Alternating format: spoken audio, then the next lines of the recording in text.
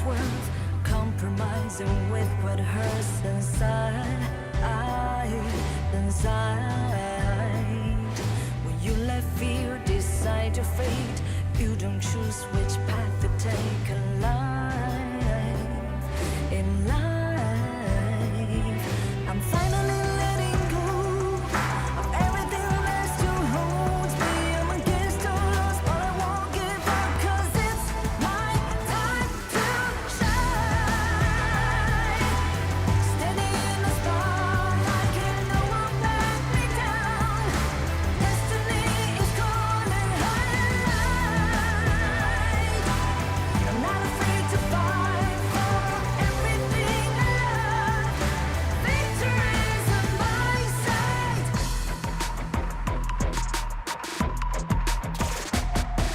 The more we lose, the more we gain. The more that nothing stays the same. In time, can't love ever, can't forget. What you see is what you get. Sometimes, gonna show the world tonight the light that shines inside us. We're against the odds, but we won't give up, 'cause it's our time to shine. Standing in the spotlight, can't no one back us down. Destiny is calling highlight. We're not afraid to fight for everything we love.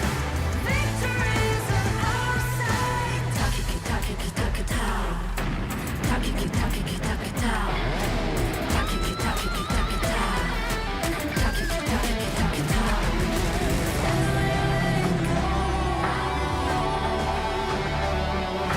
Everything that still holds us.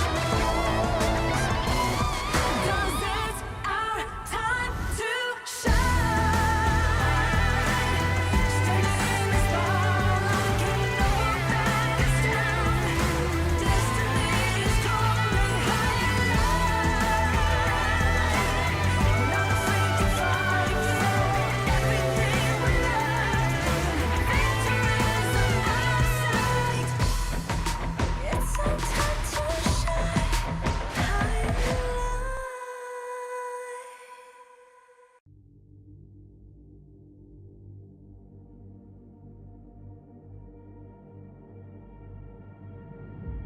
I feel it deep flowing through my blood. Rising up to become someone. And taking it all on my own. What a sweet victory. And taking all of my control. Awaken something deep in me. Like flames, feel it burning inside. Take a hold and pursuit of the prize. I've been told, ain't no way to survive. Keeping all of this fire that's locked up inside. When this is the time, enter the ring. All those mental chemicals doing they thing. I got flashes of battles inside of my dreams. I was made for this moment. At least now it seems like it's time to come face to face with your fear. Been battling reasons for all of the years, and I learned how to fight them with style and grace no one's ever encountered. You say it's amazing. I'ma come out swinging when they open the gate. Go ahead, call passion, I'm calling it rage. I'm taking what's mine like I already own it. Watch but don't blink, going here to the moment. The sky rained down. Here's to the madness that's all around. Go on, tell 'em who you are, you are, you are. Go on, tell 'em who you are, you are, you are, you are. Here's to the moment, the sky rained down. Here's to the madness that's all around. Go on, tell 'em who you are, you are, you are. Go on, tell 'em who you are, you are, you are, you are. My name is honor, my name is king, my name is champion, my name is strength. Tell 'em who you are. My name is Pentakill, you think it's strange? My name keep ringing inside of your brain. I hear it every line. Here's to the moment the sky rained down. Here's to the madness that's all around. So tell 'em who you are, you are, you are. Go on,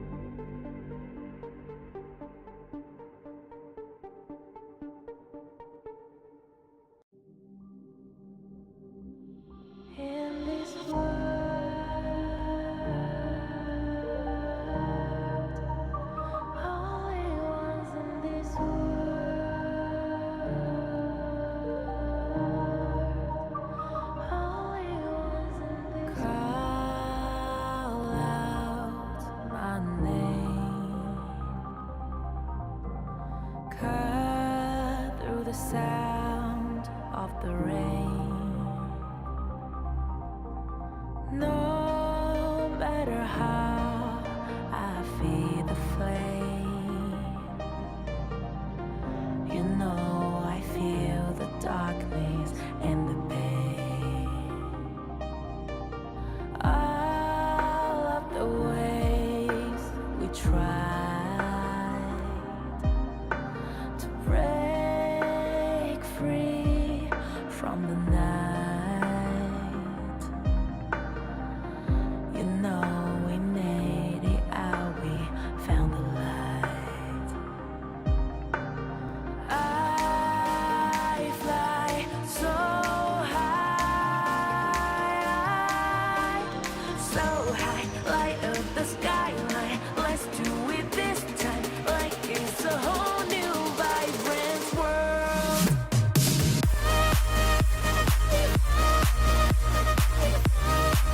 Like we're the only ones in this world. Like we're the only ones in this world. Now I see that I got everything I need. It's alright, I'm on fire, I'm alive, 'cause now I fly so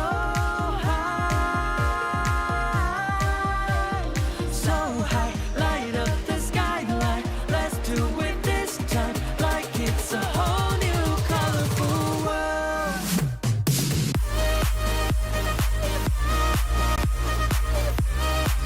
Like we're the only ones in this world. Like we're the only ones in this world. Never thought we'd get this far, burning like the stars. How we get this far, like we're the only ones in this world.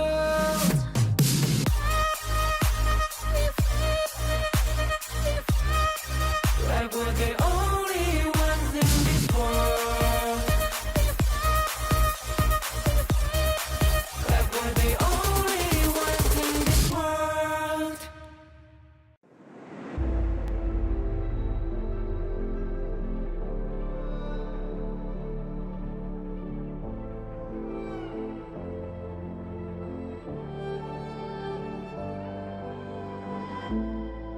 We're no strangers to the fallout.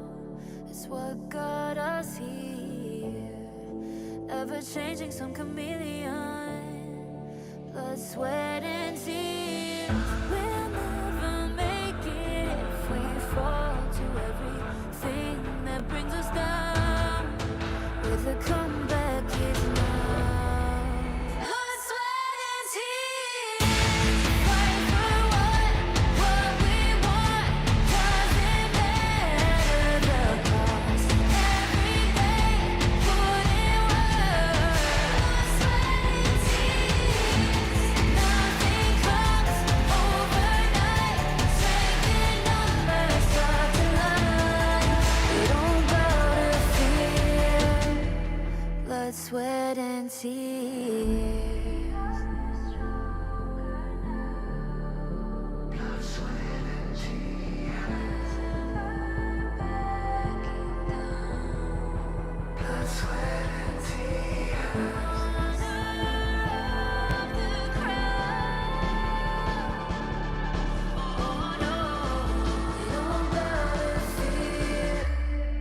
Blood, sweat, and tears. Fight for what we want. Doesn't matter the cost. Every day, put in work. Nothing comes overnight. Strength in numbers start to line. We don't bow to fear. Blood, sweat, and tears. Fight for what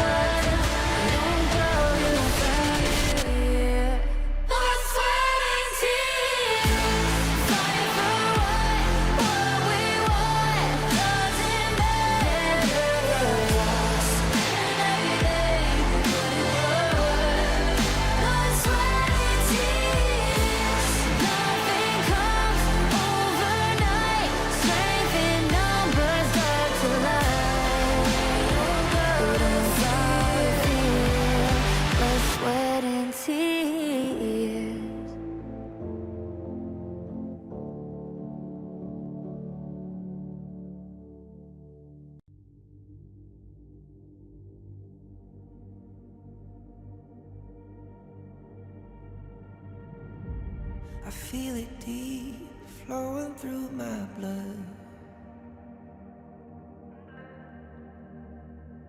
Rising up to become someone, and taking it all on my own. What a sweet victory. And taking all of my control, awaken something deep in me. Like flames, feel it burning inside. Take a hold of pursuit of the prize. I've been told ain't no way to survive, keeping all of this fire that's locked up aside. When this is the time, enter the ring. All those mental chemicals doing their thing. I got flashes of battles inside of my dreams. I was made for this moment. At least now it seems like it's time to come face to face with your fear. But battling reasons for all of the years, and I learned how to fight them with style and grace no one's ever encountered. You say it's amazing, I'ma come out swinging when they open the gate. Go ahead, call passion, I'm calling it rage. I'm taking what's mine like I already own it. Watch but don't blink, going here to the moment. The sky rained down. Here's to the madness that's all around. Go on, tell them who you are, you are, you are. Go on, tell them who you are, you are, you are, you are. Here's to the moment. The sky rained down.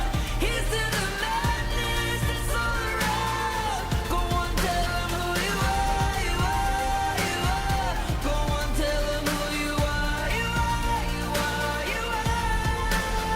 My name is honor, my name is king, my name is champion, my name is strength. Tell them who you are. My name is Pentakill, you think it's strange? My name keep ringing inside of your brain. I hear it every lie. Here's to the moment the sky rained down. Here's to the madness that's all around. So tell them who you are, you are, you are. Go and tell them who you are, you are, you are. Here's to the moment the sky rained down. Here's to the madness that's all around. Go on, tell them who you are, you are, you are. Go on, tell them who you are, you are, you are, you are. Here's to the moment the sky rained down. Here's to the madness that's all around. Go on, tell them who you are, you are, you are. Go on, tell them who you are, you are, you are. Go and tell them who you are, you are, you are.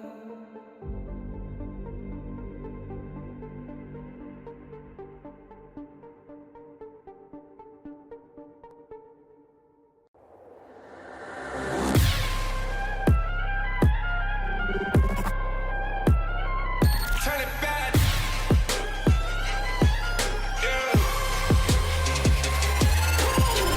Gear out the weapon, getting ready, counting down. Pay attention to the challenge, tell me where you from. Gotta be tough, gotta be strong, gotta be savage like animal. Every time you tryna push me down. Look at me, I'll Look at lying down when I run around, you don't make a sign, I will catch you. Watch out, it's better for you, got no mercy. look at me, I'll be rising. Carry the season, look out the down, gonna webble. You never hesitate for another moment, but my bone is golden. I'm invincible, just let him know. I can show you all the glory I own. To the drunk, go find a way to the pad. It's time we go. Live from rock and we go. It ain't a way for turning back. Storm is coming, light up your cold. It's my kingdom, fire going up. We the kings, it's our honor showtime. Honor kings, Guess we're gonna burn up. honor kings. On a killing spree, I turn to violence. All my enemies, they go on silence. Wipe them out for only 10 seconds. We got honor. You wanna get me juice, kind of the one who made the rules. You have night to choose, only one way, got night to lose. I can see it. I gotta shut down, we got no cry. We barely five as one, crashing pieces, you can cheat. First blood, double trouble, then I take a pen, I kill. All you do is sweat and look at me still victory. Say. I've triggered my soul For my down. pace. We the champions screaming, I'm invincible. Just let them know I can show you all the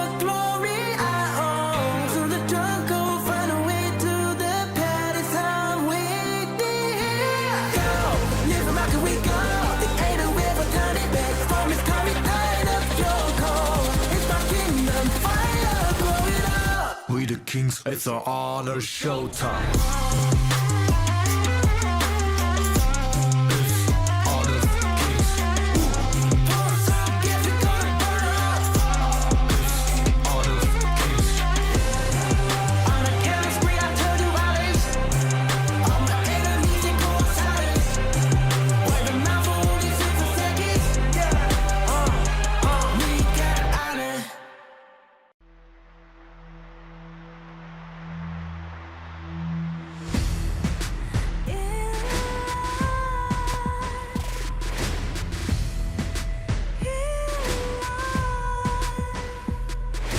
What's a life without its worth?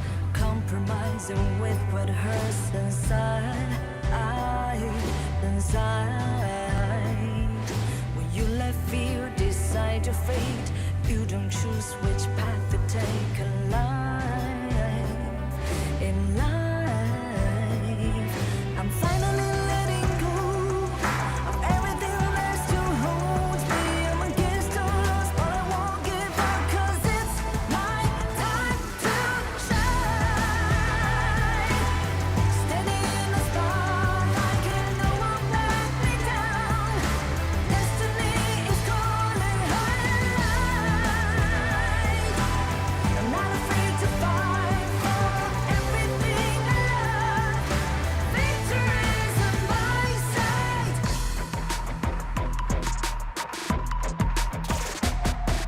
The more we lose, the more we gain. The more that nothing stays the same. In time, can love ever, can forget. What you see is what you get. Sometimes,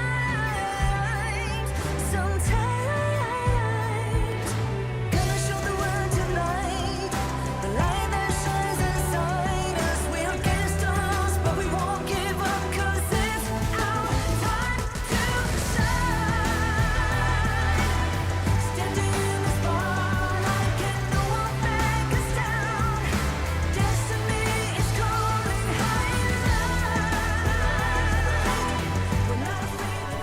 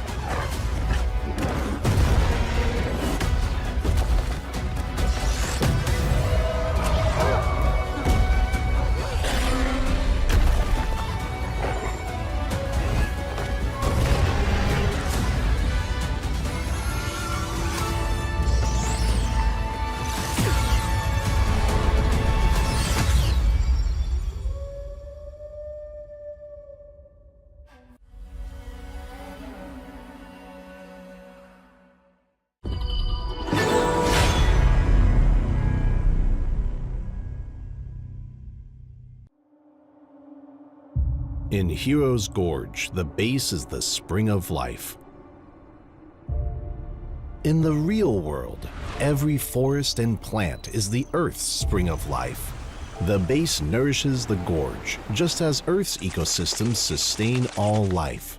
If the base is exhausted, heroes will lose their home. If ecosystems are destroyed, all life loses their habitat.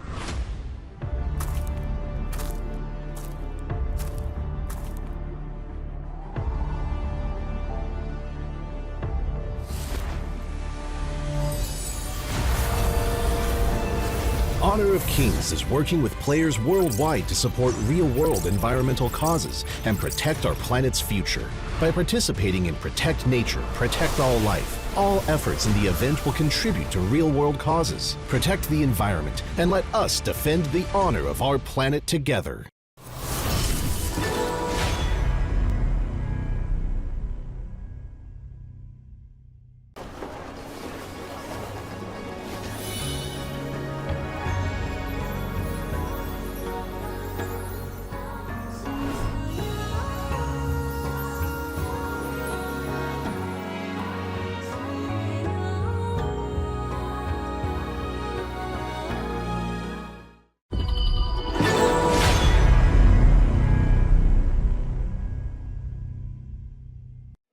Excuse me.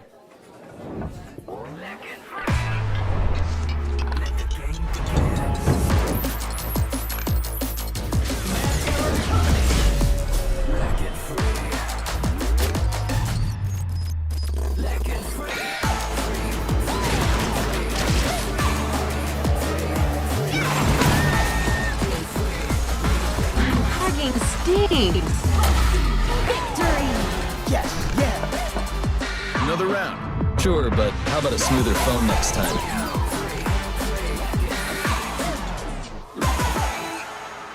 Realme 14, performance beyond limits.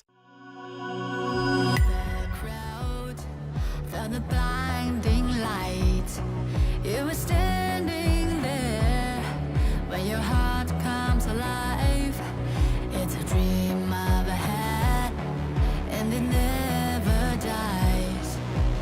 Right here, right now, give it all, get it out. Never surrender.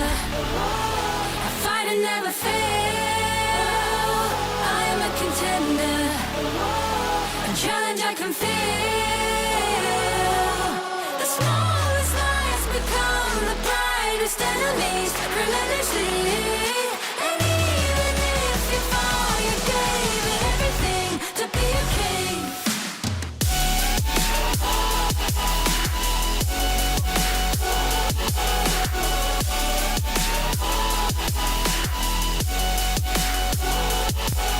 The smallest lies become the brightest enemies relentlessly. And even if you fall, you gave it everything to be a king. You carved your way with a sharp attack. You watched it all burn, and you never looked back. There will come a day when your fears will rise. You protect your crown, so it never dies. Never surrender. I fight and never fail. I'm a contender. A challenge I can feel. The smallest lies become the brightest enemies relentlessly.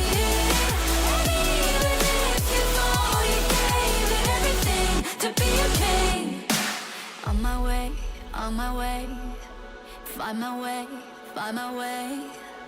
On my way, on my way. Dream my way, dream my way. Never a surrender. I fight and never fail. I'm a contender. And challenge I can feel. The smallest lies become the brightest enemies relentlessly. And even if you fall, you gave it everything to be a king.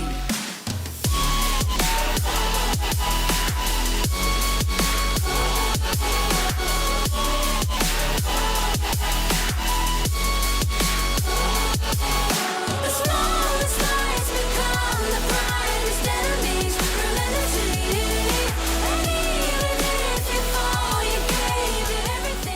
Welcome to the Honor of Kings Major East League Spring and Major West League Spring 2025. 2 independent tournaments, each featuring 7 top teams from rising powerhouse regions across the globe. Major East features teams from South Korea, Japan, Middle East and North Africa, and South Asia. Major West brings together talents from North America, Latin America, Europe, and Turkey. Each league has a $50,000 prize pool and a clear goal to qualify for the Honor of Kings World Cup KWC. The majors will be split into 4 phases: Ranking Week, Survival Week, Knockout Stage, and Major Last Call. Running from April 17th to May 4th, each phase will become more challenging than the previous, ensuring teams to be on their best forms at all times. The global ban and pick format is in effect from the start, limiting repeated hero picks across the series. Both leagues begin with Ranking Week, a single round-robin best-of-3 format. While it is less punishing in a best-of-3, teams still need smart drafts and broad prep from day one. At the end of Ranking Week, the top 3 teams move to Group S, while the bottom 4 head to Group A for Survival Week. Unlike traditional slow-paced formats, this Week 1 is anything but forgiving. Every match counts. Survival Week ups the ante with double round-robin best-of-5 matches. Here, the global ban and pick rule really kicks in, and teams are put to the test. Hero pool depth, draft strategy, and flexibility becomes essential. There's no hiding behind comfort picks. Only teams that can adapt will survive. In Group A, it's a ruthless fight. Only one team advances, while the rest are eliminated. One stumble could mean missing the knockouts entirely. It's fast, high stakes, and decisive. In Group S, the top 2 reach the upper bracket, while 3rd place drops into the lower brackets of knockouts. The final stretch is the knockout stage, featuring a double elimination best-of-5 bracket. Each league's champion qualifies directly to KWC, meanwhile runner-ups get one last chance in the Major Last Call, a final best-of-5 to secure their World Cup slot. This format rewards consistency, creativity, and composure under pressure.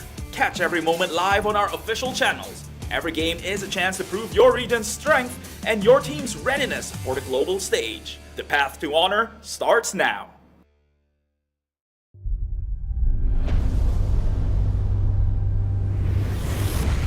Become a pro player? How hard is that to take another path? Can you walk this path? Je me suis déjà posé la même question. Posso percorrere questa strada? Il l'appelle. Le chemin et le champ de bataille vers le plus grand honneur. Posso arrivare? Je ne suis encore personne. Posso lasciare il mio nome? Inizia a salire su questo palco. But the moment I tapped my first skill button, the moment I stepped onto the stage, I was no longer nobody. Our names began to shine. In facing the tension of adversaries, in facing the frustration of defeat, in facing the uncertainty of the unknown, nothing can block the path I choose. With the light of victory, we pierce through the thorns. The path to honor is here, beneath our feet. Light up.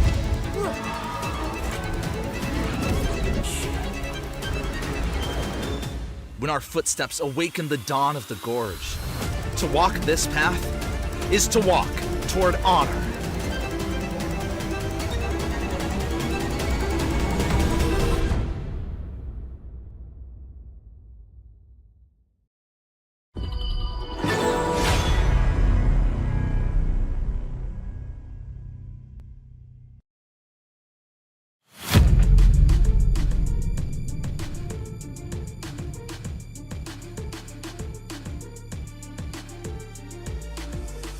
It's not just about adapting. It's about creating your own path. Siamo pronti a sconfiggere chiunque si metta sulla nostra strada. To work down this path, we need to do it together.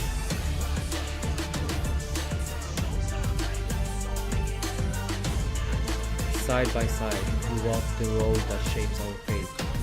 Es hora de cumplir con nuestro papel. Siamo pronti a sconfiggere chiunque si metta sulla nostra strada. It's time to walk the path of honor.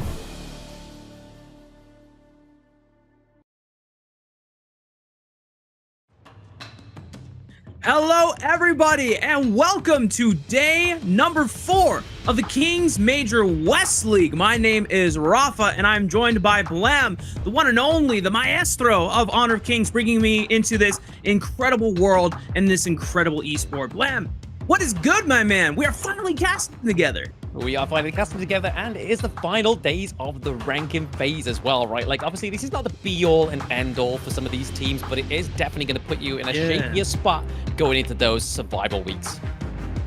This is where everything is going to get officially locked in for both Groups S and Groups A. And there's so many things that we want to talk about. There's so many things we want to recap. But we got to remind everyone at home what they're playing for, Blam. It's that 50,000 USD prize pool where the champion will take 10,000 of the prize pool. And then even if you are able to, just the fact that you're participating in this league, you are guaranteed 6,000 USD. I mean, that's it, right? I mean, Honor of Kings looks after its players, and there we go. You walk in, even if you're 7th place, right? You're getting 6,000 USD. You're in Malaysia right now. It's probably better weather than it is in the UK, but here we are with the current standards within the ranking week. So currently, OG Esports is at the top spot, which with a phenomenal performance throughout the week is understandable. Twisted Minds, again, 4-0 as well. AYLO Gaming, that 3rd position is where it all seems to be playing for within this final day, right, Rafa? There's so many people, so many teams that can actually try and peep this if they get some great series under their belts. But unfortunately for MKOI right at the bottom, they need to pull out a series if they don't want to stay at that bottom part. Yeah, I think pretty much seeds 3 through 6 could all be competing for that final spot in clinching their way to Group S and avoiding having to play in the survival week. But of course, today's matches that we are streaming today are as follows. Virtus.pro taking on Globant, Twisted Minds versus OG. Our match of the week, we've been hyping it up since day 3. And then, of course, the last 2 matches, Virtus.pro versus AYLO, and then next RÜYA and MKOI. And just because we have our, match of the week in the 2nd series, it doesn't mean that the other matches aren't just as important here, Blam. Absolutely, because I mean, like we were just speaking about, right? Like that 3rd place is so volatile right now within this final day of the ranking day. So yes, we get that match of the day within the first 2 games, but the actual grandeur of those last 3 and 4 matches definitely determines that 3rd place, which is definitely where everybody should still be tuning in to see who's actually going to make it into Group S. That's right. As we're getting ready for our first series of the day, some of the things that I want to get a chance to talk about and just get your quick thoughts about day 3. Was there anything that jumped out to you? Was there any big surprises, or did it kind of go as you expect? I would say probably my biggest surprise was the fact that NRX took a 2-0 from VP, right? Like, NRX, you haven't seen much of them on broadcast because they had their first game against OG Esports, which really kind of set the standard for them in that day 2. And then their game against 9Z Globant was actually played offline. They won a 2-1, which was actually, again, very surprising for me. But this roster from the Turkish region is definitely, again, I hate to keep saying the same word, but it's definitely keeping a surprise in my mind with this team. I feel like if they have a great 4th day against MKOI, which realistically, statistically, they could have a good chance of doing that. Sorry, NA, but they could see themselves into that top 3 spot as well. It's definitely possible, and the way that next RÜYA has surprised us, they were definitely keeping Virtus.pro on their toes and surprising them with all of the vision traps that they were pulling against them in their 2-0 series. And even the way that 2nd game ended, we had kind of given Virtus.pro a chance, like, hey, there's still a way that they can come back in this game. But all it takes, once you're past that 10-minute mark, is, one pick-off into a stumbling of multiple members getting caught out in succession, and then boom, your crystal is open, and the game is over. That's how the cookie crumbles, right? In Honor of Kings, you can blink, and in that blink of an eye, your game can pretty much be going from a decided game on your behalf, and then your enemy team taking that run down into the mid lane and getting that crystal. But the thing I was really surprised with NRX is the fact that they actually gave us our first appearance. But we're going to go and jump in to Team A. Let's introduce them. It's none other than Virtus.pro.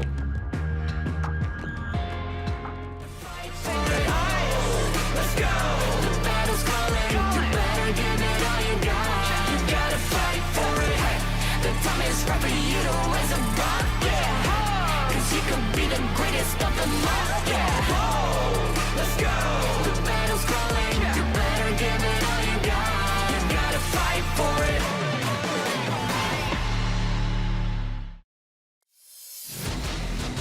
on the blue side for our first series of the day. It is Virtus.pro. And as we've seen from this squad so far, I know that you had already highlighted some of the series have not really gone the way that we would have expected for this squad. And now they find themselves really desperate to get as many series wins as possible in order to try and clinch that third seed today. Yeah, and this is who's representing them, right? We've got Shizu, we've got Lim, we've got Red, we've got Prince, and we've got Grizzly Q. So again, this team really needs to step up in their last two series within the ranking week. Honestly, they definitely have a chance, right? Like, the teams that they're going up against are definitely in that same kind of spectrum of difficulty and skill play style. So I could still honestly see Virtus.pro potentially getting 2-0 to this one, or we could see 2 full best of 3s between these two teams. But right now, they've got to get locked in to see and obviously play against 9ZG as well. Yeah, their opponents, the Argentinian squad on the red side. Let's check them out.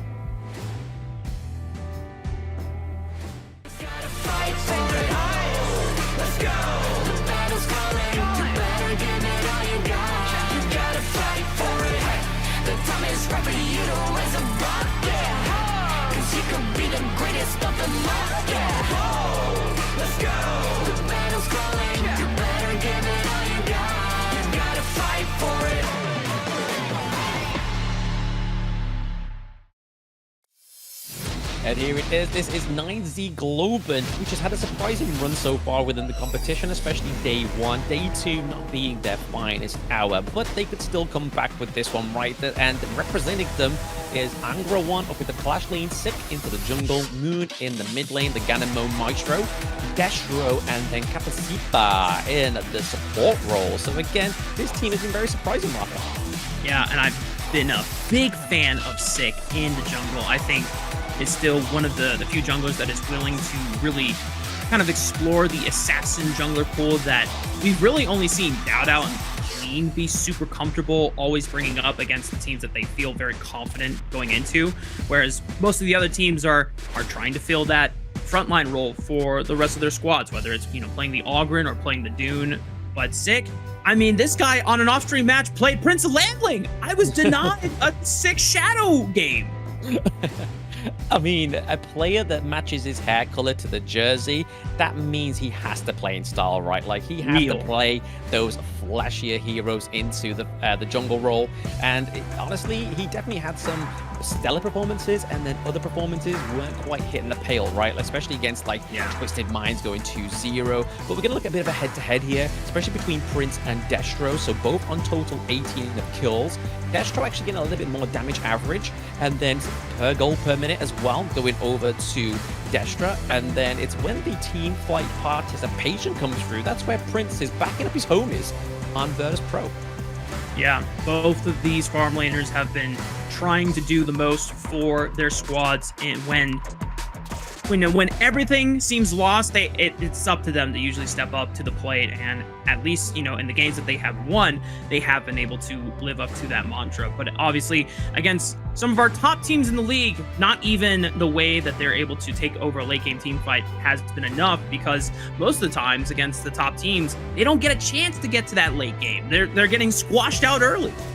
Yeah, and that's the part, right? Like, it's a kind of the separation between, like, a good team and a great team. Like, a good team knows that they can kind of, like, try and get through that late game if they ever were to get there. But a great team knows all the timers that are going on within your team composition, as well as the enemy team composition as well, right? Like, if you know you've got a Lung on the enemy team, and you're kind of having not a convincing mid-game, that's where you've really got to try and put the pressure on. It's like, hey guys, we really need to make sure this Lung doesn't come online, because there's been many situations where we've seen it actually come from the depths of the high ground turrets being completely ceased out. I mean, MKOI displayed it beautifully, but not many teams can say that they can do that as well in the same breath. So again, they need to make sure that they are bringing their A game and closing these games out when they know that they can at most potential, right? But we're getting into draft number 1. Here we go. Game 1.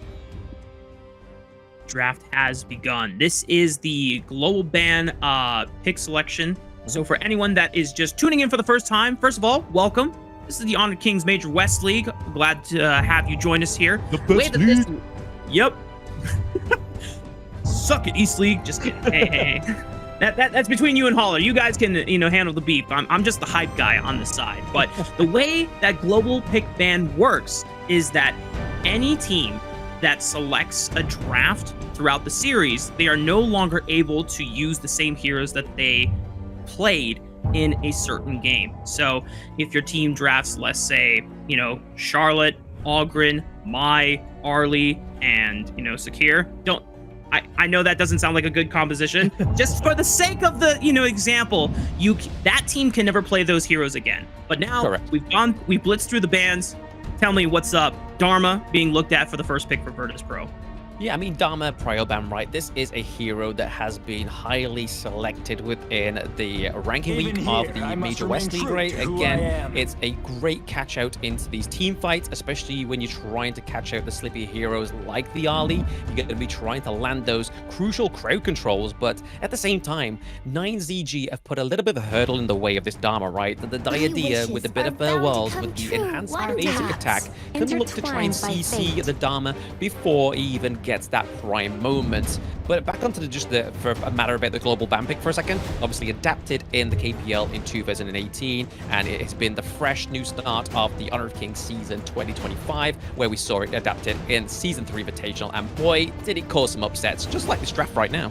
That's right. Already, a lot of priority picks have been given up over to 9ZG that we would normally been seen snagged away in other selections. The Arlie has had an overwhelming draft presence rate so far. I dare say that it's still 100% at this point in the tournament, and we've had 4 days of gameplay, but it just goes to show that how incredibly potent she is as a hero. But now 9ZG looking to round out their core for this first round of draft with their Clash laner of choice. The answer into the Dharma is going to be the Charlotte.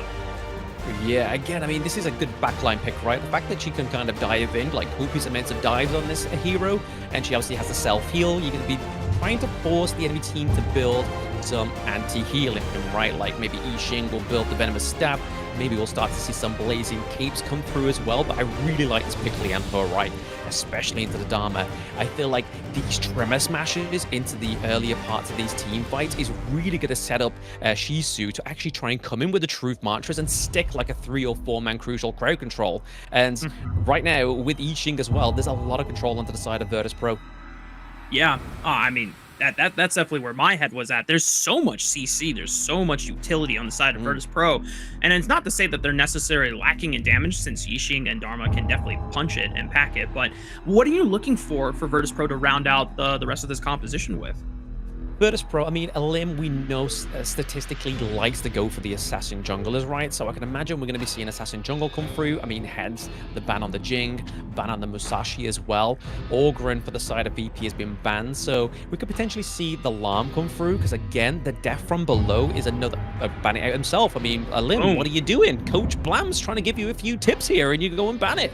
But maybe it makes sense because of the Diadea as well, right? The Diadea is a little bit more of a tricky obstacle to get around. Yeah, I think they're also paying respect to Six, since he is also another person outside of our 2 Italian squads that are going towards the assassin junglers. Princess Frost, they're going to keep their cards on what the jungle pick is going to be for Sick and just go for a standard control mage here.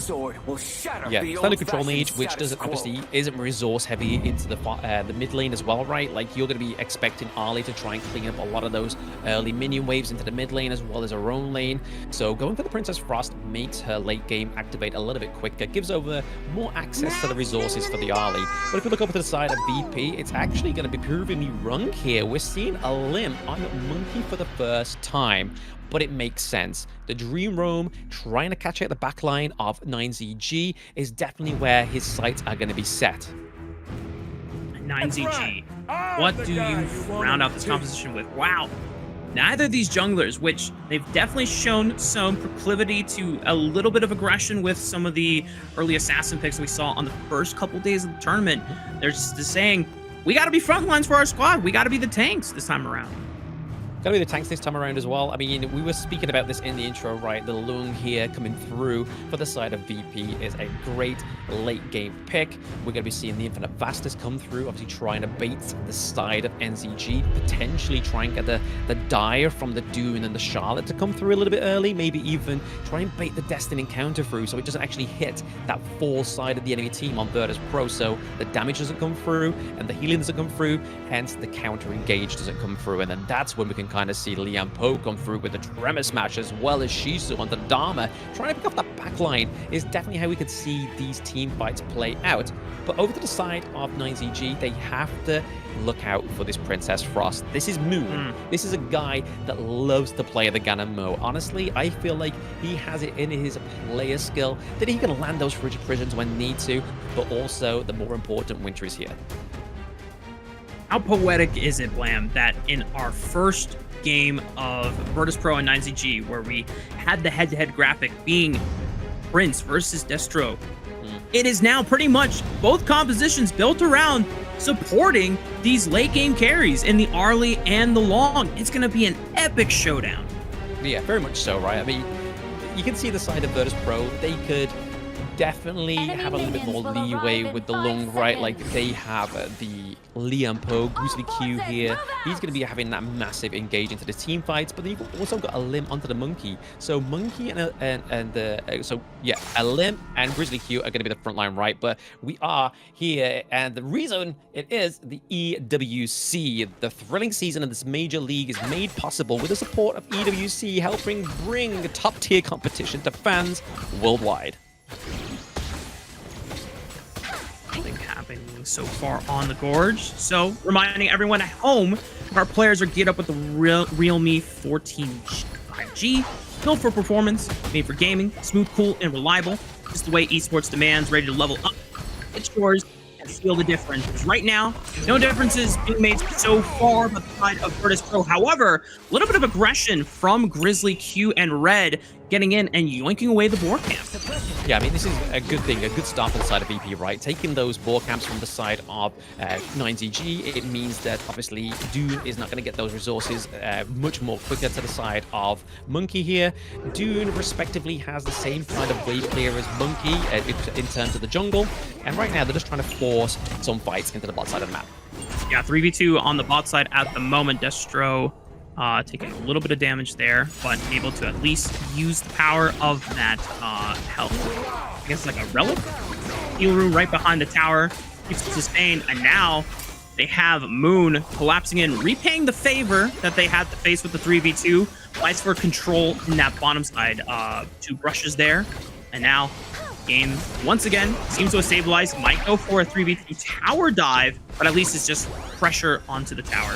Yeah, I mean, you can see where the objectives have lined within these two teams, right? If you look at the minimap and look at the top side of the map, you can see that Shisu and Alim are trying to get that early game in advantage for the side of Shisu, so that they can free up the armor a little bit, potentially get in the portal here as well, able to clear that up, so it means that they can be across the gorge within a moment's notice.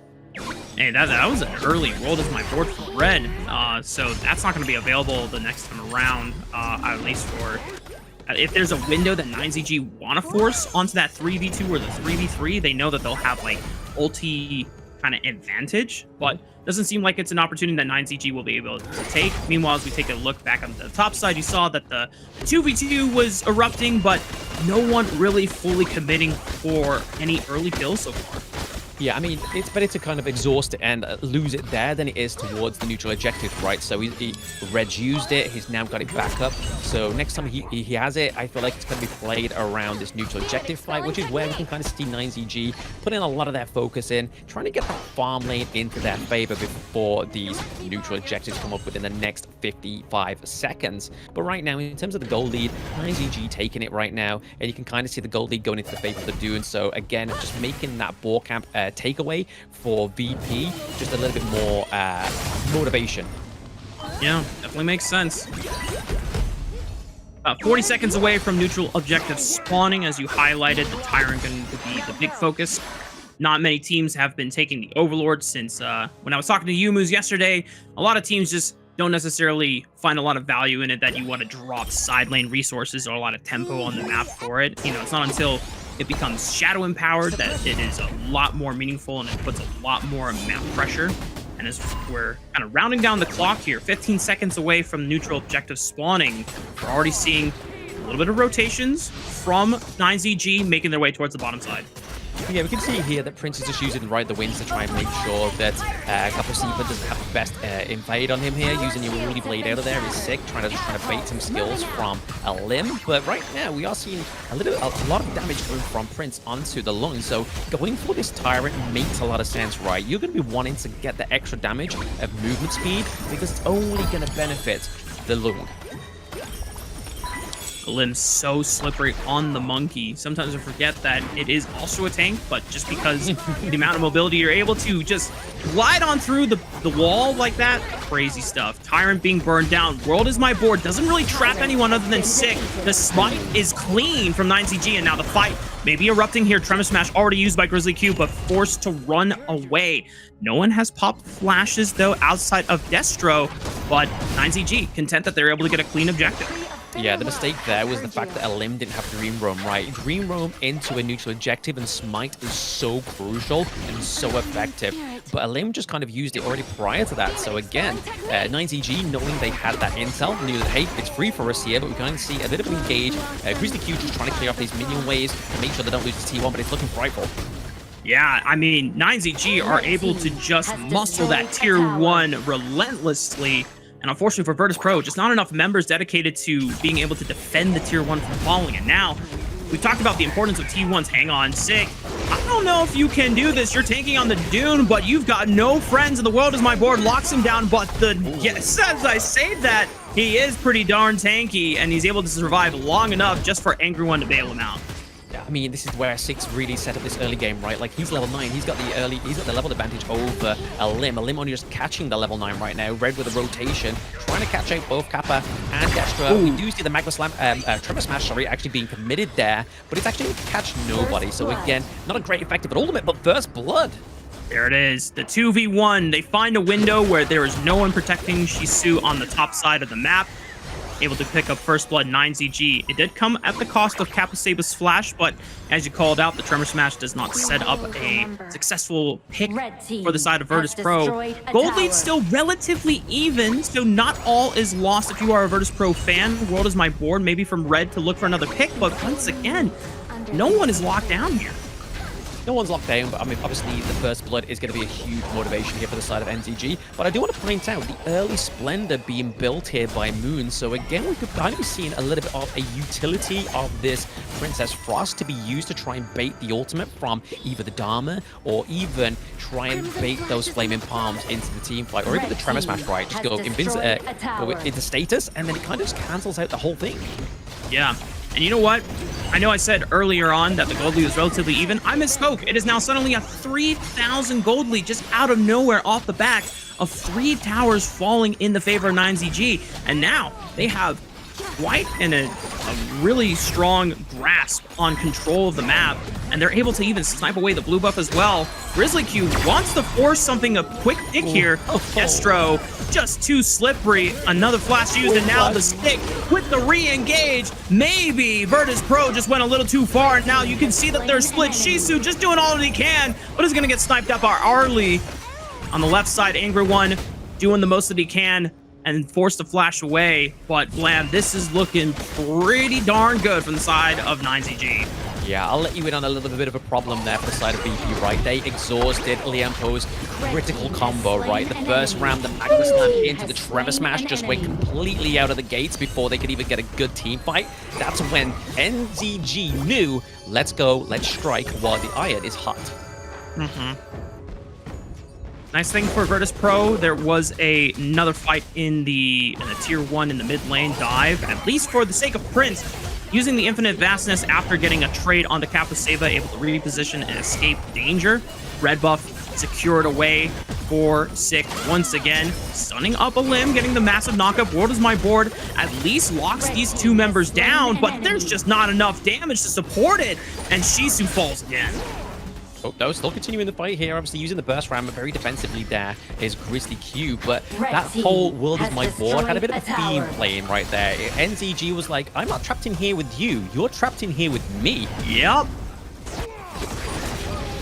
Virtus.pro looking for these picks, and I can at least respect the multiple attempts that they're trying for, but just seems like 9ZG are always getting the better of them, and now as the gold lead has been continuously extended to now an overwhelming 6,000, you can't help but feel Virtus.pro, they are just hoping for a miracle to get back into this game. Yeah, I mean, with this attempt onto these T2s as well, I mean, it's only going to get a little bit harder for the side of VP to actually step out of their base territory, because right now we're at the high ground turrets. We have the minions into the mid lane as well, and like you were saying there, Rafa, the gold lead is now roughly around about that 6k, and right now Shizu is on the run. Now, poor Dharma not getting a chance to expend any of their CC abilities to really set up plays on the 9ZG. Just forced to run away and retreat. Gold is my board. Not going to lock down any members from 9ZG this time around. The siege continuing onto all 3 high ground turrets. That's a massive engage for the side of 6. Anger 1 is going into the base as well. And even though no one falls from Virtus.pro off the engage, 9ZG get exactly what they came for. Yeah, massive pickup. They had the highs on the prize of that mid lane higher ground turret, right? But the fact that they used the world is my board defensively to zone them out so they could actually defend one of their high ground turrets was a really good strategy there by the side of VP. They were just making sure they were kind of neutralizing the collateral damage, right? Yeah. You know, there's been a lot of casts of the world is my board from the side of Virtus.pro, but I feel like the Gorge belongs to 9ZG at this point. So, you know, it's a little bit of an unfortunate reality that Virtus.pro have to face at this point, where Shadow Tyrant is up for the taking. It can easily be soloed by Anger 1. It allows 9ZG to focus their efforts to controlling space on the top side so that they can look for the Shadow Overlord as well. So now, as Virtus.pro, what do you have to hope for? Do you just hoping for 9ZG to be complacent in their positioning, or do we have to pray? I mean, we're hoping for some backline pickups, right? Like, if they can try and get Destro, Moon, or even Kapasipa, right? Just trying to take one of those, like, picks off the side of 9ZG without losing anybody onto the side of VP, that's when we can kind of see the glimmer of hope come back for them. But right now, the fact that they're losing the high ground turret into the mid lane, and they have 3 juicy minion waves going in on all fronts, it's going to be a hard defense here for them. More than aboard committed, try to zone again. Really nice synced up waves and siege pushes here. The infinite vastness committed by Prince just to reposition safely into the backline. But 9ZG, they're going to run the script once again where they make the engage. They get the high ground turret. A full send by Shizu tries to stall time, but Virtus.pro have run out on that clock. 9ZG and Open Crystal in their sights, and game 1 is theirs. Yep, game 1 going over to 9ZG. Very aggressive, very not even mindful. That was just structure, chaos, and conquer for the side of NZG. Like we were saying in the draft, the thing is with the side of VP is they've got the Dharma. They really need to get those crucial crowd controls, especially into the backlines. But the fact how 9ZG played that early into the mid game with the great overwhelming gold lead going from like 3k to 6k just made that like reality become more of a dream for the side of VP. Yeah, and it felt like it all started from the Tyrant take, where necessarily they didn't get, you know, any kills off of the back of the objective, but they overloaded on that bot tier 1. Virtus.pro didn't respond, and then suddenly the dominoes just started falling one by one. Yeah, I mean, on top of it, like you say, with the Tyrant fight, Lim had his first mistake there that was really noticeable, was the fact that he didn't have his ultimate up when trying to contest the Tyrant. And at that point, they got the Tyrant, they got the T1. What happened after that? They looked to open the other side of the map, which they did. And then at that point, it was just kind of just prying open that mid lane, which is exactly what 9ZG did with absolute dominance onto the Gorge in this game 1. Because if we look at this post-game stats, no single neutral objective going up to the side of VP as well as turrets, and then that defining gold lead. I think like that's the trinity within Honor of Kings. And now if you are the side of Virtus.pro going into game 2, you know, what are your thoughts? You know, what are the immediate, you know, knee-jerk reactions? You know, do you feel like you need more early game agency? Do you feel like it was just an execution error? You know, talk. What I feel like is the fact that 9ZG just had such an aggressive early game, right? I mean, we kind of saw a little glimmer of that from the side of VP when they decided to take, obviously, the Boars camp very early on from the side of 9ZG. But at that point, it kind of felt like a little bit of a personal bit of disrespect to the side of 9ZG. It was like, hold up, you're in our jungle? Bet ya, we'll be in your jungle. But we're going to look at the stats here for the side of these teams. And like we were saying, in terms of the kills, VP got one single sausage on the board, and it was Prince. Obviously, this is where it matters. That's where the kills were coming through and should have been funneled into, was Prince on this Lung. But the fact that it just didn't have the time to open this up, which just pays dividends to what I was saying in the introduction, right? A great team knows the timers on the opponent's team as well as your own team. And Blam, I think this is the highest damage I've ever seen out of a dude in any game so far. Because usually, you know, I associate Doom with being the front line and just, you know, setting up the crowd control so that your other carries that scale into the later stages of the game can, you know, finish off the opponents for you. Yeah. This guy is racking up 67k! It's crazy, but this is the beauty of the Doom pick, right? This is why he's one of my favorite heroes, because into my ranked games, if your team comp is looking for something that has a great engage mechanic and plays around the team, but then also soaks the damage and deals the damage, Doom is your guy. But this is what I was saying, Rafa. The fact they don't have any turrets, they don't have any neutral objectives, and that goal lead is definitely not in the favor of VP at any point. I feel like they was closest to getting the lead as soon as they exited a base, and at that point, it just kind of trickled away from them as a steady wave up, all the way to about a 9.6k lead. That would have to be a amazing, like, Hail Mary of a comeback for the side of VP to come back from almost a 10k goal lead, right? Yeah, and I almost wonder if VP were just caught off guard by these successive turret takes on the bottom side of the map, because you could tell that they were thinking about trying to defend it, but they didn't dedicate enough members to making that defense happen. And of course, our MVP, who else other than Sick, who was pretty much living rent-free in Virtus.pro's jungle. I think you said it best, you know, when they saw the board camp being taken, Sick took that personally and said, "Oh, you're taking my camp? No, I'm taking your camp." Yeah. Sick was like, sit down, this is my gorge, and I'm going to show you exactly why it's my gorge. But again, MVP performance without getting a lot of kills. Again, just showing the points to a lot of Honor of Kings players, but also competitive players, is the fact that it's not always about the kills. It's about how you maneuver the gorge, how you compose those team fights in your favor, but then also just soaking the damage. You're getting the gold, you're just doing everything for your team, and then your team's paying you back by having your back and smashing their respective lanes, which is what we saw and what I'm going to see in these highlights. First blood to kick things off here, and that's where a lot of the dominoes started to really fall after the successful 2 turrets on the bot side, and then being able to pick off Shisu, which led into the top side being opened up more. We talked about how important it is to find those early T1s in the early stages of the game, because then it gives you even more access into fighting for position in the jungle, which is what NiceEG were consistently doing. And Virtus.pro, I can respect that they were trying to fight for control back, but it just never really seemed like they were always synced up to make those plays happen until it's too late. Yeah, not always synced up, but at the same time, like, they were taking the crucial points of the side of VP off, right? Like, as soon as you drop Prince, as soon as you drop Red, you lose it on damage, right? So getting rid of the Yixing not only gets rid of the board, but gets rid of pretty much the second outcome and outsource of your damage, especially when you're so far behind. Obviously, Yixing doesn't sort of like, yes, he scales from items, but he also scales from his passive as well. But the Dharma's not going to really be giving over so much damage in that early game. He's going to be there. Shisu is meant to be there for getting and catching off the enemy team. But speaking of catching, we're going to catch a quick break and catch our breath before we get into game 2. So don't go anywhere, guys. We'll see you very soon.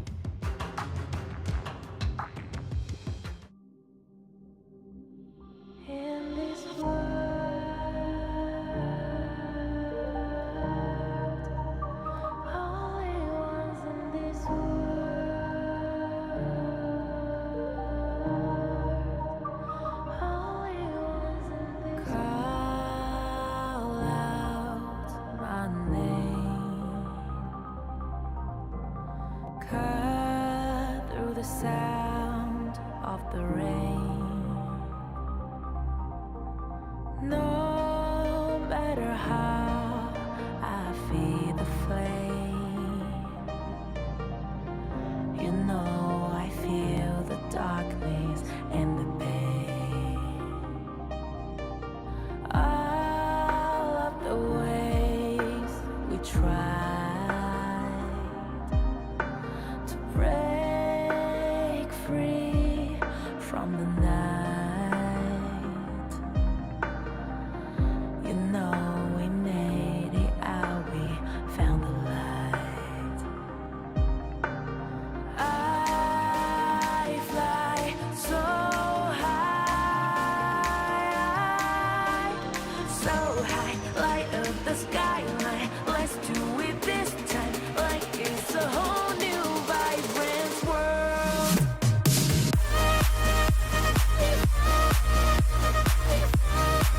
Like we're the only ones in this world. Like we're the only ones in this world. Now I see that I got everything I need. It's alright, I'm on fire, I'm alive, 'cause now I fly so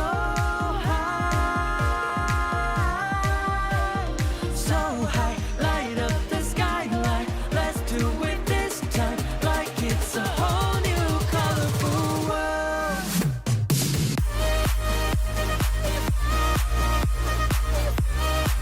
Like we're the only ones in this world. Like we're the only ones in this world. Never thought we'd get this far, burning like the stars. How we get this far, like we're the only ones in this world.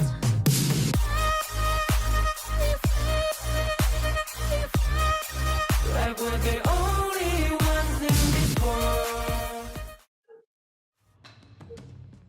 Welcome back, ladies and gentlemen. We're getting ready for game numero dos between 9Z Globant and Virtus.pro, where the partner team of the Americas swiftly and very clinically took down Virtus.pro in a fashion that only lasted, I want to say, 12-ish minutes, maybe a couple, here or there minutes, but I'm just very impressed with how quickly and decisively 9Z Globant were able to do so.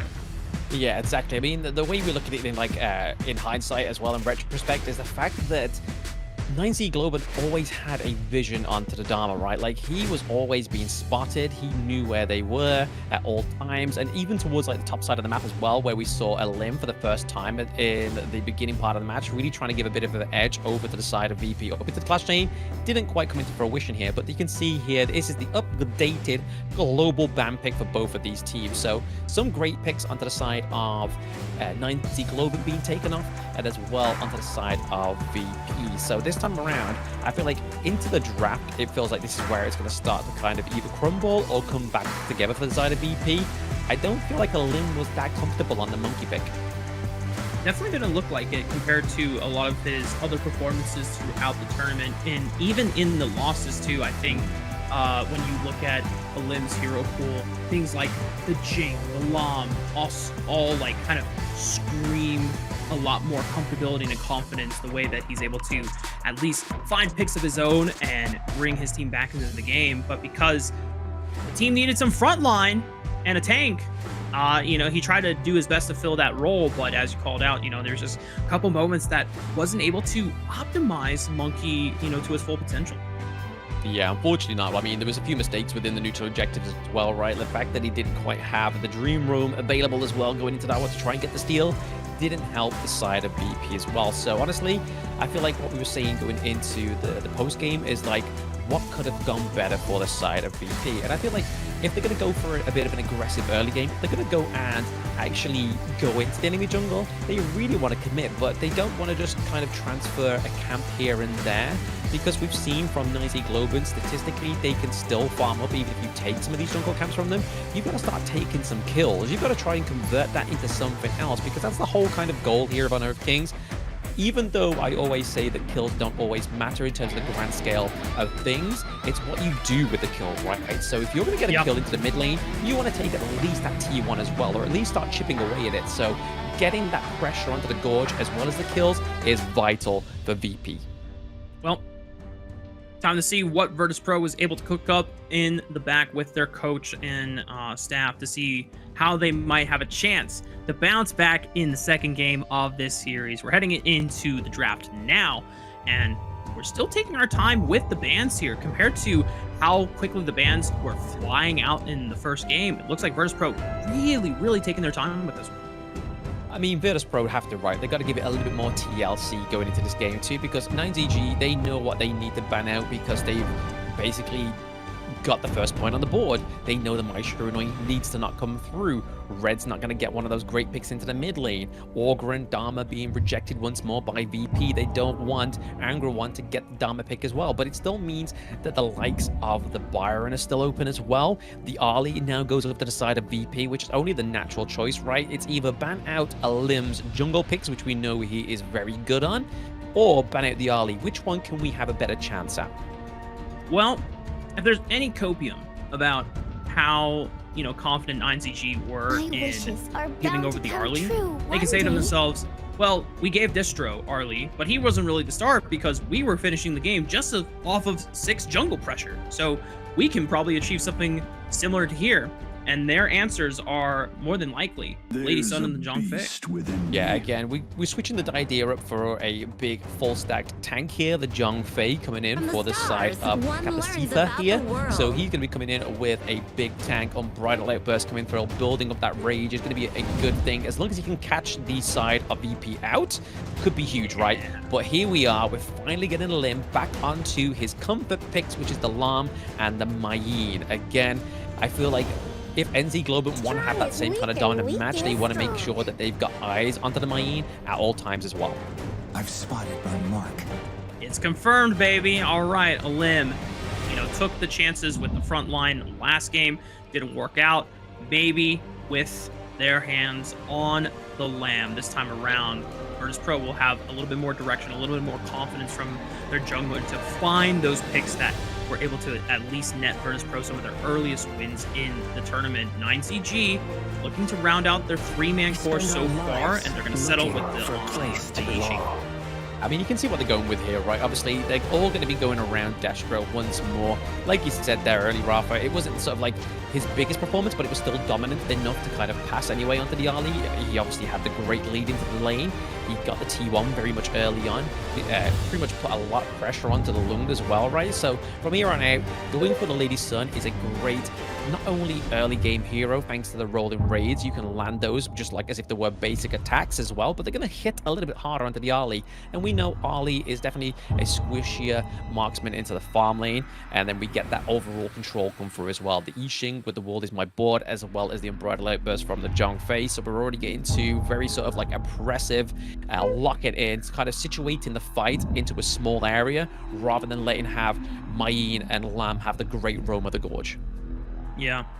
9ZG banning out a couple of picks in the mid laner for Princess Frost, as well as a potential support option in the Motsu for Grizzly Q, whereas Virtus.pro really focusing on that Clash lane pool, Sensei and Byron fighting the ban list here. And the Musashi, we have not gotten a chance to see this hero pop up that often in the tournament. A lot of bans, but not necessarily picks here so far.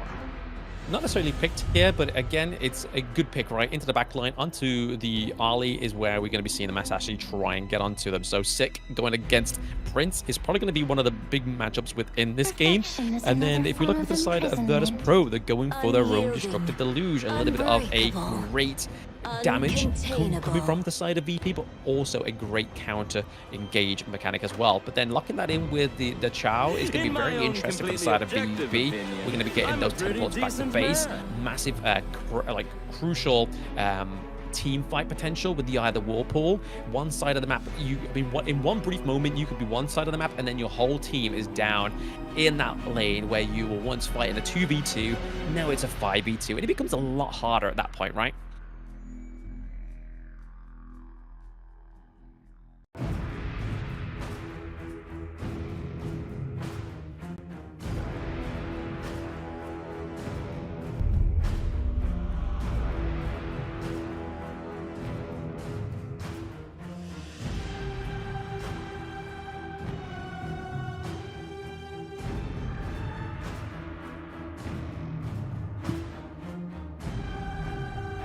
Yeah, absolutely. We're going to be seeing this go into the game 2 now for both of these teams. VP going up against 9ZG this time around as well. So again, a little bit more different flavors from the side of VP. We're getting the likes of the Lady Chen come through. We've seen a Red on this pick recently, and to be honest, he's definitely performed on this pick a lot better than some of the other like mid lane picks he's got going on there. But again, it also, like I said, into the draft, right, it offers not only some great damage, but also a counter engage as well. Yeah. Oh, there's going to be so much global power on the map. I'm such a fan, because that just means that we're going to, more than likely, I'm hoping that if we have Whirlpool and Lubong's ultimate, that means everyone is going to have early on 5v5s. If not, then I feel like I'm getting debated. But you know what? It's up to Virtus.pro and it's up to 9ZG to pull the trigger with these powerful ultimates as we hit the gorge for game 2 between these two. Absolutely. I love the fact that the side of 9DG have rounded this comp off with the Lubong, right? So we see that the side of Virtus.pro has their own teleport mechanic. They have the Chow. Obviously, that's going to teleport not just a singular hero unit, which is Lubong. It's going to teleport the entire team potentially. But the Lubong, we can see paired nicely with the Musashi, right? Using the duel to the death into the backline and then battlefield command onto the Musashi means you've got then 2 enemy heroes into your backline, which is very frightful, especially with the CC from the Lubong. It's definitely a way to cheat into getting backline access and diving something as slippery as the Arlie and the Lady Jen for the side of Virtus.pro. Now, once again, Virtus.pro are able to yoink away the boar camp, you know. This time around, maybe Sick is not going to have an immediate say on whether he's able to get some of those camps back, but, you know, it's just Virtus.pro using the power of sending 2 in the mid lane early on to get that first push and then look for some early camps, whereas Kapuseva ensuring that Destro is protected on the bot side of the map.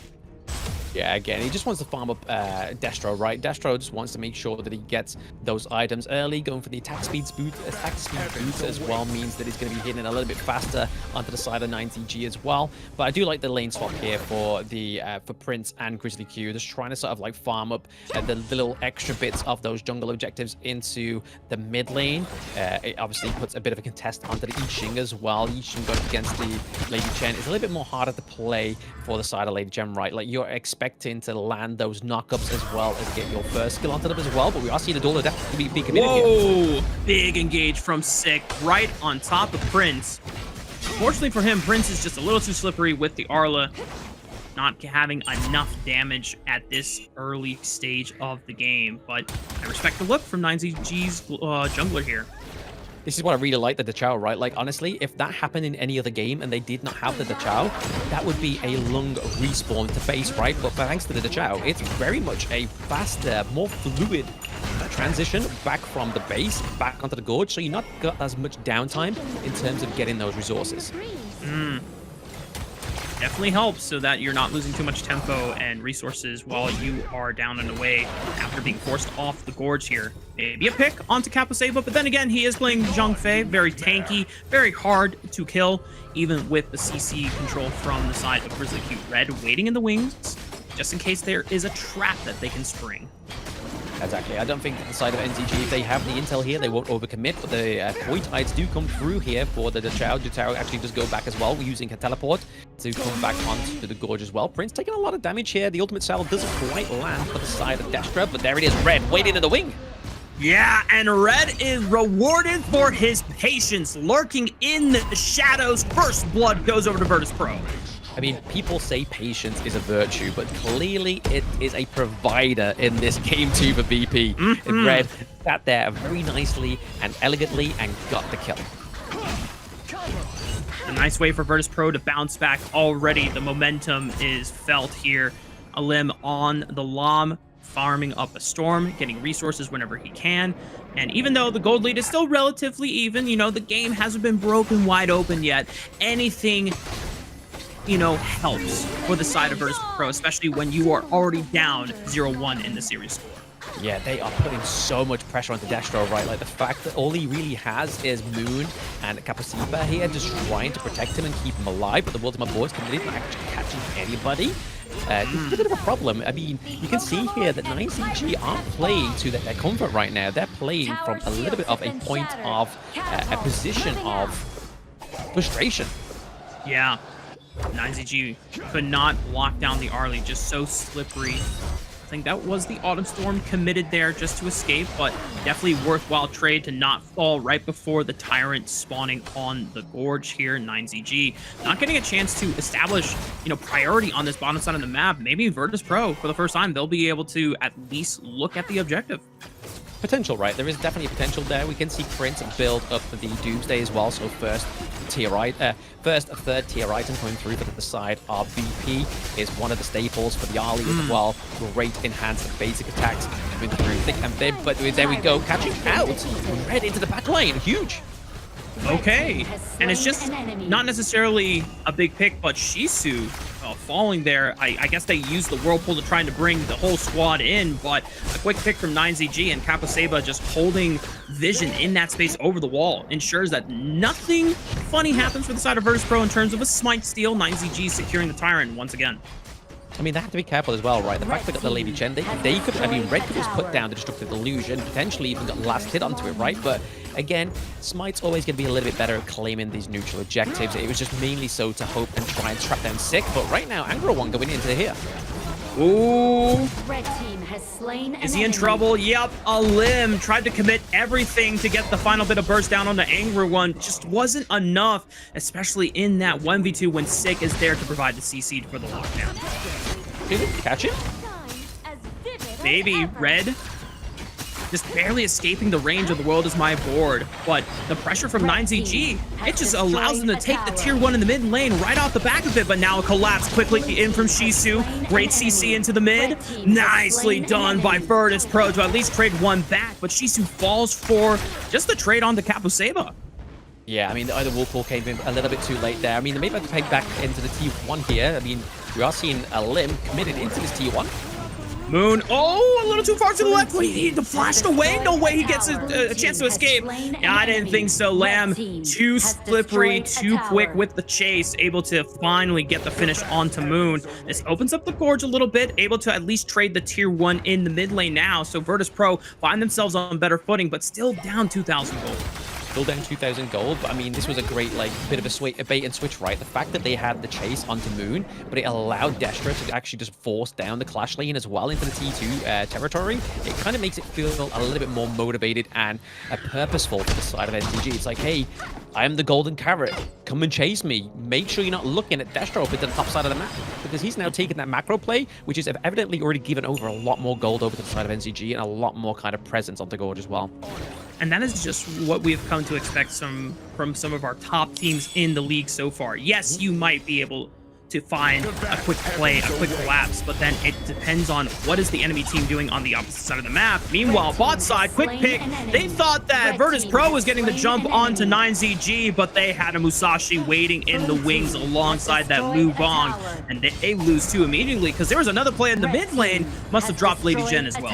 Yeah, I mean, this is the synergy I was talking about with Musashi and the Lu Bong, right? It's just so proactive and so aggressive, especially when you're playing on the front foot as well, which we know 9ZG can do. They displayed it in game 1. Game 2 had a little bit of an upset and a stare into the beginning part of the game, but overall it's coming through with a very great force. And I mean, it's not even come critical at this point yet, and we're going to see here in the replay, Bright Light Burst coming through here.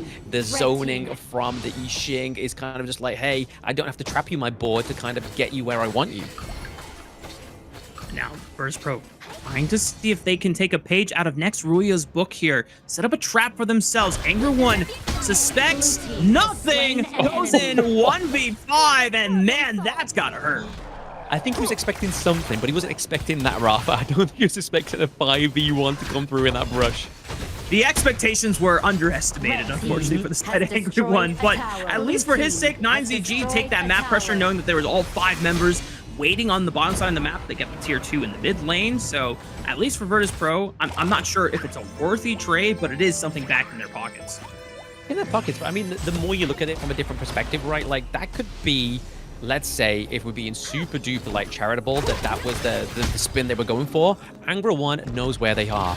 he's going to go into that brush to kind of give over a bit of delay and actually exhaust some of the abilities like the Destructive Illusion and stuff like that. It meant that SG was able to go into this mid lane and take him, but despite massive engage, unbridled outburst, and Sick is definitely sick with it as he chases Prince all the way through the open mid lane. No room left to go for the side of Virtus.pro's farm laner. Double kill going over to Caposeba, and 9ZG are just steamrolling this game once again.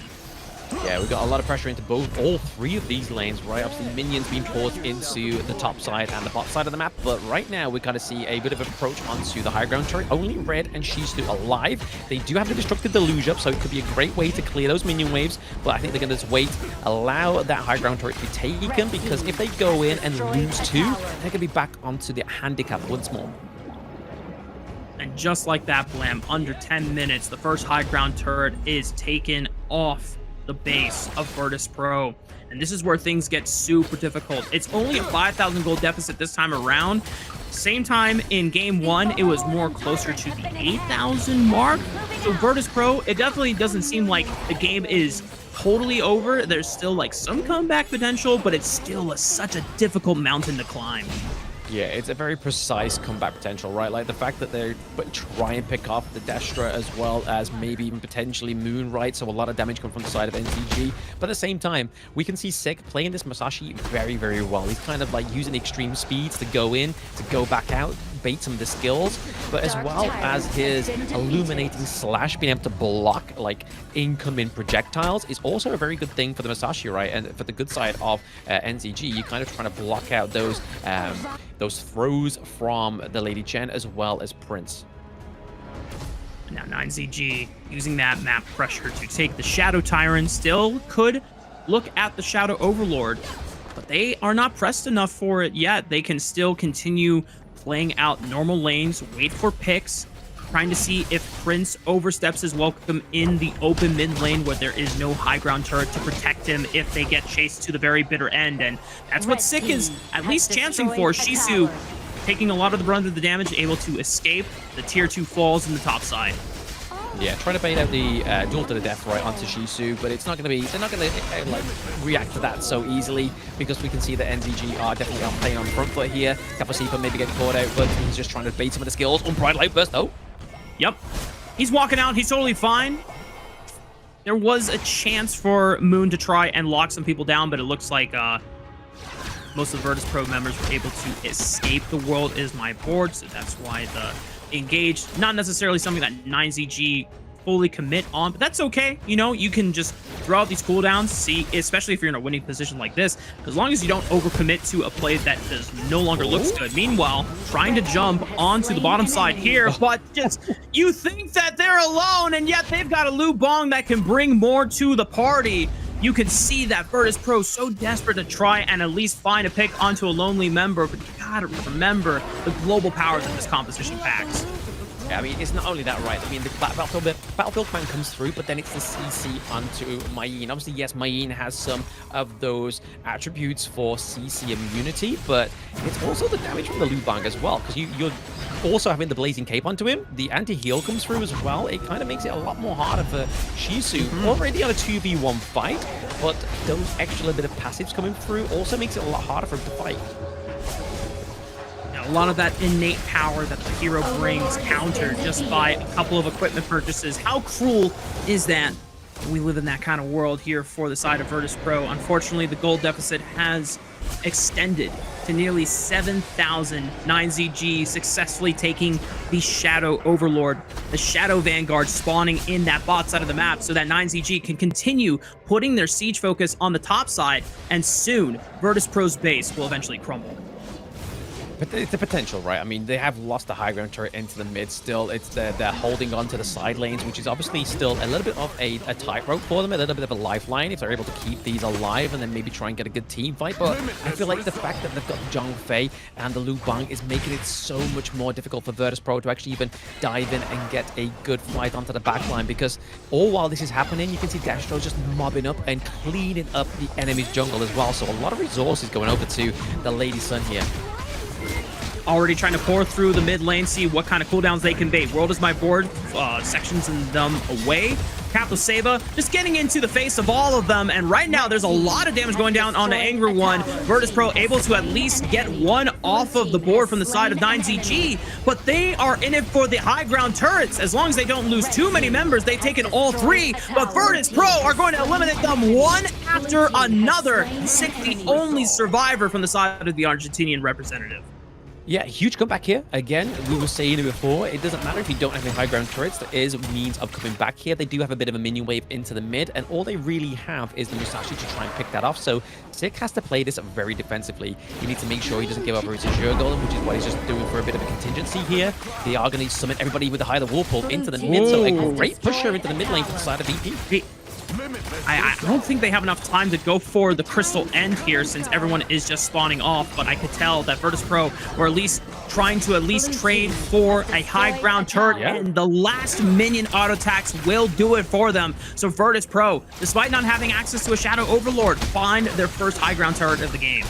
First high ground turret of the game and the first neutral objective as well, right? They get the Shadow Tyrant, which is going to be a lot of damage, a lot of movement speed over to the side of VP. And with Prince being on the Arlie at this point, I feel like this is going to be a very well accommodated pickup for the side of VP. A lot of damage coming through Prince. Prince just has to make sure his positioning is on point in this next like 5 minutes.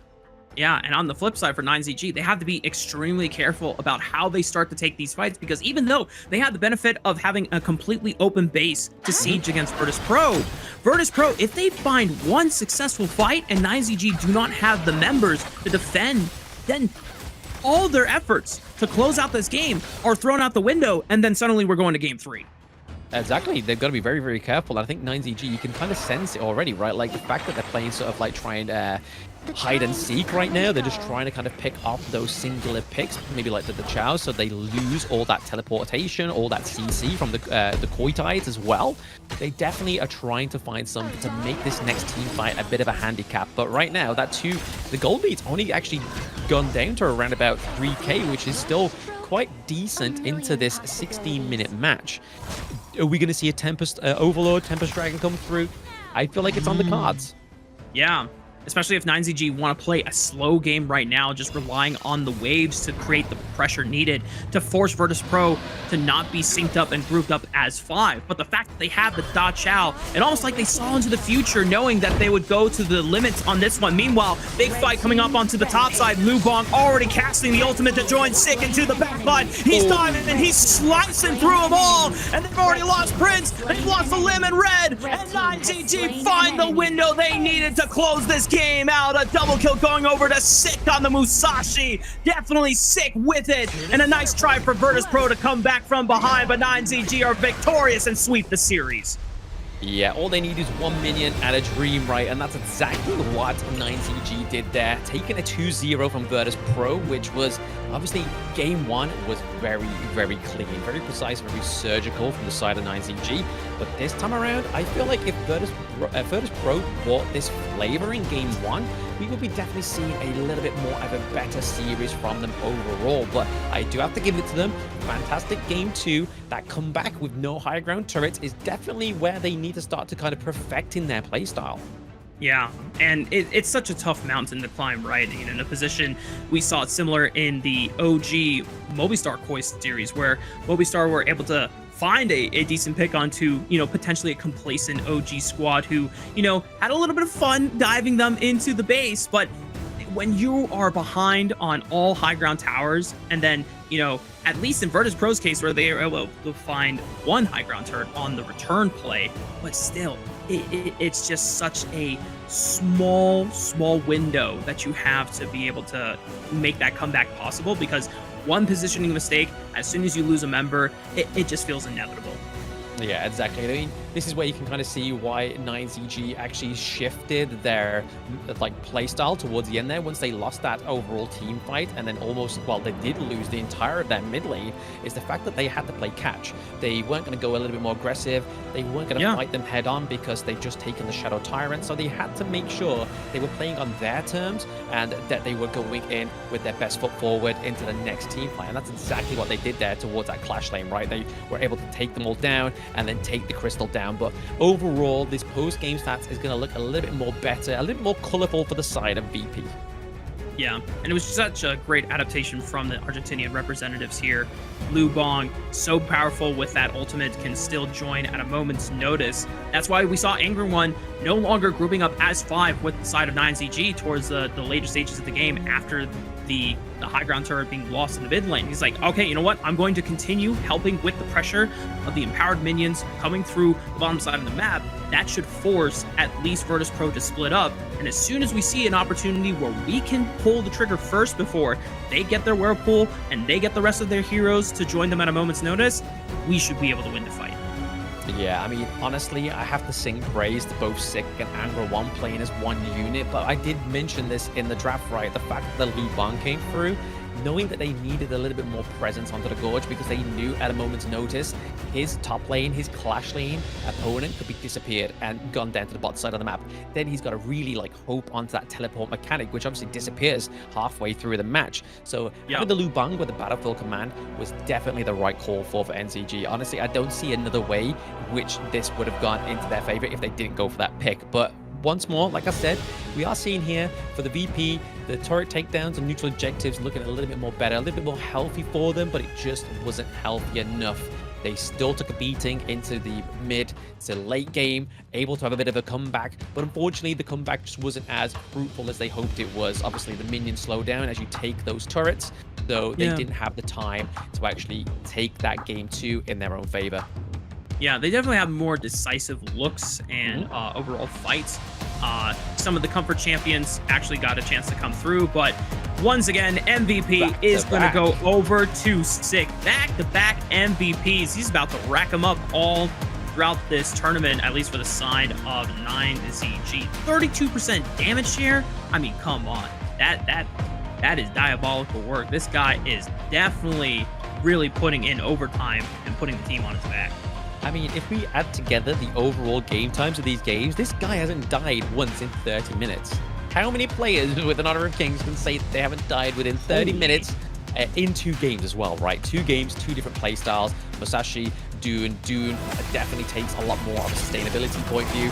Musashi, again, great access to the backline. Duel to the depth is a huge knockup, which really kind of put a limb in his paces throughout this game, as we're seeing in those highlights up to the top side of the map. But as well, Kapasipa was able to just come through into the backline, use the unbridled outburst.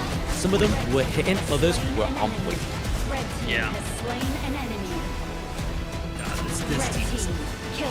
Obviously, we have our top 2 teams that we keep an eye out for as our favorites to win the tournament, but still, 9ZG, if they continue leveling up their play, you know, maybe there's always a chance in the knockouts as we go into week 3. Maybe there is a way forward for some of the teams that are trying to make a chance for the 3rd seed. Obviously, 9ZG have to see how the rest of the series matches play out, because it just unfortunately might not be in their control depending on who of the other teams win out their respective series, since 3rd seed is such a volatile place right now. There are, you know, a couple number of teams that could easily snag it away if they just get back-to-back 2-0s off the top of the day. But 9ZG, they've done the best they can to at least put themselves in the best position for it.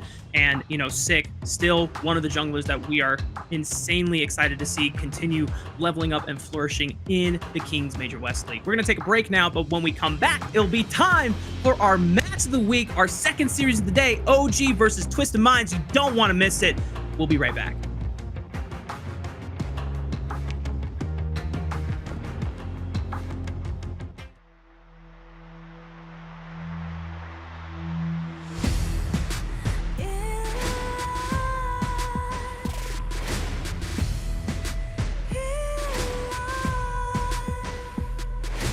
What's a life without its worth?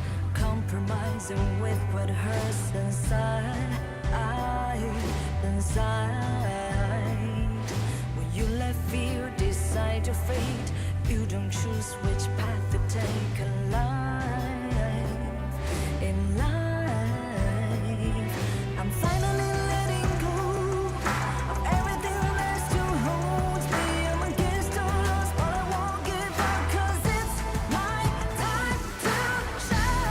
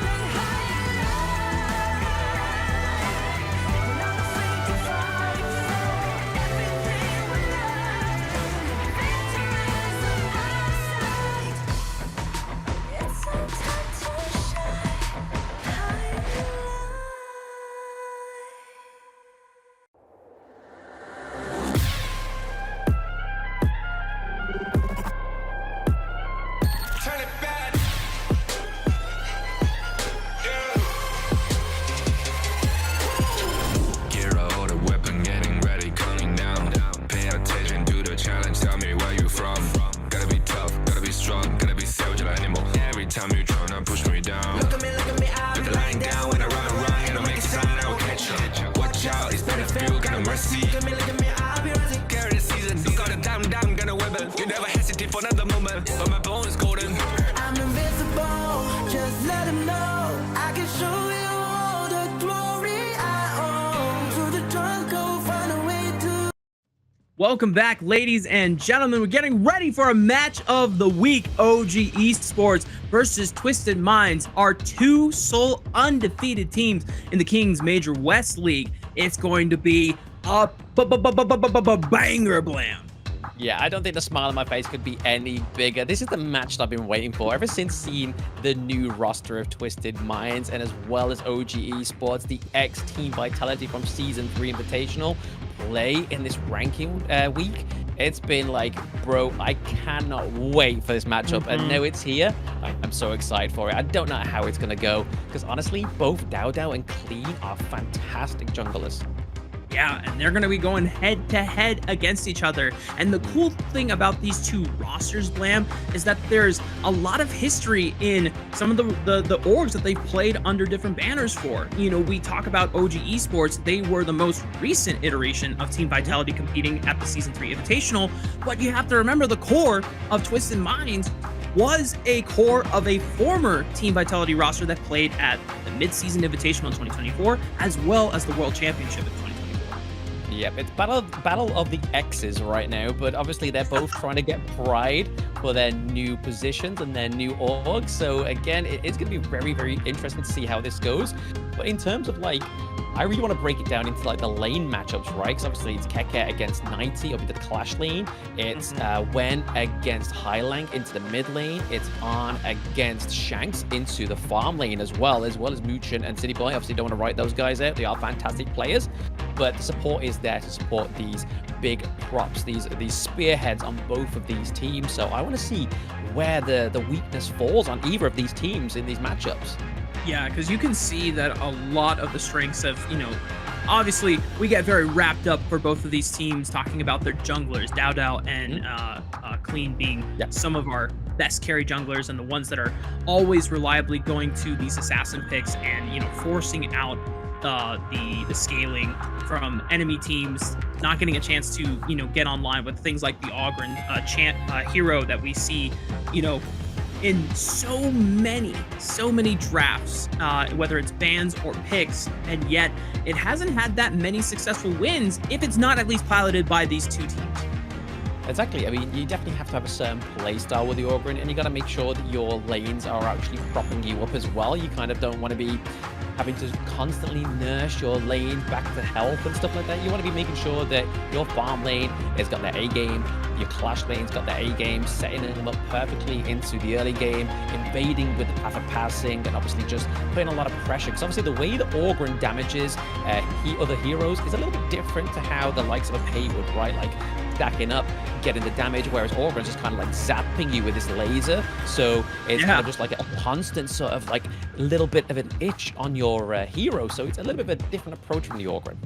Yeah, and somehow they still managed to find a way to play very similarly, taking camps away, denying resources early on. At least with the Pei, you know, Dao and Clean are still trying to, you know, finish you off and kill you in the enemy jungle. Whereas, you know, when they're playing the Ogren, they're taking resources and saying, hey guys, y'all chilling on the side lane? Can I farm? Yep, I'm gonna continue farming. Oh, they're diving you? That's cool story, bro. I'm still farming. I'm gonna be an insane late game tank. And without further ado, it's time to meet these two teams. Starting with the blue side, it's Twisted Minds.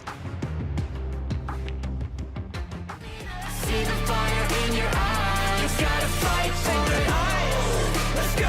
The battle's calling. You better give it all you got. You gotta fight for it. The time is right for you to raise a bar. Yeah. Cause you could be the greatest of them all. Yeah. Let's go. The battle's calling. You better give it all you got. You gotta fight for it.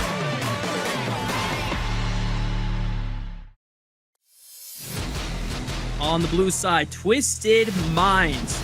Clash lane, 90, jungle, Clean, mid lane, Highlang, and then the farm lane duo of Shanks and CT Boy. The masterminds dubbed here on our Kings Major West League broadcast. And these guys have not disappointed, but it is now time for them to face their toughest challenge yet, and potentially a finals preview here, Blam. I'm going to call it it could just be these two teams on the last day of the Major West League.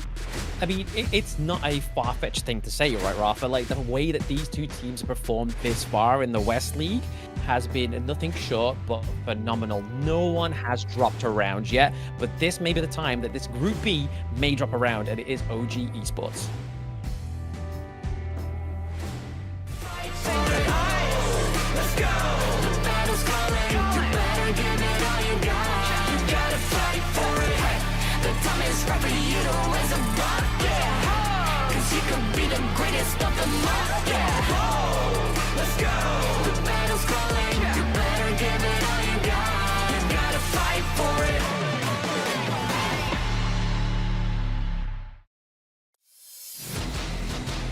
So this is going to be the red side team. It is OG Esports, Keke into the clash lane, Dodo in the jungle, Wen in the mid lane, On in the farm lane, and Muchen, and they are the Dream OG. But if we're going to be basing this on poses alone, I favor OG Esports' poses in that introduction. They are so comical. It really gives this team character, right? Like, there's a little bit of goofiness, but then when it comes to the business, it's first class. Yeah, and anytime I see Pei locked in from Dow, I'm already just beaming from ear to ear. Just big, wide, massive, goofy grin on my face, because as I've been diving into the world of Honor of Kings, and you've been, an awesome guide for me, Blam, one of the heroes that you first told me about was Pei, and I was super excited. It's like, wow, it's a hero that turned into a tiger, and you were like, what? Don't get your horses up, hopes up. It's not the greatest hero. It does kind of fall off if you don't get anything done early. So I just kind of took it as like, okay, so Pei is not really good of a pro pick. And then I see Dow just busting out every single game so far in the tournament if it's not banned. Like, this is one of the few teams that has been receiving pay bans from the rest of the competition in the league. But our head-to-head, surprisingly enough, is actually going to be Nighty and Keke, and I think there's a cool story here to be told. Absolutely. I mean, this is two masterminds in their own right up into the clash lane, right? I mean, Keke, he took the 1v1 champion in Season 3 Invitational. Obviously, 90 wasn't there, so he couldn't put his hat in the race, but he definitely is a close contender, right? I mean, he has less kills, but more damage dealt. This means that 90 knows how to get the damage out onto the Gorge, but then give over those kills to the right resources, right? The right heroes. Is he going to go over to Dow? Is he going to go over to Shanks into the farm lane? He knows that they aren't going to be necessarily going into his favor. He's just there to like, right guys, I'm serving you up a hot meal, baby. Which one of you want this? And then he gives it over to whoever he seems fit, or where it needs to go, right? Even onto the high line, right? I want to see some more Maishiranoi come through. I want to see some Shangguan come through from this hero. Some of his experience and history on these two picks are chef's kiss. Yeah. It's also chef's kiss when we go back to our featured lane matchup. Keke's Guan Yu. I have yet to see another Clash laner be able to pilot this hero so gracefully, so ruthlessly. The way that they are able to find such decisive flanks and be able to finish off backline members by themselves. Sometimes Keke does die for it, but you know what? You just took out two of the members in a 1v2 trade. I'll take that trade any day of the week. Maybe we'll get a chance to see it in this series, maybe not if it gets a respect ban, but we are in our first draft for our match of the week series between Twisted Minds and OG Esports. Yeah, I mean, the true masterminds behind these drafts, right, is definitely Coach Orange and Coach Andy, both having a vast amount of experience with Honor of Kings Esports, and they are now piloting these boys to victory by the end of this series, right? Looking to ban out a few bans here, the Dharma and the Dolia going down onto the side of Twisted Minds, and over to the side of OG Esports is Ali and the Maishiranoi. So again, not letting that big marksman pick come through to the farm lane is the Ali, but Twisted Minds like, guys, we gotta go for the long. So will we see a whole Yi counter come up from the side of OG Esports? It's not out the realm of possibilities. It's happened before. It's definitely one of those heroes that we don't see that often, but picked in this very niche situation. OG Esports thinking about their mid lane and support at the moment, though. The Diadea is still available, and with Dahlia already banned by Twisted Minds, that probably is the next best support that Muchen wants to favor here, and it is confirmed. It is confirmed here that Pay has come through for the side of Twisted Minds in the first game. Oh, it's the Pay and Byron combo. This combo has been so present within the West League, and it offers so much greatness, right? Like, honestly, the dive into the backline for both of these heroes is huge. But not only that, you've got Pay laying down a smackdown with that stacked damage. You've got Byron with the knock-up as well. But OG's like, boy, we're going blow for blow here. Orgren coming through for OG Esports. Dow coming in with this one. Dow is making a statement here because he is very well aware of how much a good Pay performance can set behind an Ogren and prevent them from coming online. But we have seen time and time again that Dow has willingly taken the Ogren in the face of, other teams either picking enough CC or something that is more early game minded to try and shut down this Ogren. And Dow just finds a way to get those resources safely in and still become that Ogren monster. As got shivered in my spine, Rafa. This is the first game in the series we've seen Keke not prio ban the Guan Yu, but his opponents have. So they know how much of a prio pick this is for him. But it also means that Keke is not playing his Keke mind games, which we've been seeing for the rest of the West League. And Twisted Mind's like, hey, bro, we know where game recognizes game. We're not going to give you the horse this time around. Guan Yu would be a great access once more to the side of OG Esports, especially pairing it with Dow going onto a more tankier Orgren pick into the jungle, right? But over to OG Esports, banning out the Motsu, banning out the Lady Chen. Two huge picks to stop the complete motion of the ocean for Orgren. Cannon Blast, the Destructive Deluge, really stops his hero in his pits. And OG Esports, even though that they're not able to get the Guan Yu for Keke, his third most favorite hero is the Charlotte. Still thinking about it in case he wants to flip a switch and go for something different. Still buying some time in case OG Esports want to think about what they're going to pick for their farm lane for On, since it is the only one that has yet to be revealed. Twisted Minds now have to round out this composition. Already have that late game insurance policy with the Long, as well as the early game power from the side of Pei and Byron on the top side of the map. Yeah, oh, interesting combo here. The Aria and the Loom. Very, very interesting. And the Hino coming through as well. That's the mid lane pick for Highlang. Blam, I'm going to wait until it's locked in before we talk about this two hero combinations. Yeah, that's one of them. Hang on. Oh my goodness. Okay, Hino is here. Blam. I had a discussion with Yumuz about this hero yesterday. At first, I was like, I don't recognize this. What does this guy do? And then, as Yumuz was telling me what is in this hero's arsenal, I was like, oh my goodness, I have played against this hero in solo queue before. It is one of the most frustrating experiences possible. It is crazy that we're getting to see it in pro play today. Yeah, absolutely. I mean, it becomes even more frustrating if it was paired with the Dolia, but no, we're getting the Lianpo, right? The Lianpo with the Tremor Smash is going to be a huge way to try and douse Dow. Get a bit of a pit stop for the Dow onto the Orgren. And again, like you were saying there, hyping up the Hino pick, the poke potential from this pick is huge, as well as his Fate Rewind as well. Just being able to kind of zip across the map, also be able to recover turrets as well. So if you Fate Rewind at a certain time just before a turret takedown, you get the turret back to life, baby. That is one of the most unique heroes in Honor of Kings Esports and Honor of Kings in general. It's just an insane game mechanic in any title that I've ever played before. It's just like, I've never heard of a turret resurrection. What the heck? That is bonkers, but I'm so excited to see it in action for Twisted Minds. And when you are going up against the other sole undefeated team in the league, a favorite to win the entire tournament, you gotta pull out some, fancy shenanigans like this. I mean, with it being a best of 3 as well, right? Like, we was having this discussion before the stream. Best of 3, we're not seeing those picks that come from Season 3 Invitational because this one started on a best of 5 format. Best of 3 is where we start to see those big power picks come from in the first round, and then they just mitigate into the second game, whether they ban out those big picks for the enemy team, or they devise something a little bit more different onto their team's draft, just so they don't show all their cards going into the next stage, which will be a best of 5, which will really test a lot of these global esports teams as well. But here it is, the draft for game 1 between both OG Esports and Twisted Minds. This is going to be a showdown and a half. Again, in terms of the draft, in terms of where my favor is going to be here, it's very hard to call, right? This is down to those lane matchups.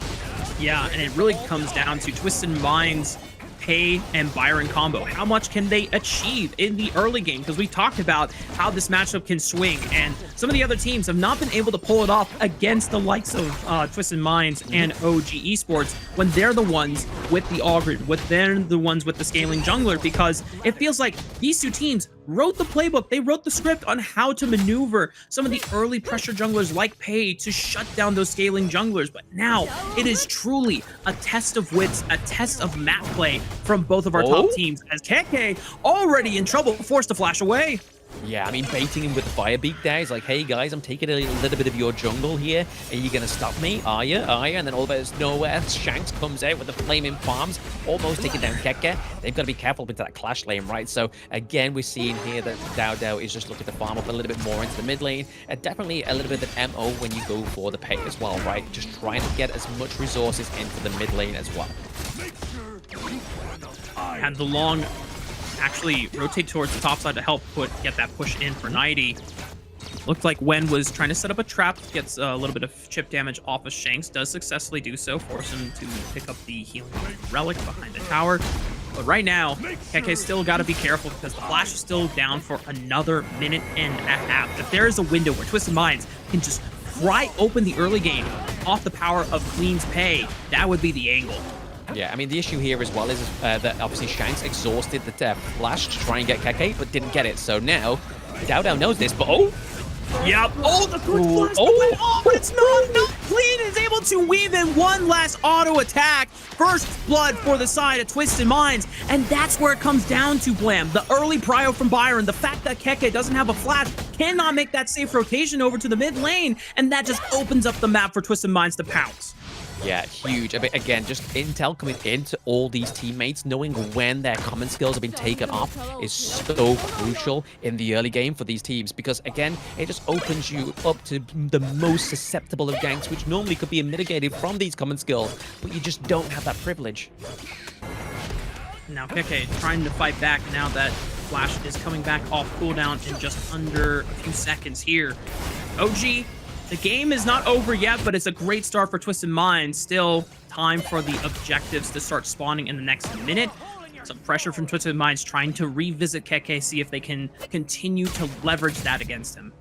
Oh, absolutely. I mean, if we're looking at here, the XP lead between the jungle is actually pretty much neck and neck. Both of them, Clean and Dao, went 7 at the same time. They are literally they are making the masterclass here for both cases, like for the Augur, for the Pei, and we've seen it historically and statistically that these two junglers are definitely two of the best within the West League. But Sunrise going up into the mid lane here, maybe a bit of a clash, just a little bit of a tip for tap for this minion wave, just to try and equalize it. We are getting those neutral objectives up in about 30 seconds. Yeah, and while it is, definitely unfortunate angle, maybe a fight here. Good setup. Muchen trying to jump onto 90, and he just falls right into the waiting arms of Dao, who makes a quick rotation and cuts off his escape route. OG equalized the board. Yeah, once again, knowing that the common skill was off, it was just like, hey guys, we got to go in onto 90 here. We got to get a pickup. We need that kill on the board to neutralize the gold lead. And Dao's in the enemy jungle as well. Using the pressure and the rotations from the rest of OG Esports, they yoink away the blue buff away from Queen's Pei, and no one from the side of Twisted Minds gets a chance to collapse fast enough. No one at all, right? I mean, they're able to get the Azure Golem, which is pretty huge for the side of OG Esports. Dao getting his own Azure Golem as well as his enemy's Azure Golem is going to slow down Clean, but it's not going to completely mitigate it. He does get the neutral objective. He does get the Tyrant, so a lot of damage going up to Shanks, going up to Clean, and it's going to be a hard hitting for the side of OG for Twisted Fate. Now, Tremor Smash, they're making the dive under the tier 1 turret. Wen tries to slow it down with the world is my board, and suddenly CT Boy finds himself a little too far forward. It does open up the tier 1 to be taken by Twisted Minds off the back half. Is he in trouble? Nope. Fate Rewind. Yep. That ability is going to be in my nightmares. Yeah, so we saw here that OG Esports definitely caught out sussed out the problem here, right? We saw City Boy going into the back lane. He was just basically as a distraction to take the T1 down into the farm lane. But it was, however, Keke was like, guys, I'm not going to come with you. I know this is a distraction, so I'm going to trade equally across the gorge. So the T1 into the clash lane means that Keke can be a little bit more involved in these fights. for the next few minutes, right? Gotta play carefully because they still have about 28 seconds on this Tyrant buff. OG just trying to fish for another pick when getting chunked out super low. Throws down the world with my board. The infinite vastness. Yeah, he can reposition, but he cannot quite escape it until the very bitter end. Shanks just barely escaping danger from the side of OG Esports with the pick, but they continue the chase. The blue buff is the target. Dowdow getting super low and just overestimating how long he could survive. Twisted Minds sinking their fangs into Dowdow's back. Yeah, I mean, even though that's happened, right, the fact that the gold lead's still in the favor of OG Esports is something that Twisted Mind needs to turn that kill into, is garnering that gold lead, because they aren't going to have the Augur, and they're not going to be having Dowdow. That's going to be the driving force of amassing those resources. A little bit of a 1v1 going to put the Clash Lane there. Nothing really coming on it. None of them are really battered or bruised. Keke looking about 3/4 health there for the moment. Teleporting to the bot side of the map. They're just trying to stop this wave into the T2. They don't want to make sure they lose any T2s, especially that farm lane one for now. The fact that Dowdow has been able to keep up his farm despite all of the early pressure that Twisted Minds was able to find in the first few minutes of the game is giving OG Esports still that strong win condition that allows them to feel like they can eclipse the power of this pay early on. Because once we get into that 10-minute mark and this Ogryn has 1-2 items under his belt, I mean, that's cool what you did clean early on the pay, but we all know what happens when Dowdow gets online with his Ogryn. Yeah, I mean, we're looking at stuff like AYLO Phoenix, right? Like the HP regen item. That really needs to come here through for Dowdow before he starts to get optimal sort of HP regen from the Conductor of Souls, Ogryn's ultimate. So again, waiting for that moment, that crucial online activity means that his team fight potential becomes a little bit more better. But over to the side of Twisted Minds, they could be building quite a lot of anti-heal, right? They could be building Blazing Cape. Oh, Liampo going in. Fishing for the engage. World is my board now going to lock him in, and no one else can save him. CT Boy just a little too bold on the engage, was trying to set it up for the rest of his team. Maybe OG Esports stepping too far forward, but they dash back away, go right back in. Shanks just keeping his distance because he does not want to mess with OG Esports at this stage of the game. A little too far forward, but quick flash by 90 escapes the last breath of death there. OG Esports still just pushing the power of this composition to the faces of Twisted Minds, and they are playing with fire. Man, this game is already a banger. Yeah, I feel like if they pressured Shanks there in the brush a little bit quicker, I mean, yes, he does have the infinite fastness, so they know that they have the intel on that ultimate, so rather than using everything and trying to expand and take down Shanks, they knew that infinite fastness was there, so a bit of an early push. I redact my statement. OG Esports know what they're doing. I didn't see that first, but yeah, again, good job that they did go into that one, but at the same time, they're able to get the kill on City Boy, but also get the T1 down into the farm lane. So again, I think overall for a trade, OG Esports came out on top of that one.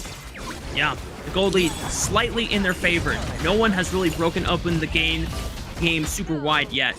Gold is my board, locks down CT Boy on the Liampo. Tyrant started up by OG Esports. Lamp, I just have to say, this game has been so completely different than any other game we have witnessed in the Kings Major West League. It almost looks like we're looking at a completely different league. It's a different class, this one. I mean, this is the two top teams, right? Statistically, that's just not from opinion. This is basically all based in stats. I am not going to get blamed for giving an opinion. This is completely backed up with evidence. So OG Esports going against Twisted Mind is definitely a different a different taste of gravy, right? Yeah. When two beasts collide, you really are going to see a lot of fire and so many explosions between, and limits really being tested, really being pushed. 90 being patient, waiting in this pixel brush, finds Keke, forced to potentially retreat here, and now 90, does he have a way out? CT Boy on the Liampo tries to buy that escape route, but just cannot do it successfully, and now he dies for the sins of 90. OG Esports picking up 2 back-to-back picks. Yeah, 90 and City Boy both going down. That's a huge amount of front line for Twisted Minds for now. We do have a minion wave crashing into the side of the farm lane as well. This means that OG Esports can take a concise T2, as well as looking to take in the Crimson Golem from the side of Twisted Minds. But it's Clean's like, hey guys, if you're going to steal mine, I'm going to steal yours. I'm just going to be fruitful with my rotation. Shanks here gets slow, but the infinite fastness is available. He can get it this scot-free, but not the T1, however. These turrets are starting to fall one by one from the side of OG Esports. The fact that they've survived the early blitz of Twisted Minds in the first few minutes of the game, the fact that they haven't let that many turrets go down, they are in pretty darn good control of the Gorge right now. Twisted Minds now trying to play catch up as the gold lead continues to grow. Yeah, we see City Boy just using the Tremor Smash to actually get out. The world is my board, right? So again, using defensively because they don't want to lose City Boy too early, especially now. The fact that OG Esports has the Shadow Tyrant onto the board as well means that they're going to have a lot more damage over to Arn, a lot of damage over to Wen as well as Keke. So they've got to be careful as they approach this next fight for the side of Twisted Minds. They are down by their overall 3k gold, which is definitely a few tier 3 items going up to the side of OG Esports. They have to be careful. And one of the things that we've talked about when you operate a composition that involves Pei and Byron, if the early game doesn't go completely your way, you don't find that snowball that you're looking for, you have to resort to split pushing because you have the mobility to be able to push the solo lane as Pei, draw pressure from the side of OG Esports. But it doesn't seem like the Twisted Minds have gotten a chance to really set that up yet. Not quite yet, not quite yet. I mean, onto the side of Shanks, though, we do see that he's got the Starbreaker, so again, this is going to be a lot more troublesome for the side of OG Esports, especially those tanks, right? This is an anti-tank item coming through for their side. Wolves on the board has been committed, catches out 3, but they were able to actually get the Crimson Golem as well over the side of OG Esports, so very fruitful rotations coming through for them right now. They are definitely trying to own Twisted Minds jungle. Well, they're definitely owning it, all right. OG Esports have full access to it, and they're leaving no crumbs behind either for Twisted Minds to pick up. The Shadow Overlord being ripped apart by OG Esports, and there's just not a chance for Twisted Minds to get in and contest. Hylong trying to step on forward, and as well as CT Boy, but unfortunately making the engage with no damage behind you is just too hard to make this fight possible. The infinite vastness from Shanks just to escape danger from the rest of OG Esports, making the collapse happen, and they are still rocking with 5 against 4. Yeah, but this is just an ode to OG Esports damage, right? The fact that City Boy used the Tremor Smash but didn't get that third connect to get that huge knockup, which would have been such a turnaround for the team fight. It's just like, boom, down goes Muchin. They gotta be careful, clean. Okay, Keke just buying space, and you know what? OG Esports just making sure that they can at least get the high ground turret, but now they have to make the exit retreat. Thankfully for Dex first skill to be able to just space glide on through into the base, push off Twisted Minds, guarantee the escape of the rest of his comrades, as then he makes the escape route out. The Shadow Vanguard doing enough damage to take out the tier 2 turret in the mid lane, and just like that, blam, the gold lead is now over 6,000. Again, it's in the realms of a comeback here for Twisted Minds. If it was any other team, it would be a little bit harder, but the way they just need to navigate these team fights is make sure that City Boy doesn't get taken down too early on. We definitely need to see some damage behind those Tremor Smashes. We need to be seeing the baits of the CC skills from the side of OG Esports being mitigated by the Magma Slammer and whatnot. But right now, we definitely need to start seeing some items come online for Twisted Minds as well towards the end of this game, as it's definitely approaching, right? It is steady, it's shaky, there's a calm before the storm. Rewind by Han Long on the Hano, able to escape danger once again. Twisted Minds, I feel like all eyes are on Shanks. This is the late game insurance policy that you drafted for yourself. If the early game was not snowballed to the way that you were planning, this is now where maybe a comeback can still be made. But OG Esports, I feel like their targets are always also going to be looking at the long as well. The Shadow Tyrant being burned down.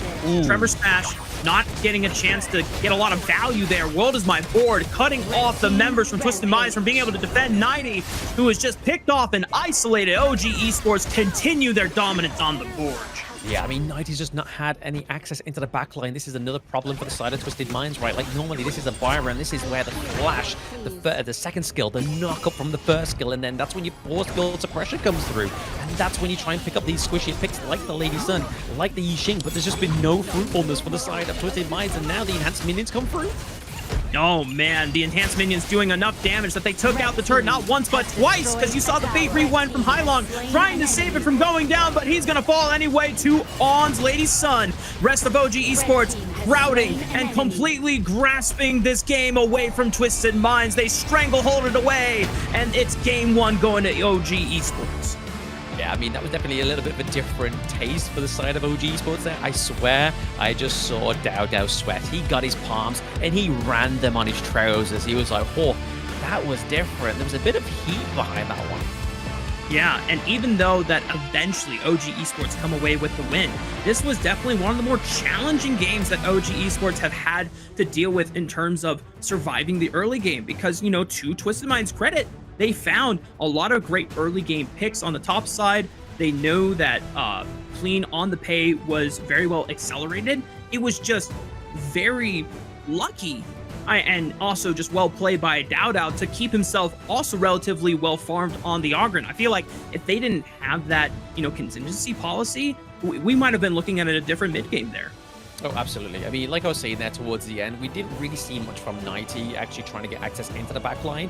Byron is all about that, and then making use of that access to the backline is where we see the lunge from Pei come through, and then just stealing that just so much damage, right, is definitely where those combos start to shine. But the fact is, DowDow was already there. Muchin was already circulating towards the front side of these team fights. So whenever we saw City Boy trying to go in for the big engage, he was going to be met by that enhanced basic attack, being slowed as well, and then also being hit with a better farewell. So again, it just kind of just really stopped the utility of this Liampo for the side of Twisted Minds. But it was definitely a valiant effort for the boys. Let me take a look back at the post-game screen and see all the stats come through. Once again, it was a relatively back and forth game, and for the first few minutes, you could see, even though that the kill score wasn't as high by the time we got to the closing of that first game of the series, there was so much action that was happening. Both of the teams testing each other's limits, posturing each other, throwing out abilities, trying to wait until the very last possible second before flashing away or committing an ultimate to get themselves out of danger. And when you look at all the, you know, matters considered at the end of the day, you know, you could tell that Twisted Minds were at least very close to knocking OG Esports down to pay. But once you lose steam with an early game composition like this, once you lose ground for being able to set up that front line for Shanks on the long, it just feels so hard to actually come back against the OG Esports composition they drafted.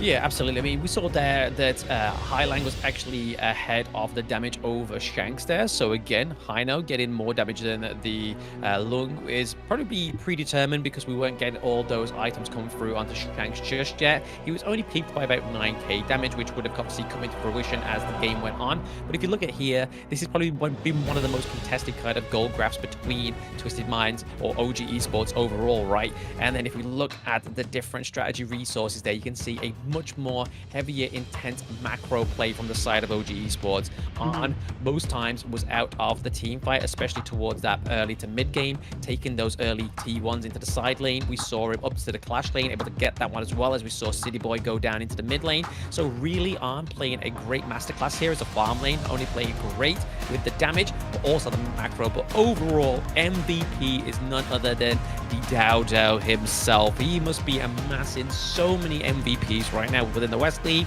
It's looking like he's just collecting them, right? Collecting them like badges.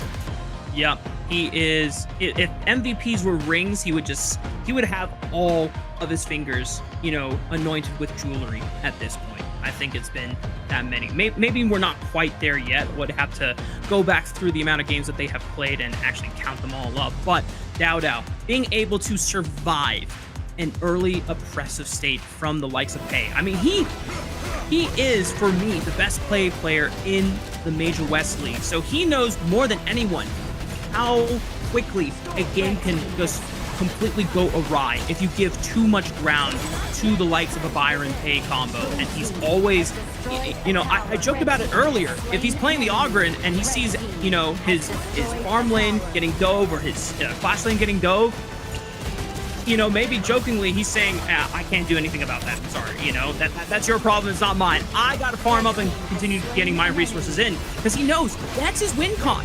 If he tries to bail out his team when he's not strong enough personally, then you're just feeding more fire to the flame that could have been Twisted Mind's early game composition. Yeah, absolutely. But at the same time, I do want to put like a bit of a shine onto City Boy. Obviously, Liam Pope into this draft was pretty huge, right? A great counter for Dowdo onto the Orgrin. But the fact there's just so much burst damage put over from the side of OG Esports, it's like they knew that from that time in the early game where we saw City Boy dive into the backside between the T1 and the T2, just so they were able to kind of be a bit of a distraction to get one of the T1s onto the side of Twisted Minds.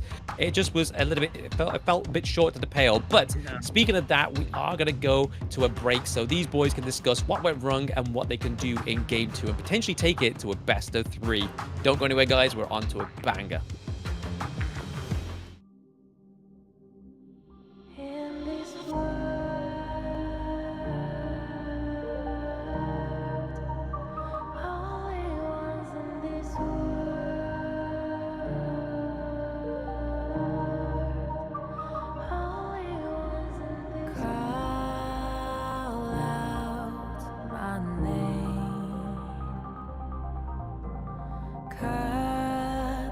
Sound of the rain. No matter how I feed the flame, you know I feel the darkness and the pain. All of the ways we tried to break free from the night. You know we made it out, we found the light. I fly so high, light up the skyline. Let's do it this time, like it's a whole new vibrant world.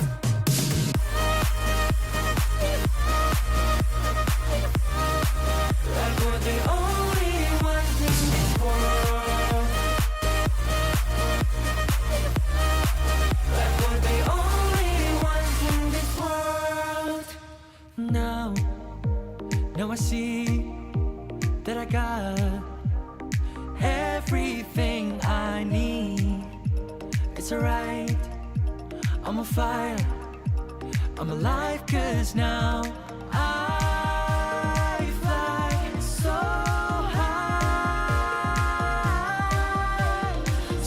high, light up the skyline. Let's do it this time, like it's a whole new colorful world.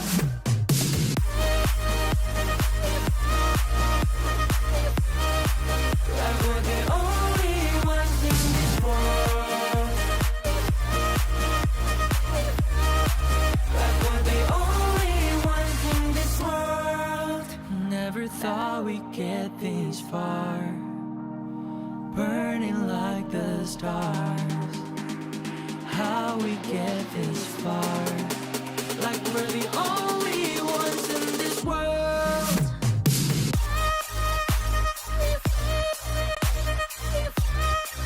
Like we're the only ones in this world. And welcome back, ladies and gentlemen. We're getting ready for game number 2 between our OG Esports and Twisted Minds, the match of the week. And the game 1 did not fail to deliver, Blam. We saw Twisted Minds try to take the early game oriented composition with the pay, with the Byron, a little bit of that late game insurance policy in the long, something that OG Esports are very familiar with and, dare I say, wrote the playbook on. And Twisted Minds definitely, you know, an adopter of that and using it to success against other teams. But when they tried it against OG Esports, they found those early game leads, but not enough to bring them down. Yeah, I mean, we've been seeing it time and time again from OG Esports. They've been drafting that combo themselves, right? So they were pretty much like, check please. We know how this one plays out. We wrote the book on this one for the West League, and we thought better of you. We really thought better of you, Twisted Minds. So honestly, there's a little bit more of jest between these two teams, it feels like, but also the respect onto the Gorge as well is definitely something that it's been paid for onto the side of Twisted Minds, right? Like OG Esports is like, right, we cannot underestimate these guys. They got first blood onto us. We have to make sure that we are at least bringing another like 50-60% into our roster now, and that's exactly what happened.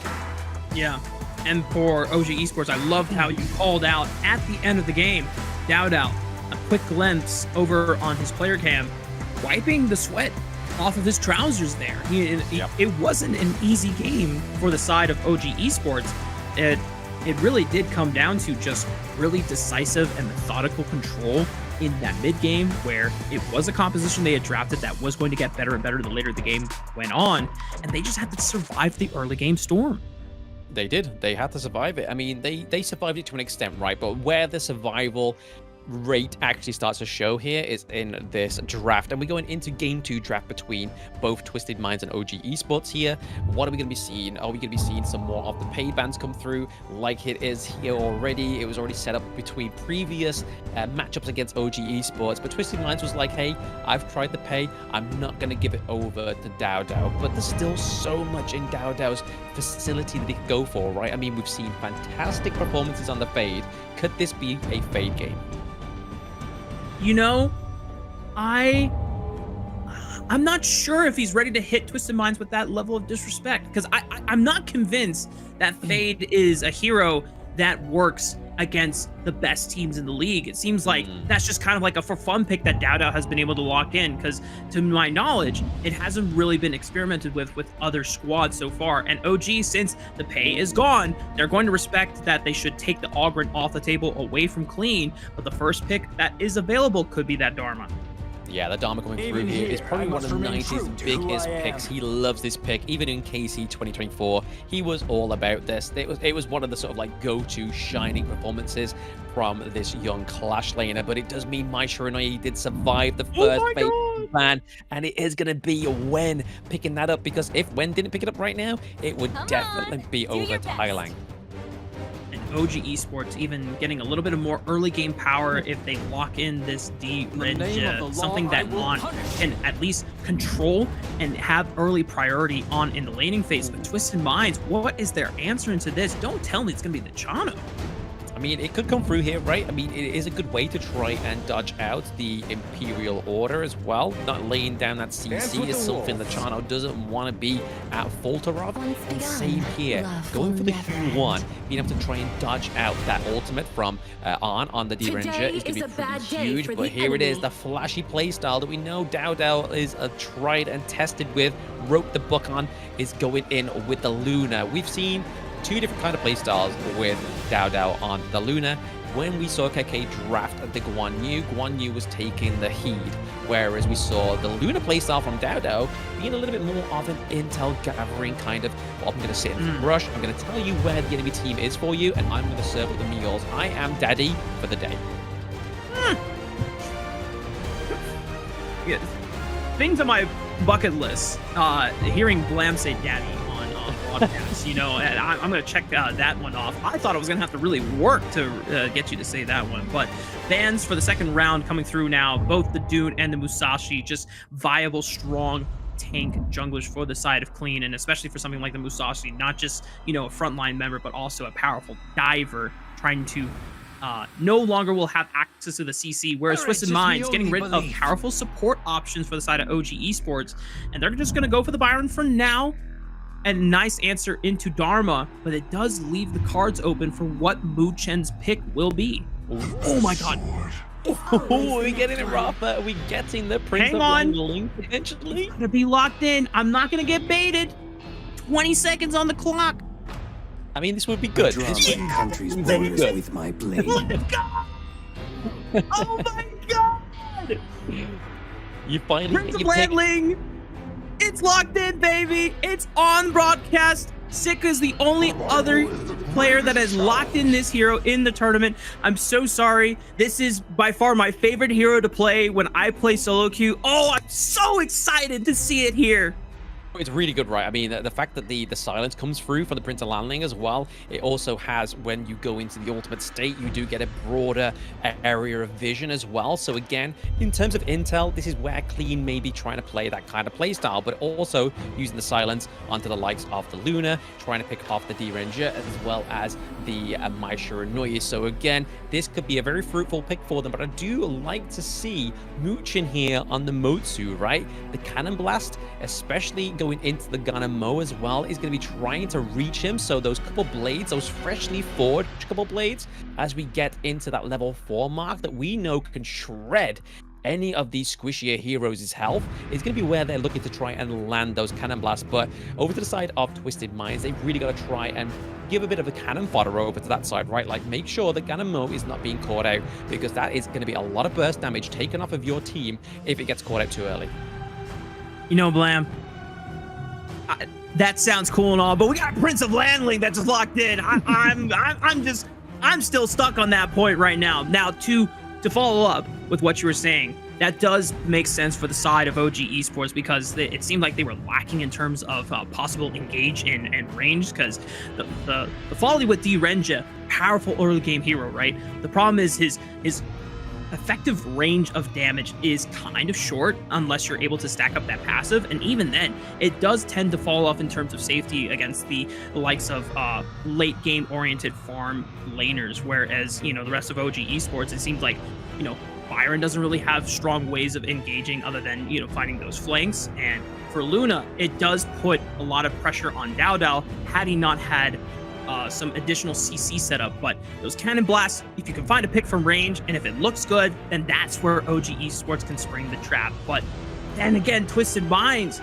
you have to deal with now a ninja, someone lurking in the shadows, always running around the map waiting to strike. Waiting to strike is exactly what he's going to be looking for, right? But at the same time, there's probably going to be a lot of like phase checking as well, especially with Muchin onto the Motsu. Could be another MO for this pick, right? Using the Cannon Blast to try and suss out where Clean is going to be hiding on this Prince of Landling. Could be a way that could be a great counter for the side of OG Esports, just to suss them out, to see like, hey, we could see where you are, gaining the intel here. Obviously, Dao on the Luna as well is going to be a very high frames hero, trying to sort of like maybe trying to suss out, give a little bit of a intel over to the side of OG. So be like, hey, Muchin, landing Cannon Blast here. I know for a fact this is the money shot, and then that completely just stops the access into the backline, and then everyone could just dive in onto the Prince of Landling. But for your sake, Rafa, I hope that isn't the case, because you like this pick, you want to see it to shine. Clean is on this one. If any hero or any player is going to make this pick shine, it's a player called Clean. You know, Blam, you put up a very good point, and unfortunately, I'm also very aware of how volatile this hero can be. Packs a lot of damage, packs a lot of slipperiness, and being able to stealth his way across the map. However, if you pick a wrong engage to all in on, you have no way out once you commit with your secret skill strike, right?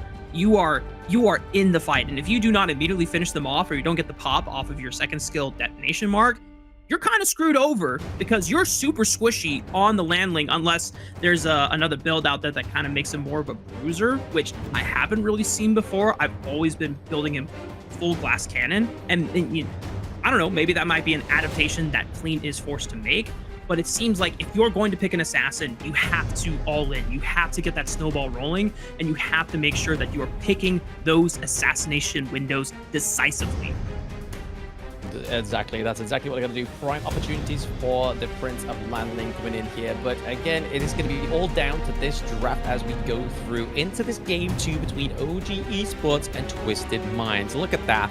We got the Chano, we got the Ganamo, we got the Dharma, as well as the Fuel One. Obviously, Fuel One is going to be there to try and bait a few of these skills from OG Esports, especially using the Unending Sorrow. But at the same time, CD Boy is going to be giving over quite a lot of healing and quite a lot of sustain onto the side of Twisted Minds. So again, it's all down to the execution for me.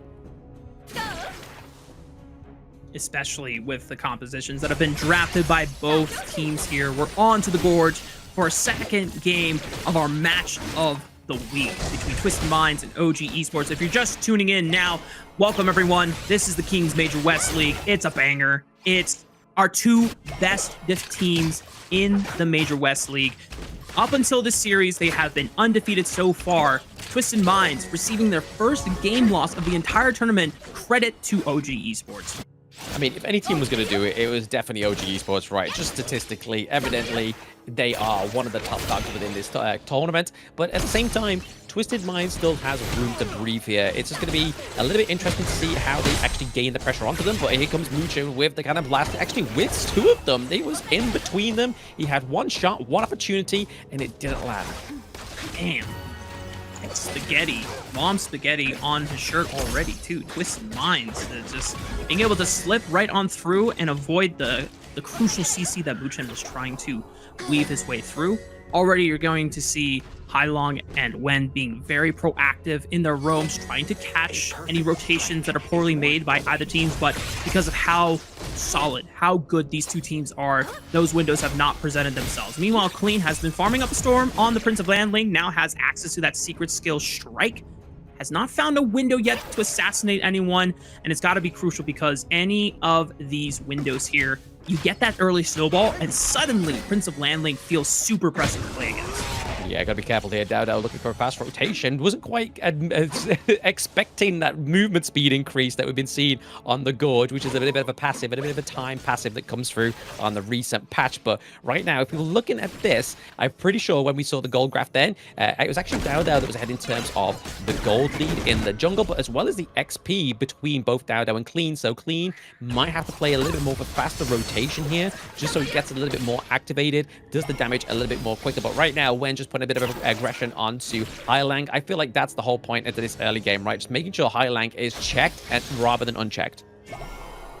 I will say, I'm not familiar with the matchup between Prince of Landling and Luna. So does Dowdow want to try and match a lot of the early pressure that Clean... Oh, wait a minute. Ball in on the bottom side. CT Boy had no chance to respond. It was just a quick collapse in First Blood going over to OG Esports. Yeah, exactly. Not quick enough to respond there. It's going to be Muchin taking the first blood. Obviously, resources could have probably gone better elsewhere, but overall, it's globally going to be globally suited OG Esports to claim that one, right? Q1 off the table. City Boy is not going to be providing those healings to the bot side of the map. We see a bit of a contestant here into the Crimson Golem, but he's actually able to clean up his own Crimson Golem, which could have been huge for him. Oh, 90 trying to commit there, trying to scare Keke. OG Esports, knowing the intel that Clean was on the bottom side of the map, were able to yoink away some camps here. A lot of damage onto Hailong's gone and Mo. Clean just picking up the mid wave. And Keke using the power of this Byron. The early priority, he's able to get the wave shoved in. And 90 cannot make the collapse upon him. So Keke always getting information on what is happening in this top jungle for Clean. Yeah, he's prioritizing his wave play, but then also prioritizing the information he's giving over to the side of OG Esports, right? But I feel like this is a great pick for Muchin here. The cannon blast goes through, but there's a bit of fight on two fronts. Secret skill, Shadow Strike. He finds the mark. Clean is able to find Wen. And it was almost a pick opportunity for the side of OG Esports, looking for Shanks as Muchin was able to find that cannon blast, which is not enough damage to follow up on the pick. And that seemed like one of those moments, right, where Twisted Minds was like, hey guys, we know that Dowdow's bot side of the map. We need to take Wen now. If we don't strike, we lose a kill onto the board. And this is set up the neutral objective very well for Twisted Minds, able to take the neutral objective first round.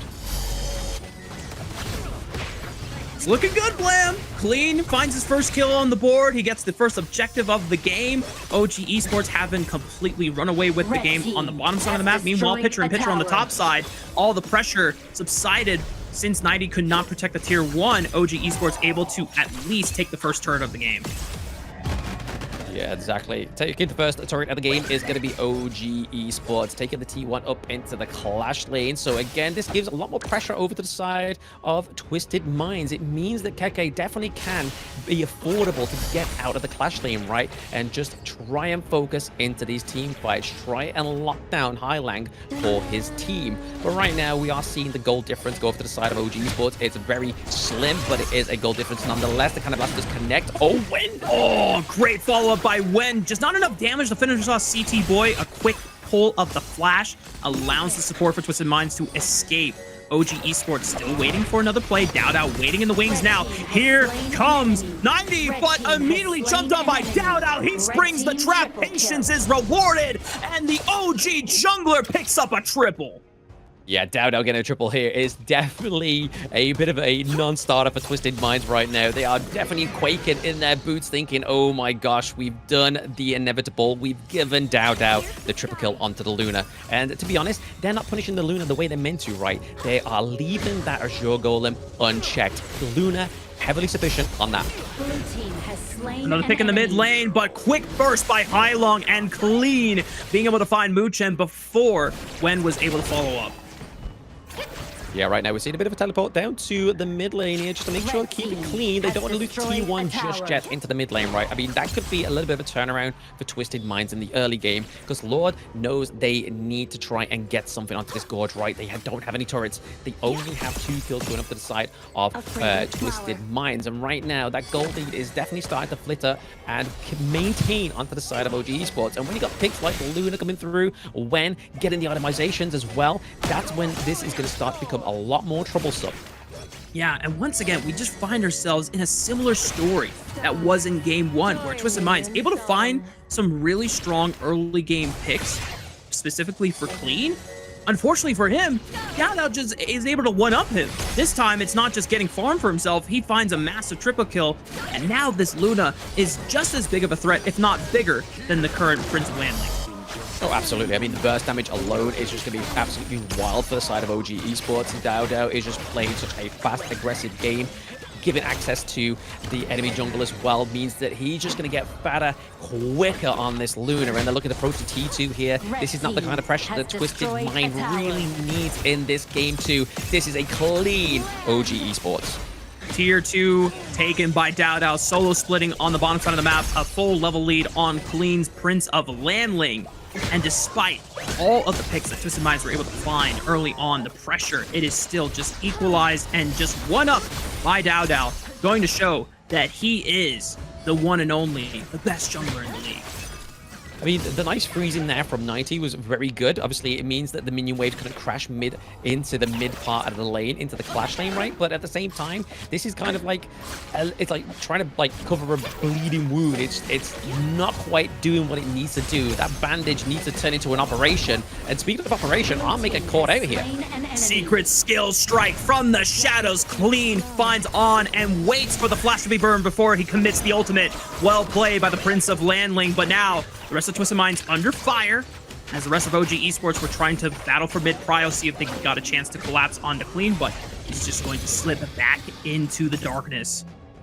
I just love that. The fear in Clean's heart. He even had access into the enemy jungle whilst they were fighting into the mid lane. It was just like, bro, no, I'm not taking your Azure Golem because I know for a fact that's where all 4 of OG Esports are going to die. But right now, they are punishing City Boy. Yeah, DowDow once again finding another crucial pick with the Luna.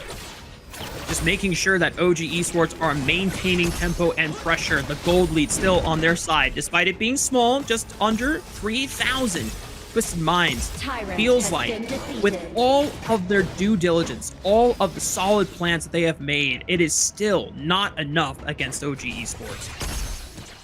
Yeah, unfortunately for the side of for Twisted Minds, sorry. I mean, oof. It's getting a little bit tricky here. Let's look at the gold difference. Ooh, 8.8k gold to Luna. So DowDow actually trekking this jungle 1v1, right? Like, he is definitely ahead of where he needs to be. And it's definitely showing on the Gorge here.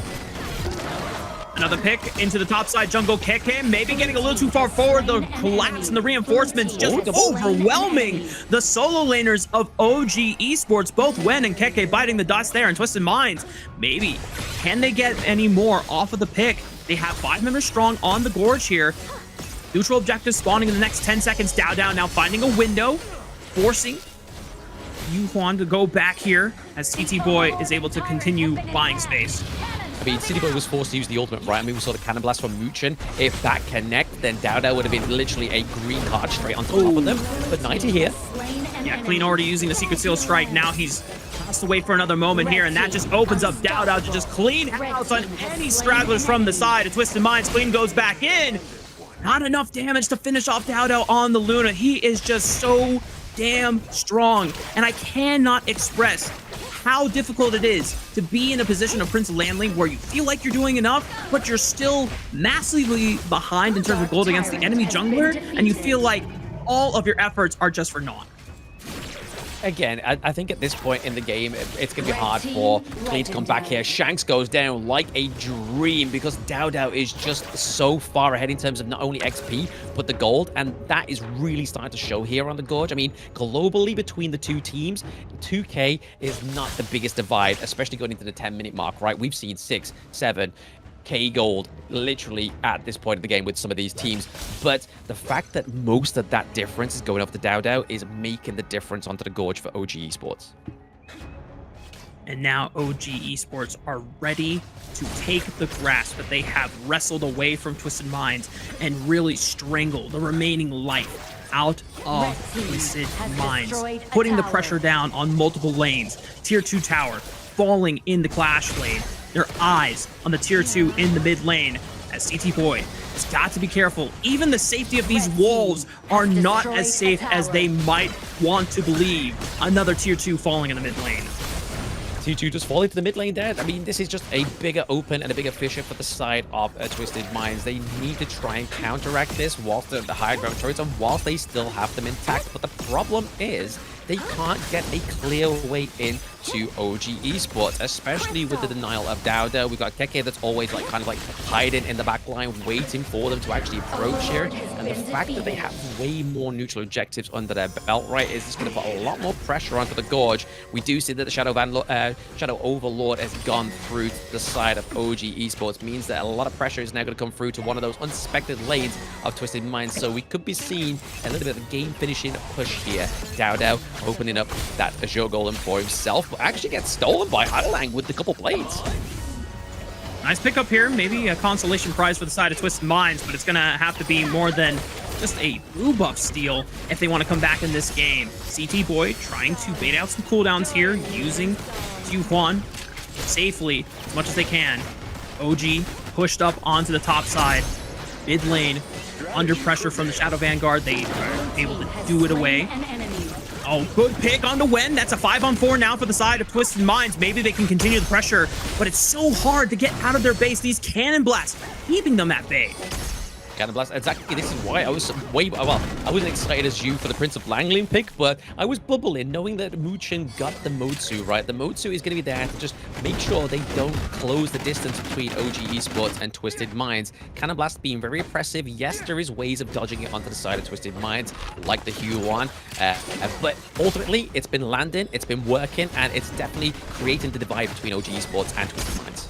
Maybe a trap here sprung. Cannon blast right onto the face of Clean, thankfully. He does not go down in an instant. DAO not willing to pull the trigger there, just being patient with the play, as he knows that the rest of OG Esports were still making their way towards the bottom side of the map with the collapse. High ground turret still up and available for all 3 lanes on the side of Twisted Minds. Yeah, I feel like what OG Esports are going to do here is just basically nurse all 3 of these lanes that gets to the point where they're able to kind of push on all 4 fronts.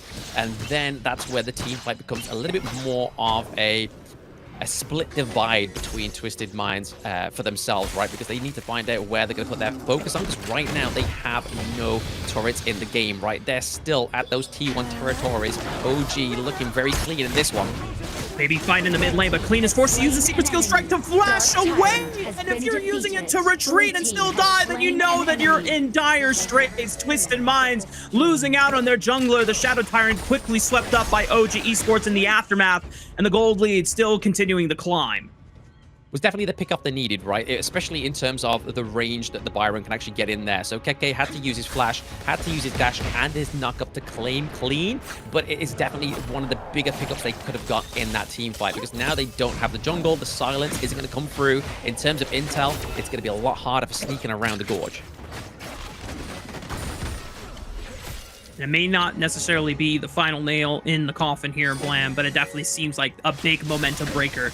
The one person that had yet to drop a death in this game on the side of Twisted Minds, your jungler who goes for the volatile pick in the Prince of Landling, who was at least being able to put pressure, be that wild card, now being shut down like this. OG Esports seemingly have now taken full control of momentum in this game.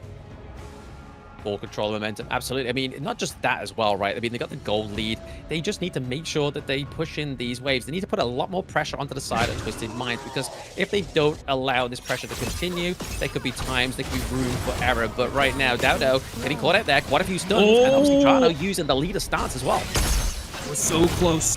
You could sense the desperation. You could sense how hungry they were to take out Dowdo, the jungler of OG Esports, but now they're on the retreat. As you already see, Keke trying to get into the faces of them. As he overextended, pops the shield from the ultimate, just not enough to survive. And you know what? Twisted Minds are going to take that one graciously, but it does open up this Overlord being ripped by OG Esports. Twisted Minds trying to see if they can collapse fast enough. It's just not going to happen.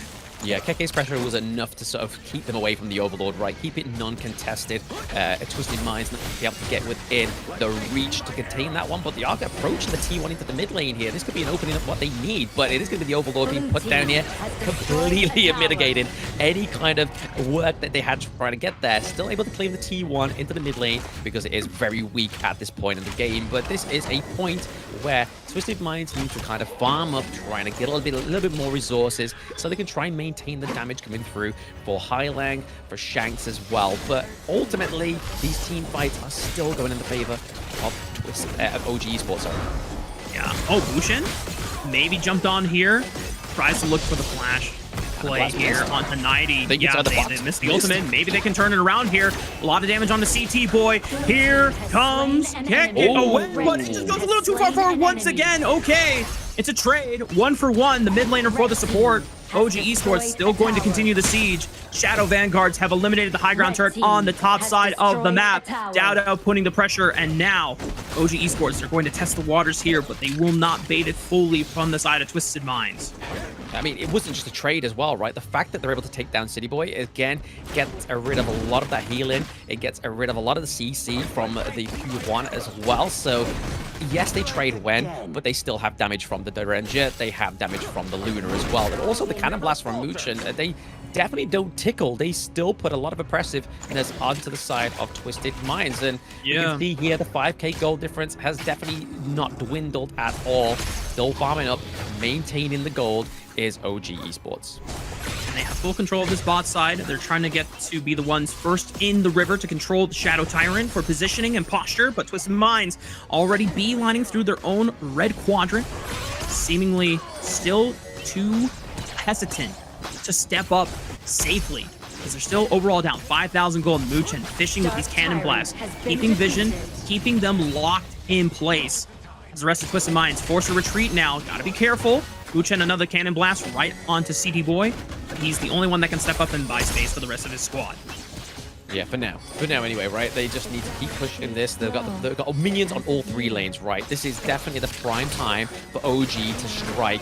Yes, Hylang is putting in those couple blades and putting them to work, trying to clear out the minion waves, but also doing a lot of damage onto the enemy team. Oh, Keke. Oh, maybe a pick onto Wen. Forced away, but doesn't go down, and they have to deal with the minion pressure on both the top side and the mid lane, and the high ground turret falls in the bottom side of the map. Twisted Mind down on their knees and backs against the wall. Again, still playing a very good defense, though. Like, they are getting them to the high ground turrets. It's just that OG Esports is chipping them away very slowly. But now we are starting to see that it's getting very much close to that 20-minute game, right? The Tempest Dragon is going to be up any moment now, and that, to me, is going to be the closer for the side of OG. They've got to be careful. Dow does not want to get picked off at this point in the game.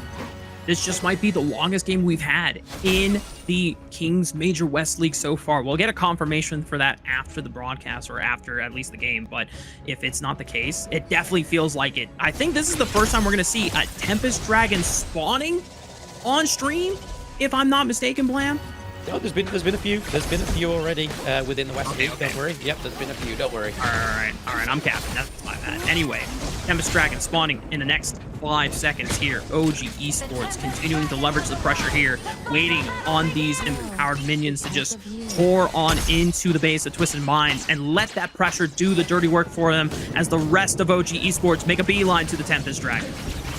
Yeah, I mean, the last time we saw the Tempest Dragon actually arise was at MKOI against AYLO Gaming, so it's been a while. It's been a few days, so respectively, you're thinking that there's none, but there was a few days ago, so don't worry about that one. But we are getting into that latter part of the game. They have to be careful. Highland having to do a lot of housekeeping. Keeping them away means that they're going to miss out on a lot of burst damage. You can see how Twisted Minds are trying to step up. Clean using his passive to sneak in through, get eyes on it. Still 20,000 HP. OG try to spring the trap forward. They're burning it down. Who's it going to go to? On secures the Tempest Dragon. And now everything has gone to disaster for the side of Twisted Minds. They're trying to hold the front line, but it's just not going to happen. Down springs forward onto Shanks, looking for Clean next, and he has made a beeline to get the heck out of there. And it's all on the High Long. It's all on the Clean to make the last impossible defense happen. But I don't know if it's going to happen. Clean trying to look and fish for an assassination to the back line, but OG can just push it on in. Dowd leading the charge, and OG remain undefeated in the ranking week, not dropping a single game. They are your undisputed best team in the league. I mean, they are still undefeated, right? But the fact is that they didn't have as clean as a game as they had previously means that the pressure was definitely there going against Twisted Minds. But it seems like they were just really waiting for that Tempest Dragon to come through, right? Because as soon as we saw the Tempest Dragon get picked up, Keke had the Sage's Sanctuary, so he was able to dive in.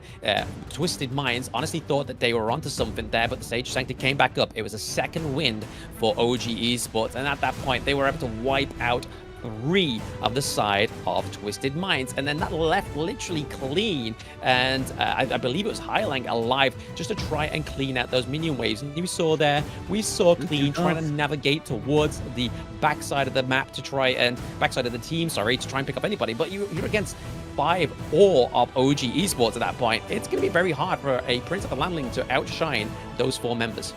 Unfortunately, as awesome as that hero is, and it's my favorite for a reason, I also know that it is just such a difficult task to try and remain as strong the later the game goes on. And when you have to deal with so many powerful CC abilities, you have to really wait for that window to present itself. And at that point, it feels damn near impossible. And I can't fault Clean for that, as they were able to pick up so many, windows and early kills, at least in the first few minutes of the game.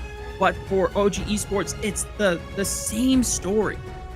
A team might be able to find some early windows here, Blam, but then it just seems like OG Esports, especially off the back of Dowd, Deathless, once again, this time on the Luna, is just able to find windows to one-up his opponents.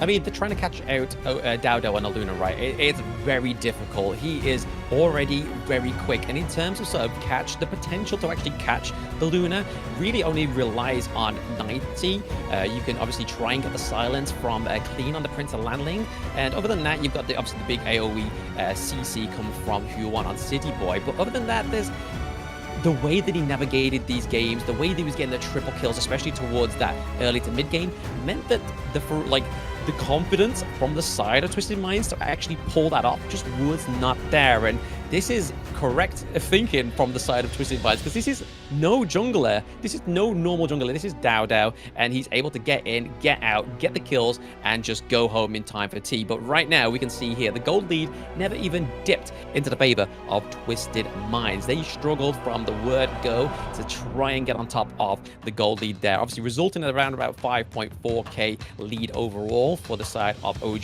Esports. It just came down because obviously Keke, I do want to give a shout out to Keke, the way that he was managing the waves, especially in the early game. He was getting the priority in the lane, giving the intel over to the side of OG Esports, Dowd, and it was just kind of like a critical point in that match. MVP, obviously none other than Dowd, 2 back-to-back MVPs once more, not a single death in this game. 23% of the damage dealt, 20% taken, but the overall 28% of the gold coming through is exactly where the fissure between these two teams really started to show. Yeah, when everything seems to be under fire on the side of OG Esports, at this point, I think we can comfortably rely on DAO to still find the advantages necessary for OG to still remain competitive, to remain even, neutralizing the game, and still one-upping his opponents. It all started with this bot lane play. The patience rewarded on this trap, picking up a triple kill for themselves, and it just completely neutralized anything that Clean was trying to do early game. Yeah, exactly. I mean, this is the whole point of the land lane, right? You need to have a little bit more pressure on Team Remy team for this to work. You need to be in control. And at that point where DAO was already ahead in terms of EXP and gold in the early game, that control already became apparent to Clean that it was slipping away. And these pickups that he just wasn't getting, we did see quite a few times Muchin try to lock him down with the Think inside the box just right there. He kind of prematurely activated it and it didn't quite connect, which would have been a great shutdown onto Clean. But high lane on this Ganamo was pretty much, I would say, one of the main components to why this wasn't such a quick game for OG Esports. Just having such great range, artillery, and burst damage, which really meant that it was hard for them to actually climb in on top of him without getting any damage. Yeah, super tough task for them to be able to surpass here. And I'm just so grateful that we got a chance to see the battle of our two undefeated teams go head to head and see, you know, how it all unfolded. OG Esports still, as you said, it wasn't an easy, you know, walk for them, but it's still super impressive to see how they were able to manage to navigate their way through probably the highest amount of pressure that they have been faced with so far in the tournament from any other team in the league. And they were able to do so beautifully. Just being able to problem solve on the fly, be able to rely on DAO's reliability to find advantages and just push through that. But of course, that concludes our second series. We still have 2 more series left to go on broadcast, and they are just as important in determining who is going to secure that 3rd seed. We're going to take a short break. When we come back, it's our 3rd series of the day.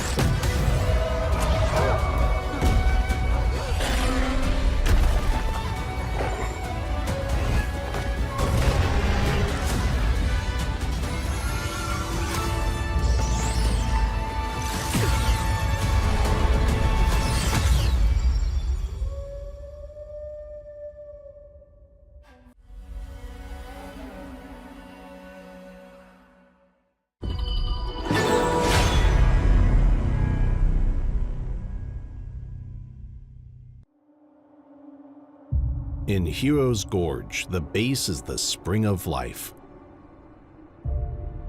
In the real world, every forest and plant is the Earth's spring of life. The base nourishes the gorge, just as Earth's ecosystems sustain all life. If the base is exhausted, heroes will lose their home. If ecosystems are destroyed, all life loses their habitat.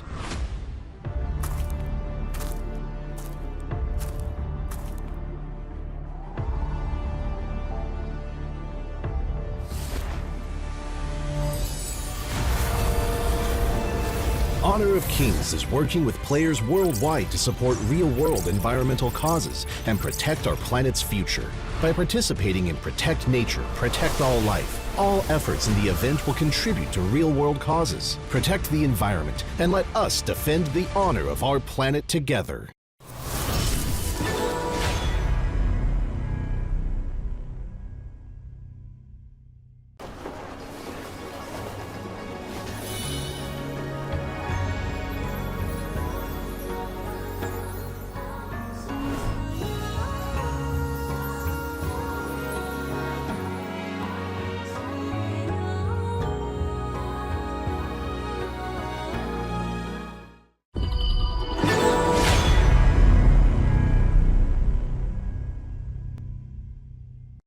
Excuse me.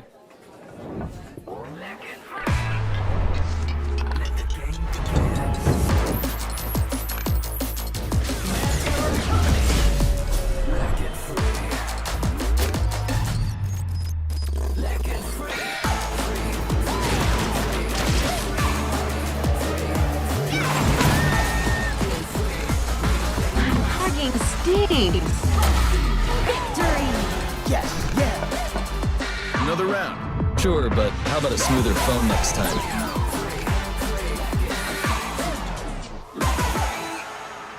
Realme 14, performance beyond limits.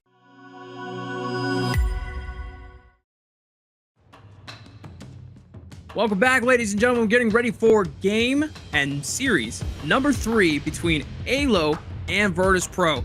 Now, there is some high stakes going into this series. I think, unfortunately for Virtus.pro, they are no longer able to clinch that 3rd seed off of the back of their earlier series loss today against 9C Globant. However, there is a possibility that AYLO could get that 3rd seed. We're not quite sure of if head-to-head score matters, but the best that AYLO can do is clean this series in a 2-0 to give themselves the best chance possible.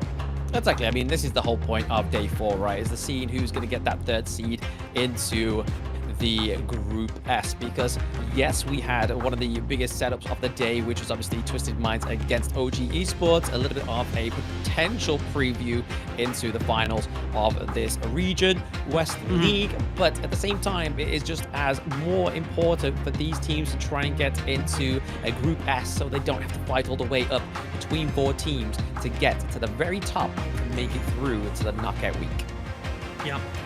Group S allows you to basically survive not having to play another week of games just for a chance to make it into the knockouts and the playoffs. But it all comes down to our last series of the day, starting with this one between AYLO and Virtus.pro. Now, unfortunately for Virtus.pro, as we already talked about, because they're already confirmed to be going into Survival Week, I think the best thing that they can take away from this last series that they're playing today is just try and experiment with as much as you can. Try and continue getting those fundamentals and the coordination with your team down so that you're putting yourself in the best position once you get into the next week of games. Yeah, I mean, there's still pride on the line, right? You still want to say that you won as many games as you possibly could within the ranking week. You don't want to kind of be like, let's play coy, let's play kind of like dead, and then wait till it's going to be the survival week, and then that's when we start to show, because already some of these teams we're starting to see a little bit of a struggle within the best of 3 anyway when it comes to drafting. So when a best of 5 comes around, it's going to be a little bit more difficult for them. Going to put them more to a bit of a test within those best of 5 formats. Luckily for some of these teams, they don't have to do a best of 7, so their best of the 5 is going to be their next hurdle. But if any of them try and get anywhere close to obviously KWC, which is going to be later on in the year, obviously we'll start to see some best of 7s come through there, and then that's where the real challenge becomes for some of these teams. Yeah, you get into the endurance test for these teams to see how long you can last, how long you can maintain that mental composure, and how many, heroes you can exhaust in your pool. What the creativity starts to come flourishing for some of these teams. We already have seen a lot of that creativity expressed early on, and we're just in best of threes, Blam. The fact that, you know, teams are already able to flex that kind of creative muscle, I'm super excited to when we get to the point where it is those longer series. Yeah, I mean, when you're already up by 1 point, you're going to start to flex the muscle, right? Like, it's where you try to do it at game 1. But we are going to go and introduce our first team of this game, and it is going to be Virtus.pro.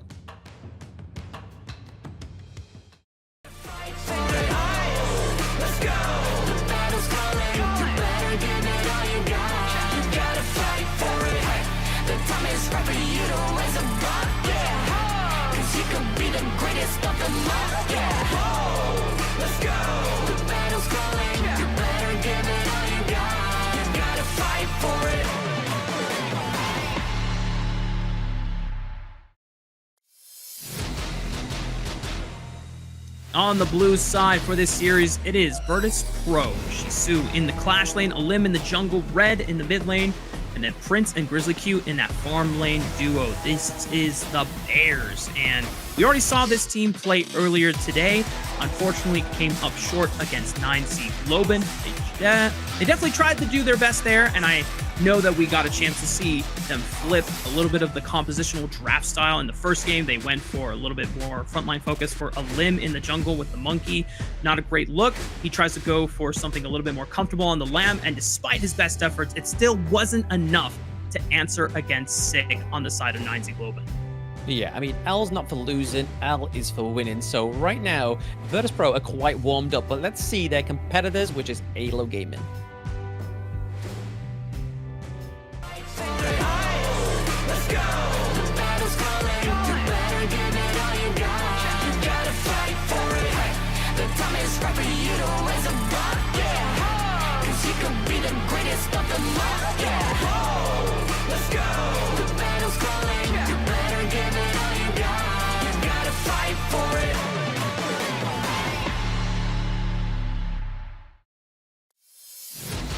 So here is AYLO Gaming. This is going to be the final opponent for VP in the ranking week, and they are comprised of Doxa, Vermont, Lomax, Solista, and Roba Almar in the support role. And again, this team's been it's teetering on the edge of that third place within the Group S. So they are definitely going to be coming out guns blazing, but they know that VP is all warmed up. They've seen VP already in their first game of the day. So again, yes, VP are warmed up, but AYLO Gaming are warmed up within their minds. They know what could potentially come through its drafts. They know how they may play it as well. But all I'm saying for VP is they need to play it like game 2, not like game 1.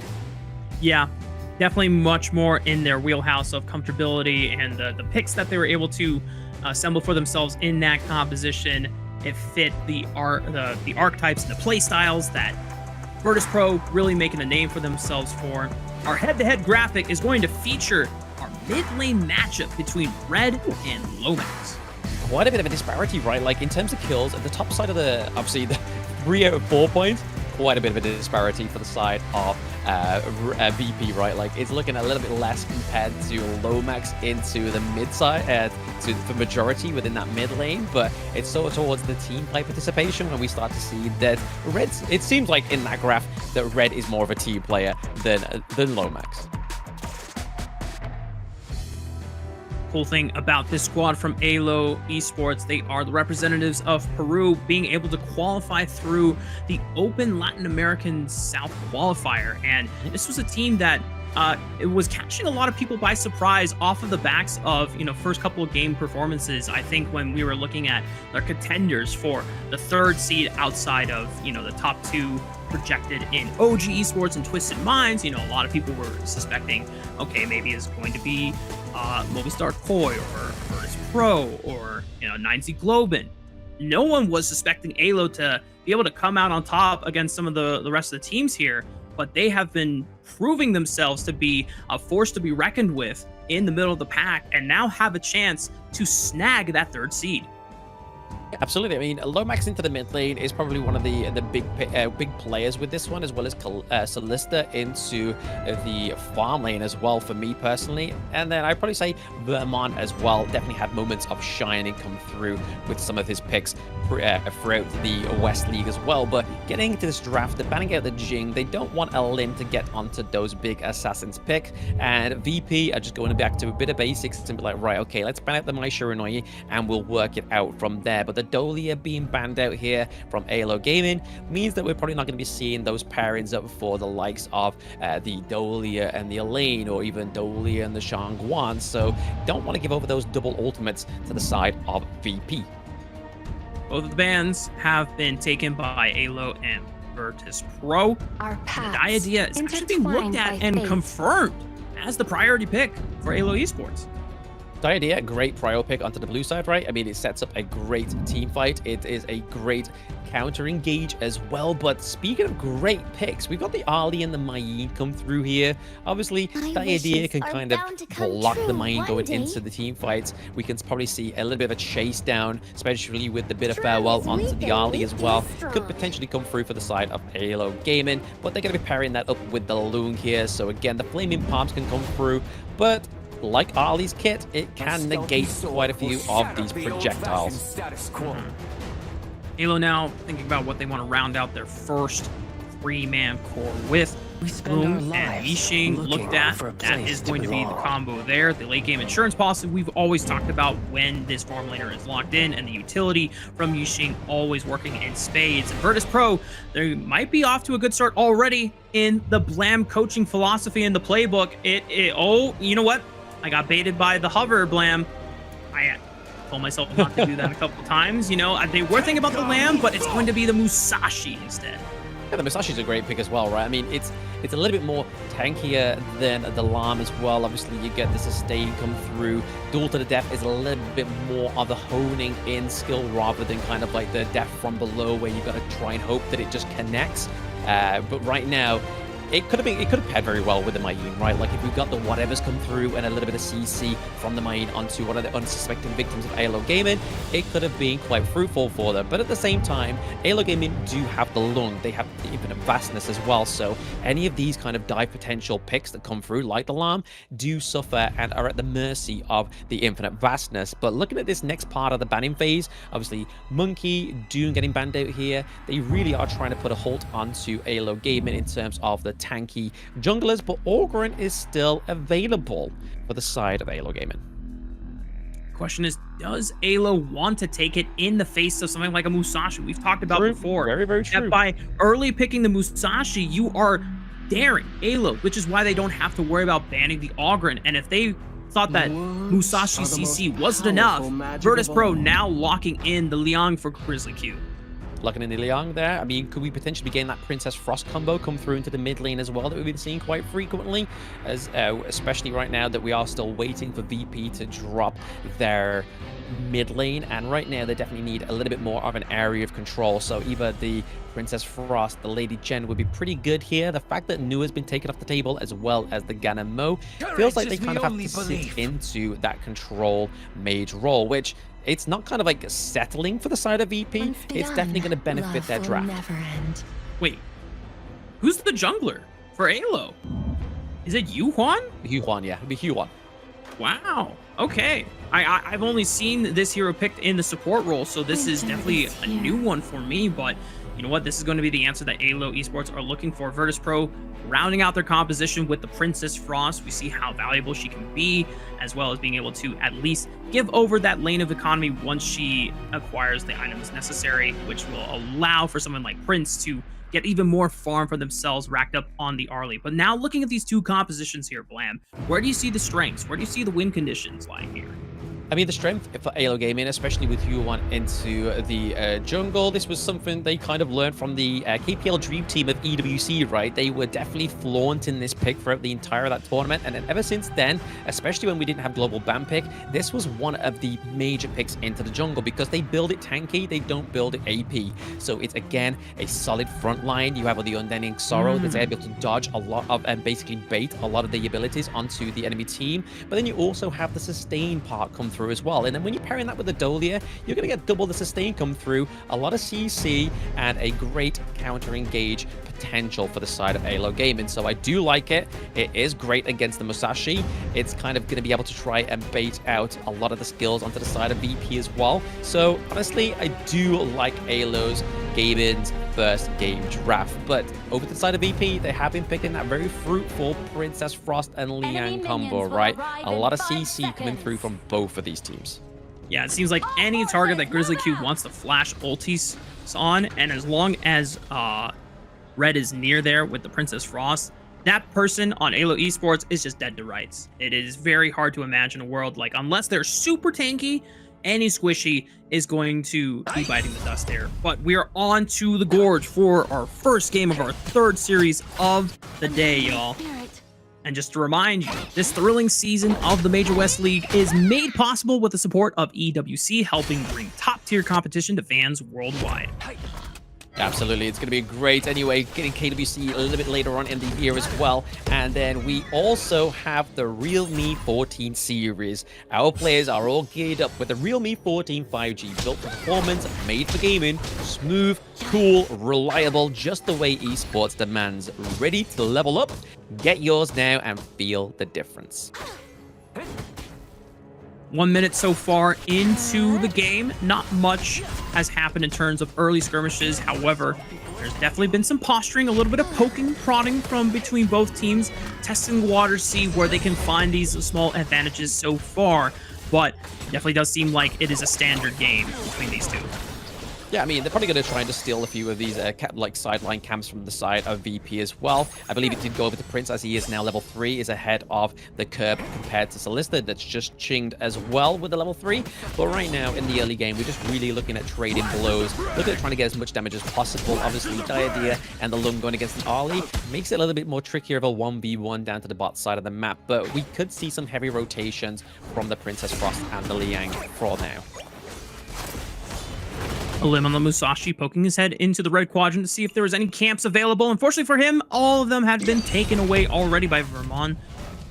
Now AYLO trying to focus down the sprite on the top side to see if they can get priority on the first teleport of the game. Virtus.pro having Red and Chisu waiting in the wings. Maybe a trap here. Gold is my board, already used in response by Lomax, and it keeps Virtus.pro at bay and allows him to survive.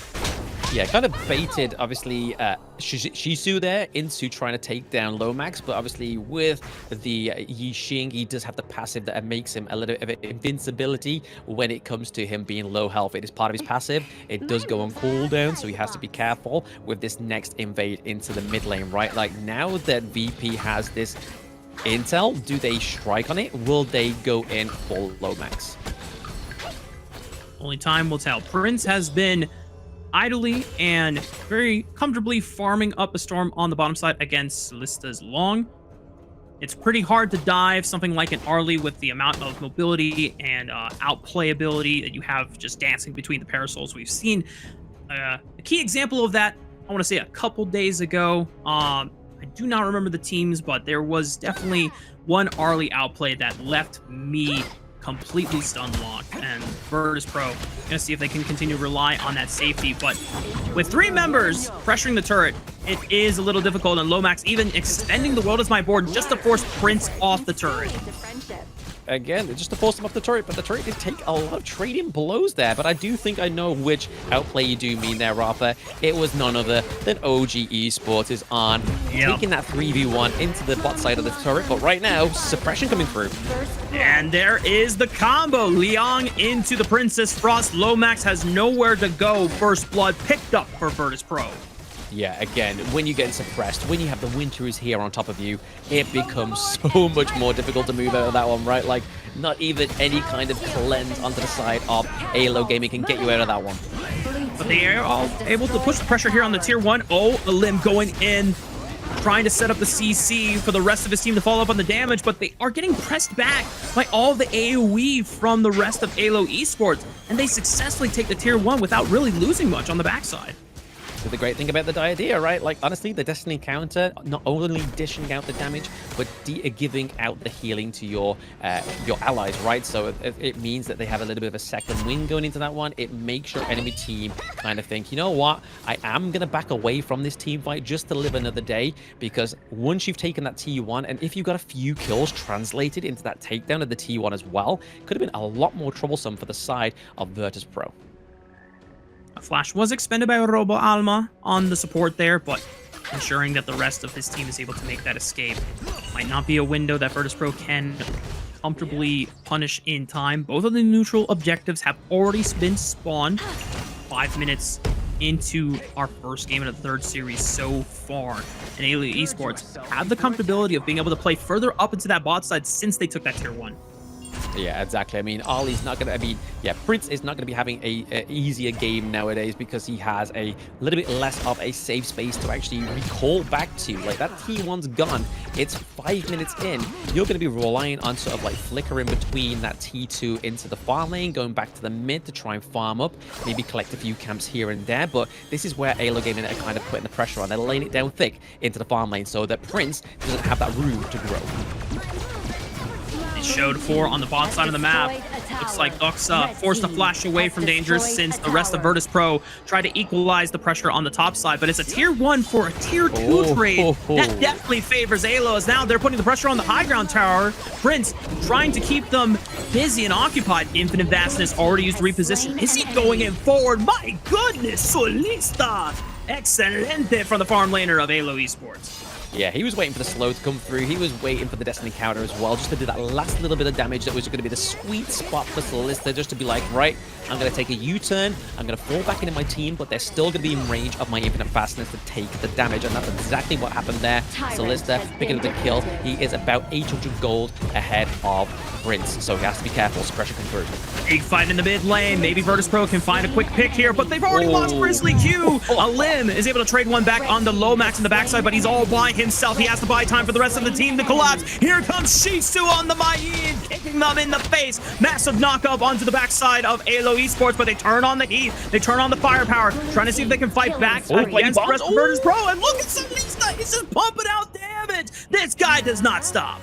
Yeah, I mean, it looked very troublesome for AYLO Gaming. Obviously, they lost Lomax, they lost Robert Almar as well into the early game, but Alim had to run away. He was literally on the death's precipice. He had to get back and get some help, and then it was coming through. It was Solista that got the turnaround, made that an equal trade, and it was also thanks to, obviously, Doxa having that HP regen onto the Byron as well, having that kind of sustainability, having that tankiness from this pick. It's pretty huge, but we also saw the crucial function of the Hue-1 into this team fight, right? There was a crucial 3-man crowd control, so again, that big knock-up from her ultimate is deadly.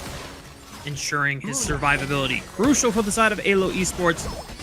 As they now continue to leverage pressure into the mid lane. They have full access to this bottom side quadrant. Uh-oh, Shisu gets a little too close. Infinite Vastness allows Solista to reposition safely away. Is able to lay down some damage, but Alim finds a good trade into Vermont's back. AYLO Esports now without their jungler. Gotta be careful. Good setup here by the rest of Virtus.pro trying to catch out another member, but it's just not enough. Solista is pumping damage on this long. Yeah, I mean, the lung is definitely the... Oh my god, that double kill. That was insane. I mean, this is just what happens when a late game farm laner is able to get accelerated this early on. Virtus.pro, they're running out of options to deal with this long. Now, this is the punishment of what exactly AYLO Gaming had in mind, right? They knew they were going to get the early game lead against the Arlie. Prince lost his T1 much early on. We saw that VP trying to get a bit of a saving grace, took the T1 up into the clash lane. At that point in the game, AYLO Gaming was like, right, bet, I'm going for your T2 into the farm lane. So now, Ali has to kind of stick around and share the resources that were meant for her, rightfully meant for her. She's a late game hero that needs those resources. Lomax almost got caught out, but Prince just wasn't be able to translate that into a kill. So overall, VP are struggling for now. It's a 2,000 gold lead for AYLO Esports. So in terms of overall lead, it doesn't feel that damaging for the side of Virtus.pro, but you are staring down an over-accelerated, super-fed long. And if you do not have the CC combos, if you cannot find the window to lock him down, it definitely feels impossible. Solista has no flash. Can they find the window? But they have to get through the front line first. They deal with Lomax right away, but Solista trades that into a limb. They're able to find Red into the back as well. And now this tier 1 is susceptible to being struck down by AYLO Esports. They are continuing to run away with the game. Yeah, this is the problem, right? When you have Yuan and the Diadea healing you up, so both Alama as well as Vermont actually just sticking with the team fight. You can imagine the team fight potential, team fight participation, sorry, for these two players is actually going to be quite a significant rating for AYLO Gaming, because as they stick around, the duel to the death is not going to be what is going to be normally a fruitful ultimate, right? Picking up the back line, getting a lot of damage onto one of the squishy heroes onto your enemy team comp.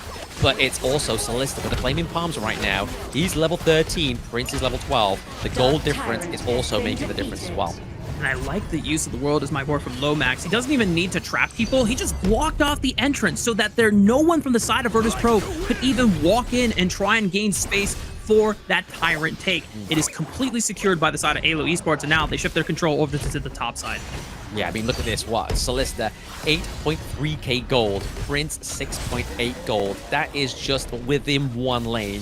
Itemization, Starbreaker coming through, Eternity Blade, Master Sword as well. There is a lot of damage coming through for the side of AYLO Gaming right now. 6-0-1, and he's not stopping there. He's claiming turrets with the Flaming Palms. He's pretty much unstoppable. He's activated at this point. And another quick pick onto Grizzly Q, who is waiting for a little bit of a trap of his own, but he can only CC one target. He can't CC multiple. Maybe the collapse from a limb will change the story here. Going in, finds the knockup onto Solista, forcing the infinite vastness, but the fact that he could reposition safely away from harm gives AYLO Esports the firepower and the safety needed to get the hell out of there. Yeah, once again, obviously Musashi can't do the damage and can't maintain the damage with the healing that's coming from the Q1 and the Diadea. But not only that, he has to be online and active to realize that the infinite vastness was not on cooldown. So he went in with the duel of the death, exhausted it, but the infinite vastness came through from the lung, and it was just like, whatever you tried there, buddy, wasn't enough. And this is what kind of is feeling like a little bit of momentum or a theme here for VP, is when they're down in the dumps, it seems. Yeah. Comes down to threat overload. Maybe a pick onto left side here. Grizzly Q opening up on the Doxa, but he's just too tanky on the buyer. And that pick goes all for naught. Virtus.pro losing out on their support once again. And this is now 5-on-4 for AYLO Esports. Not sure if they want to start ripping the Shadow Overlord, but they're going to try for it. And I don't think Virtus.pro can even walk up and contest. I mean, they don't have anything really to do so. They don't have the suppression. They don't have the CC coming through from his abilities, as well as the AoE damage from those ultimates, those skills. But they did have a limb. A limb could have dived in there with extreme speed. It would have probably cost him his life, and probably wouldn't be as much a great return in terms of interest to come into VP, as they are down by about 8k gold right now. So they have to play these defensive plays very well to maintain staying in this game one. Yeah, any chances for a comeback now seem futile for the side of Virtus.pro, and AYLO Esports continuing to impress as one of the teams that we didn't really have our eyes on when this league first started. Maybe a good suppression pick here right onto Vermont, and now it's looking onto the next target. But as long as Solista is alive, he can still continue to pump out the damage, and that's where a limb needs to retreat. They maintain the numbers advantage for now, 5-on-4 against AYLO, so they cannot continue the siege, but the high ground turret already was destroyed on the bottom side of the map. And with these Shadow Vanguards pouring in, it's just more pressure that Virtus.pro have to deal with. Yeah, two things to point out there. The only reason a limb stayed alive within that fight was the Illuminating Slash connected and completely mitigated the damage from the Flaming Palms. But also the fact that AYLO Gaming have so much slow come through now. I mean, you just saw that Lomax built the Frozen Breath. We saw the Ominous Premonition come through for Robot Alama. So again, a lot of movement speed decrease coming through. But no, you can't go out here. Yeah, this is a quick collapse. They saw that Doxa was pushing out on the top side of the map. The rest of AYLO Esports hadn't really fully deployed yet on the bottom side, so it was just a great window for Virtus.pro to at least get a free pick, but they're going to have to retreat. They won't get a chance to contest for the Shadow Tyrant, since they still have to deal with the Shadow Vanguards pouring in through the bot side. Again, it's just, I don't want to keep beckoning on this point, but the fact that I know there's quite a few players within my ranked games that don't know that Musashi's Illuminate Slash can actually block projectiles, do it. Trust me. Legendary. Well, Prince just got deleted by Solista once again, and now you already see that AYLO Esports are just corralling Virtus.pro members one by one. The pick on the Doxa didn't even matter because AYLO Esports can still win a 4v5. Triple kill for Solista on the long, and AYLO Esports will take the first game of the series. Yeah, with those just a little bit of minions coming through, and those flaming palms are going to connect and take down the crystal for AYLO Gaming. That was a very good game between AYLO Gaming, a very good game for AYLO Gaming, not between them two. There was definitely not too much of a kind of like pull and throw between these two teams, unfortunately. Yeah, it definitely seemed like there was not much ground for AYLO Gaming to really give for the side of Virtus.pro, right? Now, the big fact of the matter is, once a farm laner that scales insanely well into the late game gets accelerated like that, if you do not have an immediate CC answer, overload on the dive threat to lock him down and shut him down, this guy's just going to continue scaling beyond the breaking point of how your farm laner is trying to catch up, right? I mean, you know, credit to Prince trying to do whatever he could, but it just seemed like that's where AYLO Gaming's focus was, in making sure that they were able to continue leveraging that pressure, continuing pouring resources, and all of their faith was rewarded by Solista's performance at the end. Exactly, this was one of their win conditions, right? AYLO Gaming knew they had to focus at the bot side of the map, the farm lane. They knew that if Prince was given the room to grow like a mushroom, he would have come out, he would have activated, he would have been doing a lot more damage, a lot more slippery to catch for the side of AYLO Gaming. But no, that early game pressure definitely bared fruits into the mid game, into the late game for AYLO Gaming. So right now, we're seeing a fantastic performance on Solista with the Lung, but this is the global BP. He does not have that pick anymore. He's got to find a substitute for that amazing dragon that's going to be able to not try and dodge a lot of those ultimates like the Duel to the Death. But we are getting into the post analytics here, and you can kind of see already that Solista did not die once. He was on 9-0-2, fully itemized, going for the Shadow Ripper towards the end there, as well as the Siege Breaker. So again, a lot of damage coming through, especially when your enemy opponents are at 30% health or below. And then over to the side of VP, we start to see where the kind of movements start to show in terms of the gold, right? I mean, definitely into that farm lane, there was a lot of a difference going on down there. We saw a 10.1k to a 12.8k for Solista. It was just a huge lead, but like we've seen in the game, Prince just did not have that safe space to actually even try and bring back that gold lead, right? Only getting a few kills towards the end. But surprisingly, though, this is why the Yixing, I feel like, is always picked. Not only does it have great control, but the damage that comes through from this hero, if you're able to proc his passive properly, is huge. It out-damages the Lung. Yeah, it definitely was surprising to see that Lomax was still out-damaging his farm laner in Solista, but it just goes to show that the rest of AYLO Gaming was setting up Solista for success. All the utility, all the crowd control, buying space as the front line, just to make sure that Solista could be in range safe enough to then confirm the kills back to back to back.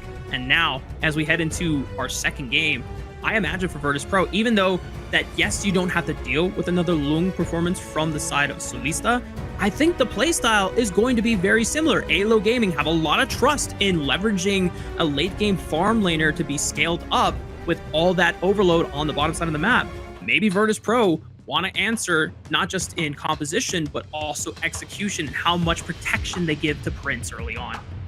Exactly. I mean, this is where it's going to start to come to fruition in the BP of the next game, right? Is the fact that do they ban out the Ali onto the side of Virtus.pro, or do they kind of ban out the Lung onto the side of AYLO Gaming? But either way, they're going to open up some really big picks in that first banning phase, so they've got to be careful.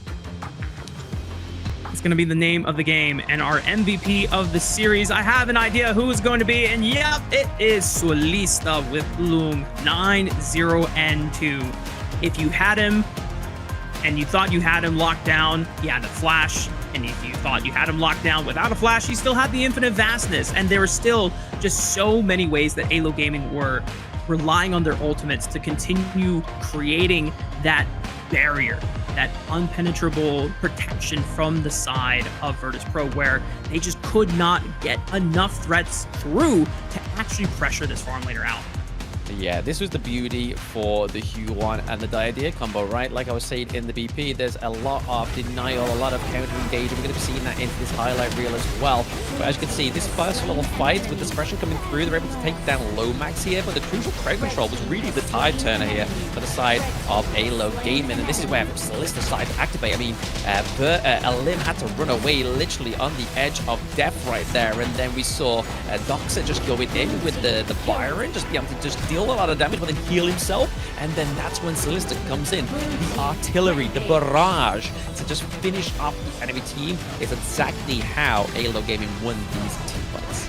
The range on Solista at this point in the game was just filthy, and the fact that AYLO continuously created that space, created that barrier where Virtus.pro just could not get through, means that Solisto is having the game of his life. He gets to tap away on any member that steps up in his range.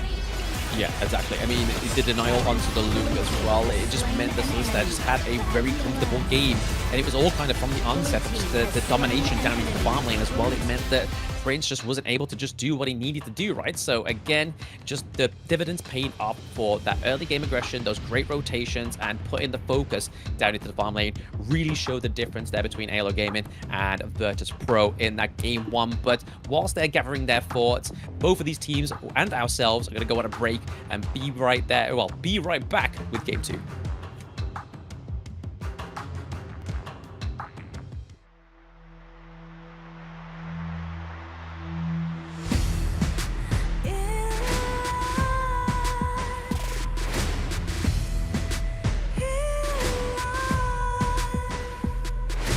What's a life without its worth?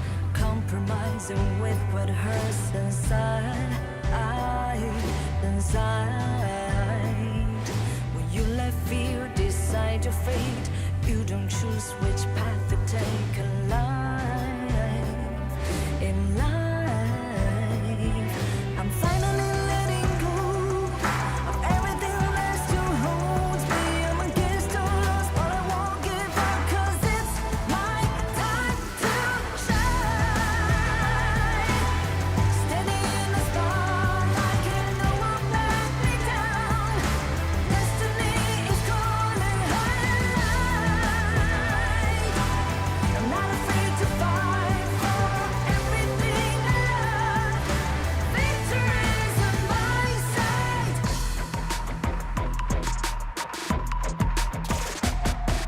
The more we lose, the more we gain, the more that nothing stays the same in time. Can't love ever, can't forget.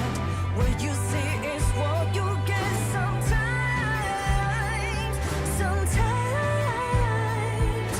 Gonna show the world tonight the light that shines inside us. We're against us, but we won't give up, 'cause it's our time to shine. Standing in the spotlight, can no one back us down. Destiny is calling higher.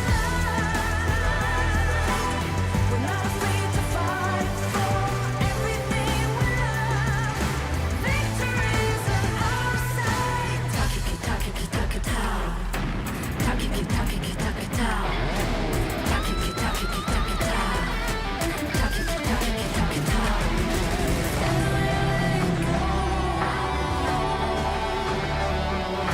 Everything still holds us. 'Cause it's our time to shine. Standing in the spotlight, can no one back us down. Destiny is calling higher. We're not afraid to fight for everything we love. Victory's on our side. It's our time to shine.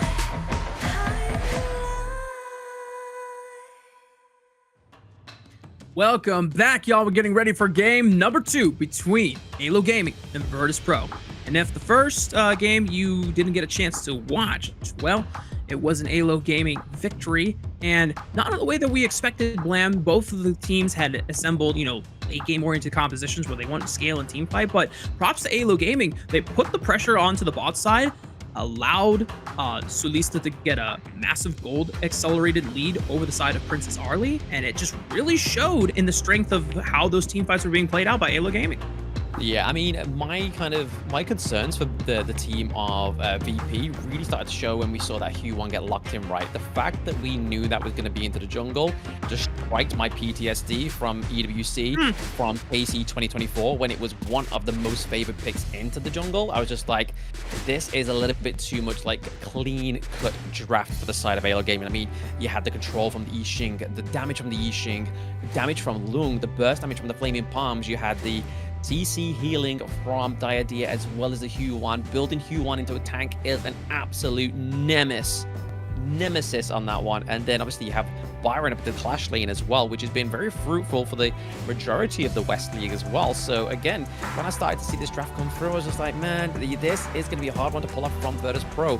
And like I was saying in the introduction, statistically, AYLO Gaming takes this series because AYLO Gaming bet NRX, but VP didn't. That's not me being biased, that's the stats speaking for themselves. But maybe VP can go against the stats, go against the numbers, and take this game 2 from AYLO Gaming.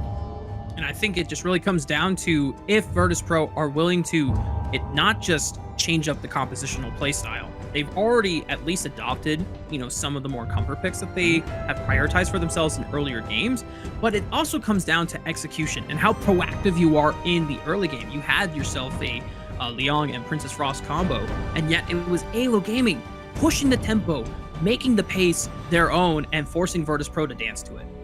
Exactly. That's one of the win conditions as well for Honor of Kings is if you are going to be the dominator on the Gorge, you better make sure that you are going to maintain that role. You can't be the dominator and then be like, you know what, guys, I'm going to play charitable. I'm going to wait for you to get some resources come through, and then we'll see what happens from there, because that can be the tipping point for your team. Like, they can completely catch off guard. Team fight comes through. They take some turrets. They take the Ogryn onto the side of AYLO Gaming coming through here. So will we see a Musashi come through for a limb, or will it not come through until the next banning phase? Unfortunately, they already exhausted the use of the Musashi, which is so why AYLO Gaming is so confident in just first picking the Ogryn. This is just a great strategy already coming from the representatives of Peru, Virtus.pro. Now on the back foot, they're going to have to either dig deep and find more CC and other hero picks locked up in their composition, or they're going to have to, really throw everything against the wall and go for an OG esports style composition, locking in something like the Pei or another early aggressive jungler. I mean, this is what I said in the post games of game 1, right? I mean, AYLO Gaming still have access to the Ali. Depending on how the BP goes in the first banning phase, means that the Ali could be available for them, and it is so. I mean, they prioritize the Ogryn over the Ali just to say, like, ha, look, we can pick this now, and you can't have the Musashi. 5 a.m. Brain Blam didn't quite remember that one, but there we go. A lot of bursts coming through from AYLO Gaming. Frontline tank, got the Ganon Mo, got the Ali. This is looking very sweet team comp right now. Quite artillery based into the back lines of the team of AYLO Gaming. But we are getting the Pei come through, like you said, Rafa. It is coming through this time around, but can a limb be aggressive enough to make it come fruitful?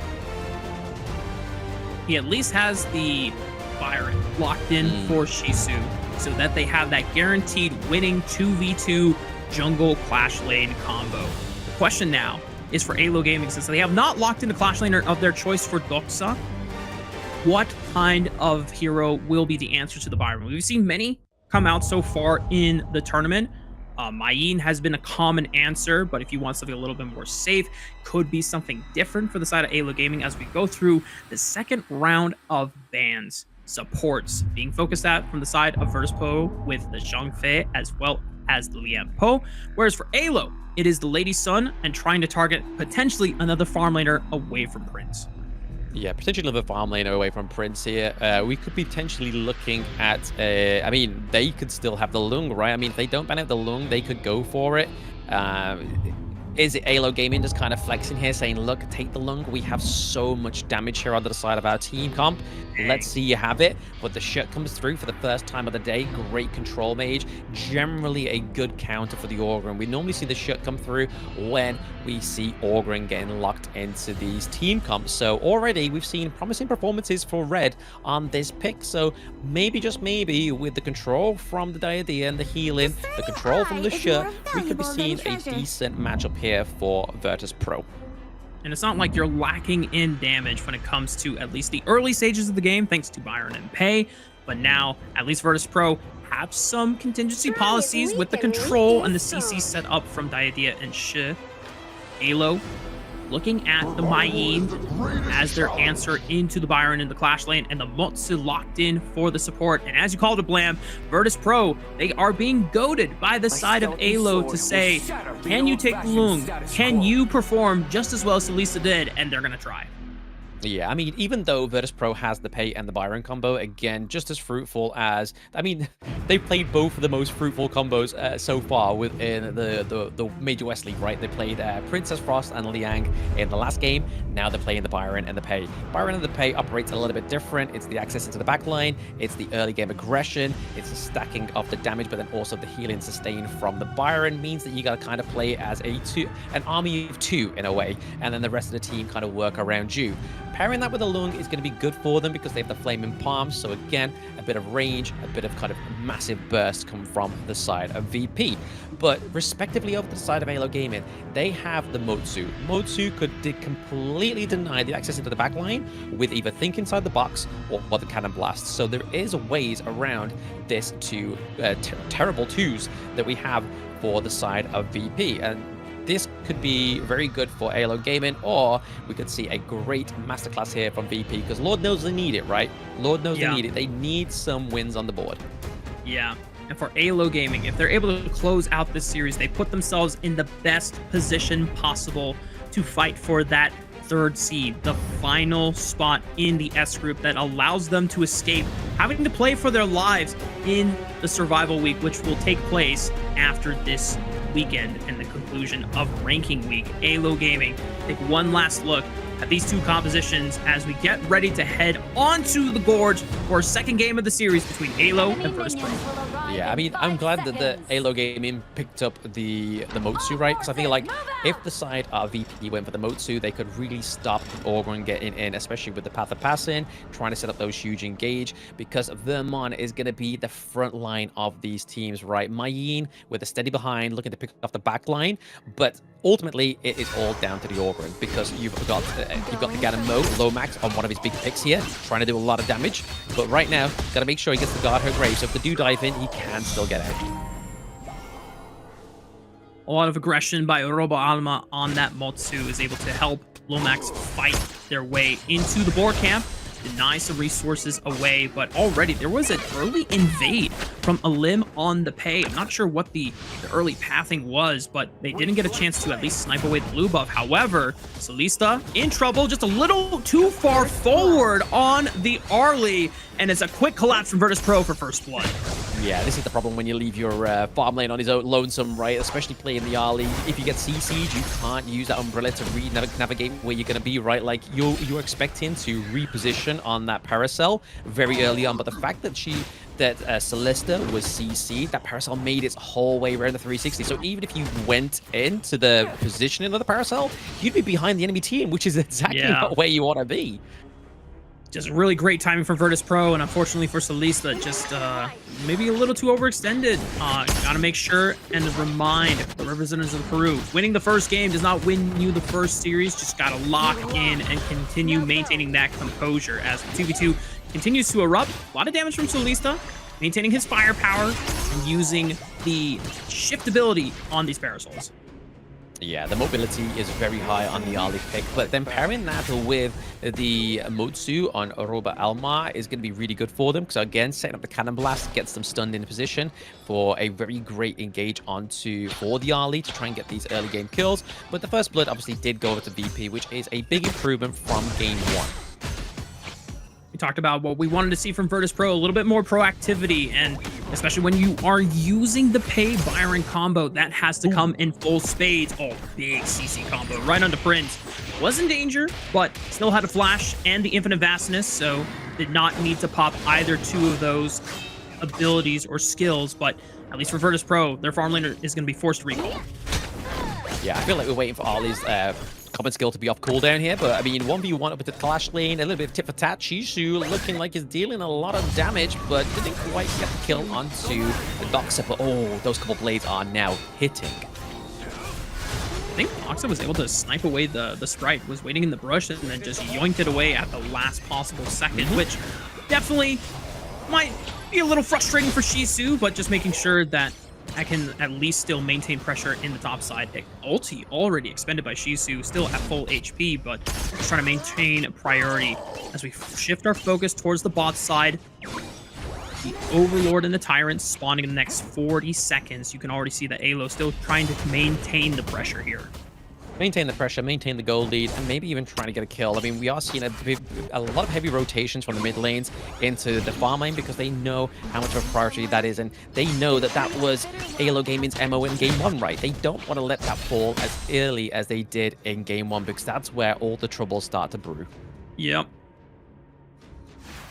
Trying to protect that tier 1 turret from falling, making sure that Prince is receiving enough resources to sustain themselves, and ensuring that he does not fall behind the gold curve against Solista's farm laner of choice this time around. It is the exchange of carries. Arlie versus Loon now flipped. Iron has spawned on the bot side of the map. Neither team has shown at least pressure priority, but as I say that, Vermont immediately trying to burst it down, and just thanks to the burst from Lomax on the Ghana mode, they just yoink it under the nose of Virtus.pro. Trading the Azure Golem, though, for the Tyrant is a little bit of a troublesome one there, right? I mean, Orgren definitely relies on that, so Lim definitely getting something where he couldn't get the neutral objective. Taking the very well sought for Azure Golem is definitely the case for the side of VP, and a very good trade, right?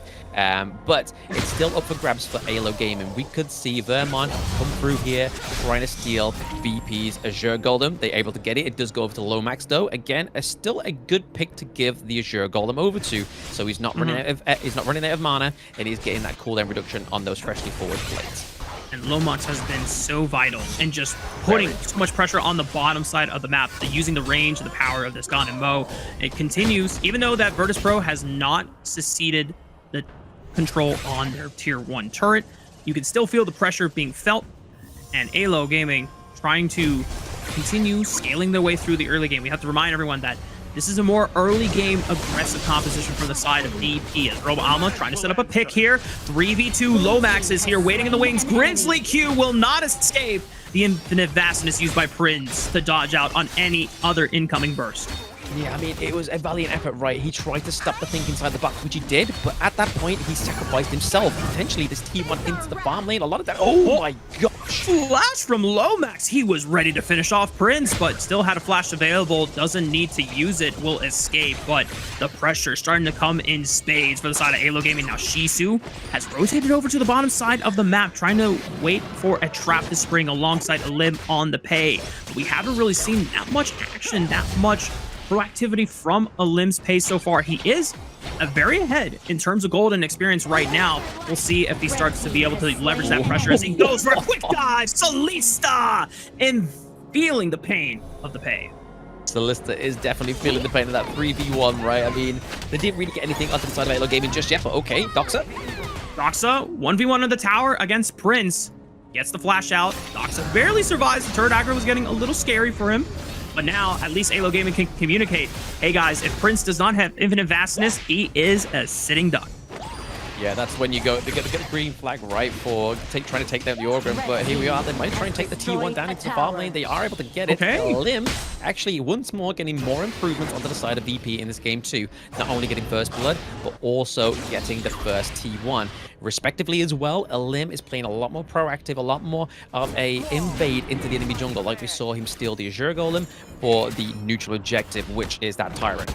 Yeah, even though we haven't seen that many kills come out from Alim in the first few minutes, once he has hit big item spikes, the first one being completed on this Pei, he is immediately starting to try to leverage that pressure, that early game, mid-game spike, where he is super strong, being able to push 1v1 on the side lanes, trying to pick off any stragglers here. And he is not necessarily playing a super bloodthirsty game, but he's just using himself as a tool of pressure. As now AYLO, have they overextended too far forward? Alim tries to go for the collapse here, but he's trying to dance in between. They find the first kill on the Lomax, and Alim's able to clean up Doxa now. They continue the chase. Robo Alma forced to flash away, but cannot escape the power of Virtus.pro. And this is looking like a more confident Virtus.pro, the representatives of Kazakhstan, making sure that they do not go down this series easily. I mean, this is just showing the pure privilege of when you have a good lung on your team, right? I mean, the flaming bombs coming through, not only do they run down your enemy team, they're great at taking these turrets down, and especially when your team's fighting on two fronts. We saw in that team fight that there was like 3 to the back, 2 to the front, and it definitely went in the favor of VP. They navigated that team fight very well, traded kills into 2 T1s as well. This is definitely the Virtus.pro we wanted to see. And now, we're seeing a more competitive series. Alim continuing to put the pressure with the rest of the squad, finding the tier 2 turret on the top side. And just like that, Blam, as we were seeing a very even gold game from both teams, all it takes is that one snowball, the first turret falling. Immediately after Alim finds the tier 1 onto the bottom side, it opens up the map for more picks, and that's where Virtus.pro just starts to let the dominoes fall. Exactly, yeah, that's the beauty about Honor of Kings, right? I mean, I think you must have just like bent into my brain there, Rafa, but my next like point was going to be, it's all about when that first domino falls on the game of Honor of Kings, because that's when it starts to set up like this. Yep, Doxa has no room to escape to. The rest of AYLO were trying to collapse fast, but they just could not do it quickly enough. There is some pressure on the bottom side that Ulista is exacting into the tier 2 turret on the bot side, but Alim can always answer it. And you got to be careful when now going up against a Pei that, you know, quiet for the first few minutes of the game, but as soon as that first item spike came in, he is now the highest level 15, whereas Vermont is still only level 12 on the Ogryn. What happens when you take the foot off the gas, right? When you pick the Ogryn, you need to maintain. It's quite like weary, right? Like the fact that you have to be so aggressive all the time for the Ogryn to work, it kind of just shows that some of these players cannot necessarily maintain that momentum. And right now, speaking of momentum, is definitely Virtus.pro as they take that T2 down into the bomb lane. So they've got to be careful. AYLO Gaming looking very shaky right now, especially with a 5k gold lead going over the side of VP. Shadow Tyrants up, Shadow Overlord up. Is this where we see AYLO Gaming try and get a bit more pressure onto their team? Let's see. They're trying to rip the Overlord right now. This is a gutsy call. You already see that Vermont is trying to make more damage onto the Overlord, but they have to forfeit it. And Lomax caught out in the rotation, quickly made by Virtus.pro. Quick recall from Vermont in the shadows will at least guarantee that he is able to escape, but Solista not going to be the same case. And Alim even finding a straggler on the Roba Alma, who is trying to make a quick recall under the safety of their own base. But now Virtus.pro on the verge of bringing us to a game 3. Yeah, I mean, like I was excited about the Motsu pick, right? But when you're playing Motsu onto the back foot, it's very hard to make ends meet with this pick. Cannon Blasts are just hitting a little bit too far away. Yes, you can kind of delay the inevitable, especially at this point of the game where VP are at your higher ground turrets, especially into the Clash lane. Looking to take the T2 into the mid lane. The Cannon Blast only really just delays just the timing of these minions. Yes, we have Lomax onto the Ganon mode that's really good at the wave clear, but they have to maintain the Ganonmo's positioning into these team fights. But when they are aggressing you, like Shisu on Byron, like Alim on the Pei, it's very difficult. You don't have that privilege. And he's been doing such a stellar job of using the mobility, being able to quickly navigate throughout the gorge, pressuring the side lane, knowing that no one can beat him in a 1v1, and even in a 1v2. There's just not enough reliable lockdown from the side of AYLO to keep Alim in place so that they can burst him out before he's able to make his escape in Tiger form. This is the push and pull that we have seen used by the best teams in the Major West League whenever they have something like a Pei and they're able to successfully get the snowball to happen specifically on this hero. We know that Pei doesn't have that much to offer in terms of utility if he's behind, but when he's ahead like this, nearly 5,000 gold up on top of Vermont's Ogryn, this is the gameplay you can expect.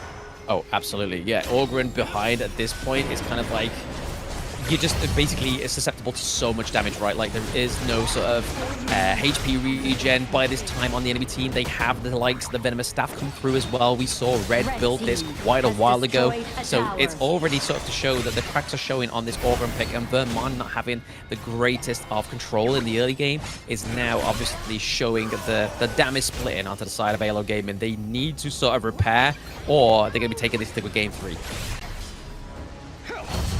The first high ground turrets in both top and bot already made. Did he get a little too far forward? Okay, big shutdown for AYLO Gaming. Now it's a 5-on-4. Infinite Vastness already used by Prince to reposition AYLO Gaming. Can they make a comeback happen? The Flash is trying to dive into the back line. Doxa finds Red, and now it's the rest of VP that are under fire here. AYLO Gaming's continuing to pushing the pace, whereas Vermont is just going to continue picking up farm on the bottom side. Prince does equalize the trade, finds Doxa in the back, but what a massive find for AYLO Gaming.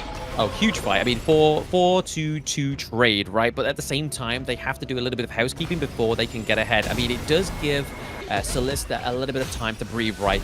Get the farm up into the jungle. He's able to get potentially go for the Crimson Golem here. It's no use onto Vermont at this moment because he's not going to be doing the right amount of damage. It needs to be funneled into Solista. Obviously, he's not fully itemized. He's got the Cloud Piercer going into the Daybreaker. He needs his item online before they can start to take some really good team fights. Getting this Shadow Tyrant could be the change of tide for the side of AYLO Gaming. Lim is nearby, could easily threaten to steal it, but maybe it's a trap laying in the shadows here. Oh, but Prince already dealing with Robo Alma, and Lim is going to say, thank you very much, I'll take that Tyrant. He does go down, but Solista is equalized in the trade, and now Virtus.pro, they don't have to worry about an Arlie. It's just an Ogren, it's just a Ganemo and a Mayin. Should be enough for them to continue the pursuit and the chase as they look for another pick. Near the box side of the map, the farm lane under fire. A Lim finishing off Lomax as well, and the rest of Virtus.pro equalize the series. We're going to game 3. Yep, game 3, thanks to a valiant effort from Virtus.pro in game 2.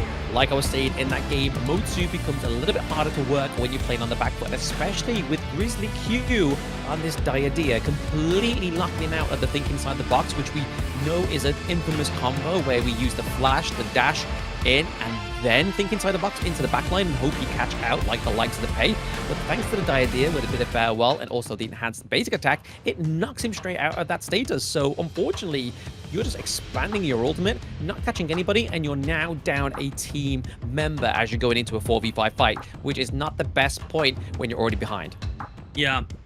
Couple things here, Blam. One, Virtus.pro made great adaptations in their early game execution in terms of protecting Prince on the bottom side of the map. They didn't leave him alone under the tower multiple times. They ensured that they were constantly rotating, having Red hover on the bot side, matching Lomax's God and Mo. They were also ensuring that their support was sticking by Prince the entirety of the laning phase and making sure that just because you had a long doesn't mean you should be, leaving him to his own devices in a 1v1 side lane. And even though we were slightly concerned that a Lim on the pay wasn't getting a lot of, bloodthirsty kills on the top side of the map where he was focusing a lot of efforts, he was getting that gold for himself. He was counter jungling. He was, accelerating himself to the best of his ability without, taking objectives. They got that first tower on the bottom side of the map because of the pressure that he was able to get and the first spike that he was able to get into the game. And even though Vermont didn't necessarily feel, completely choked out of the jungle as we normally see from the other top teams, once they found that first tower, that's when all the resources started to bleed away. Yeah, exactly. I mean, we can kind of see what happened with the resources here in this game 2, but look at that. Lim is about 4k difference over Vermont in the jungle. But, I mean, at that fast pace, the way that it was dominating that early game in terms of taking the T1s very quickly down into the farm lane, basically paying back AYLO Gaming for that game 1 dominance, definitely just showed on a knock-on effect for the side of VP. This is definitely what they need to do. This is their MO. They need to play like this. They don't need to play reactive. We've seen it before. Their reaction isn't the greatest. They need to set the tone. They need to dominate. And right here, we can see the domination come through, the damage dealt right. 64k for the side of Lim. 67k for the side of Prince.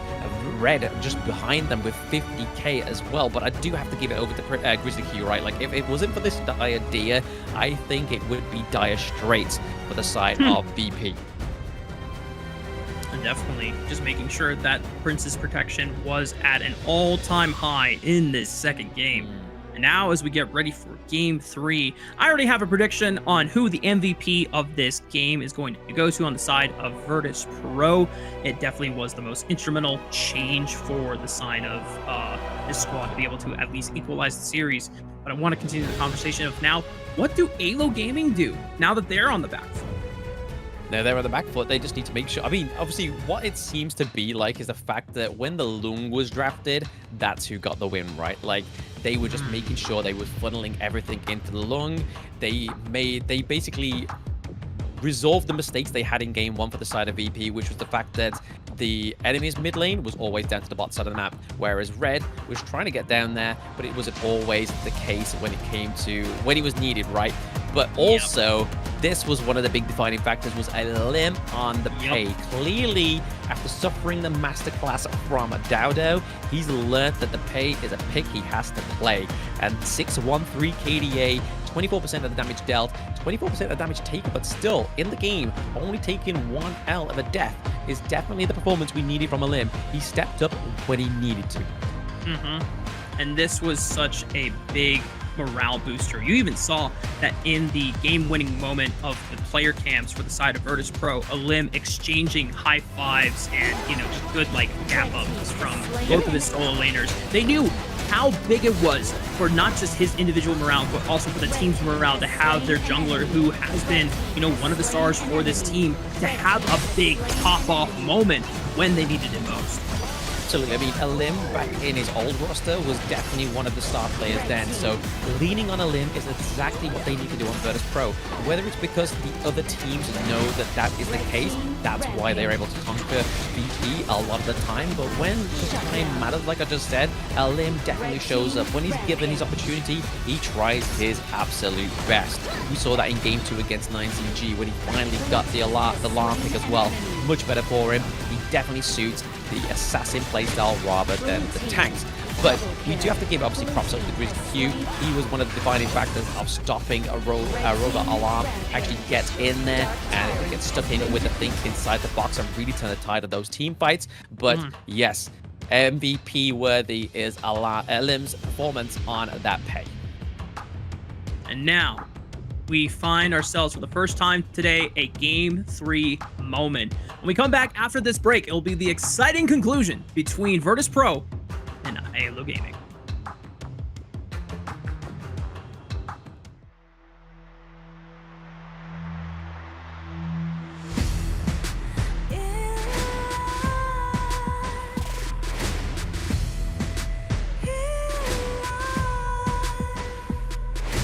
What's a life without its worth?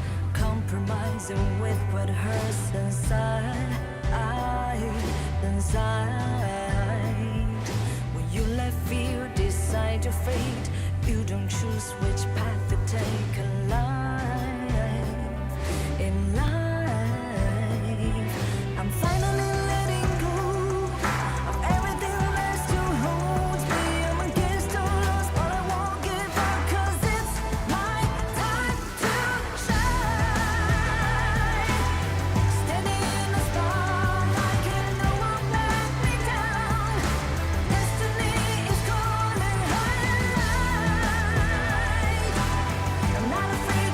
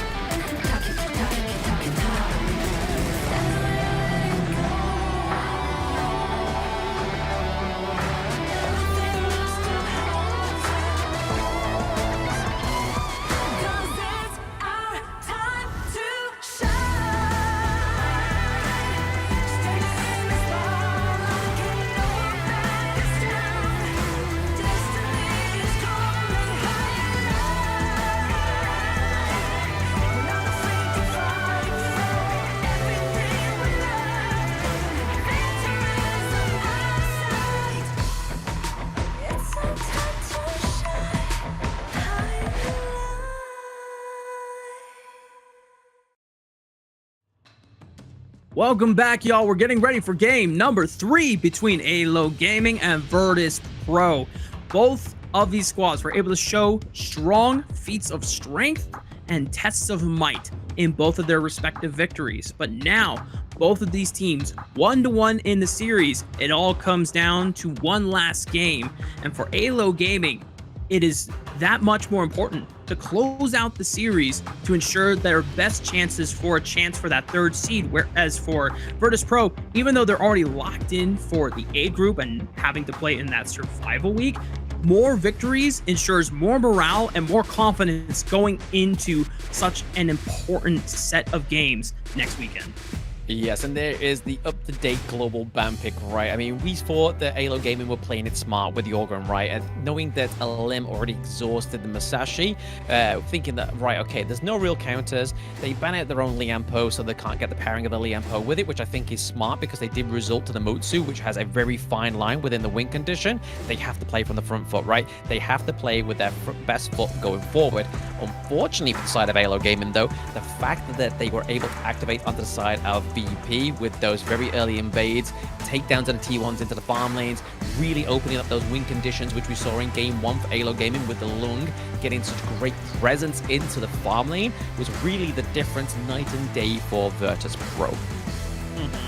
And now, a lot of these power picks have not just been chosen by one team, they've been chosen by both teams. So you don't even need to ban them if you are the other team going into the final selection of this series. But it also means more creativity and more of the depth of these hero pools are going to be explored because all the power picks are gone and now it's anyone's game. It's anyone's game, right? Like you said, Lung has gone, and you can't really be relying on the Dragon himself to clean this game 3 for you. So they are going to be looking at the marksman pool now. Obviously, we still have the likes of Chano available. Chano, I believe, was not banned in game 2, but was definitely hovered over. Wasn't picked in game 1. I don't historically like the Chano in game 1. I feel like it's an exhaustion of not one of the greatest picks into the farm lane. Still a very good pick, but for a game 1 draft, as we've seen statistically, I only speak in stats, I don't speak in opinions. Every game that's been drafted in game 1, it has lost. So, case point solved by Blam, thank you very much. But getting onto the BP here, we are seeing that AYLO Gaming is going to go over the red side, so they do get the reactive to red picks come through here. So depending on what VP try and prioritize here, on the blue side, they banned out the Luna, they banned out the Dharma, 2 big picks for Doxa and Vermon. Is going to be a little bit of a telling tale here. Did they decide to go for the Dolia?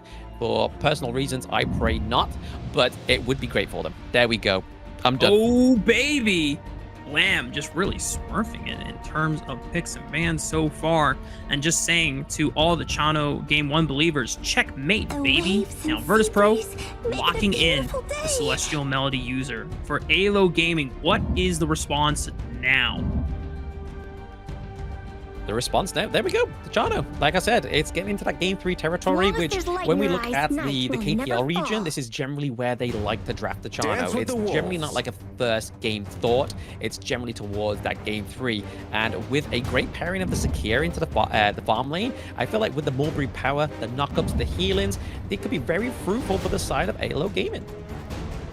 In a lane being hovered, a Clash laner, we don't see that often in this tournament so far, but I know that Yumu's has sung the praises of how powerful this hero can be in the right hand. Shisu locking it in for themselves in red now, this time taking a spin of the Ganemo.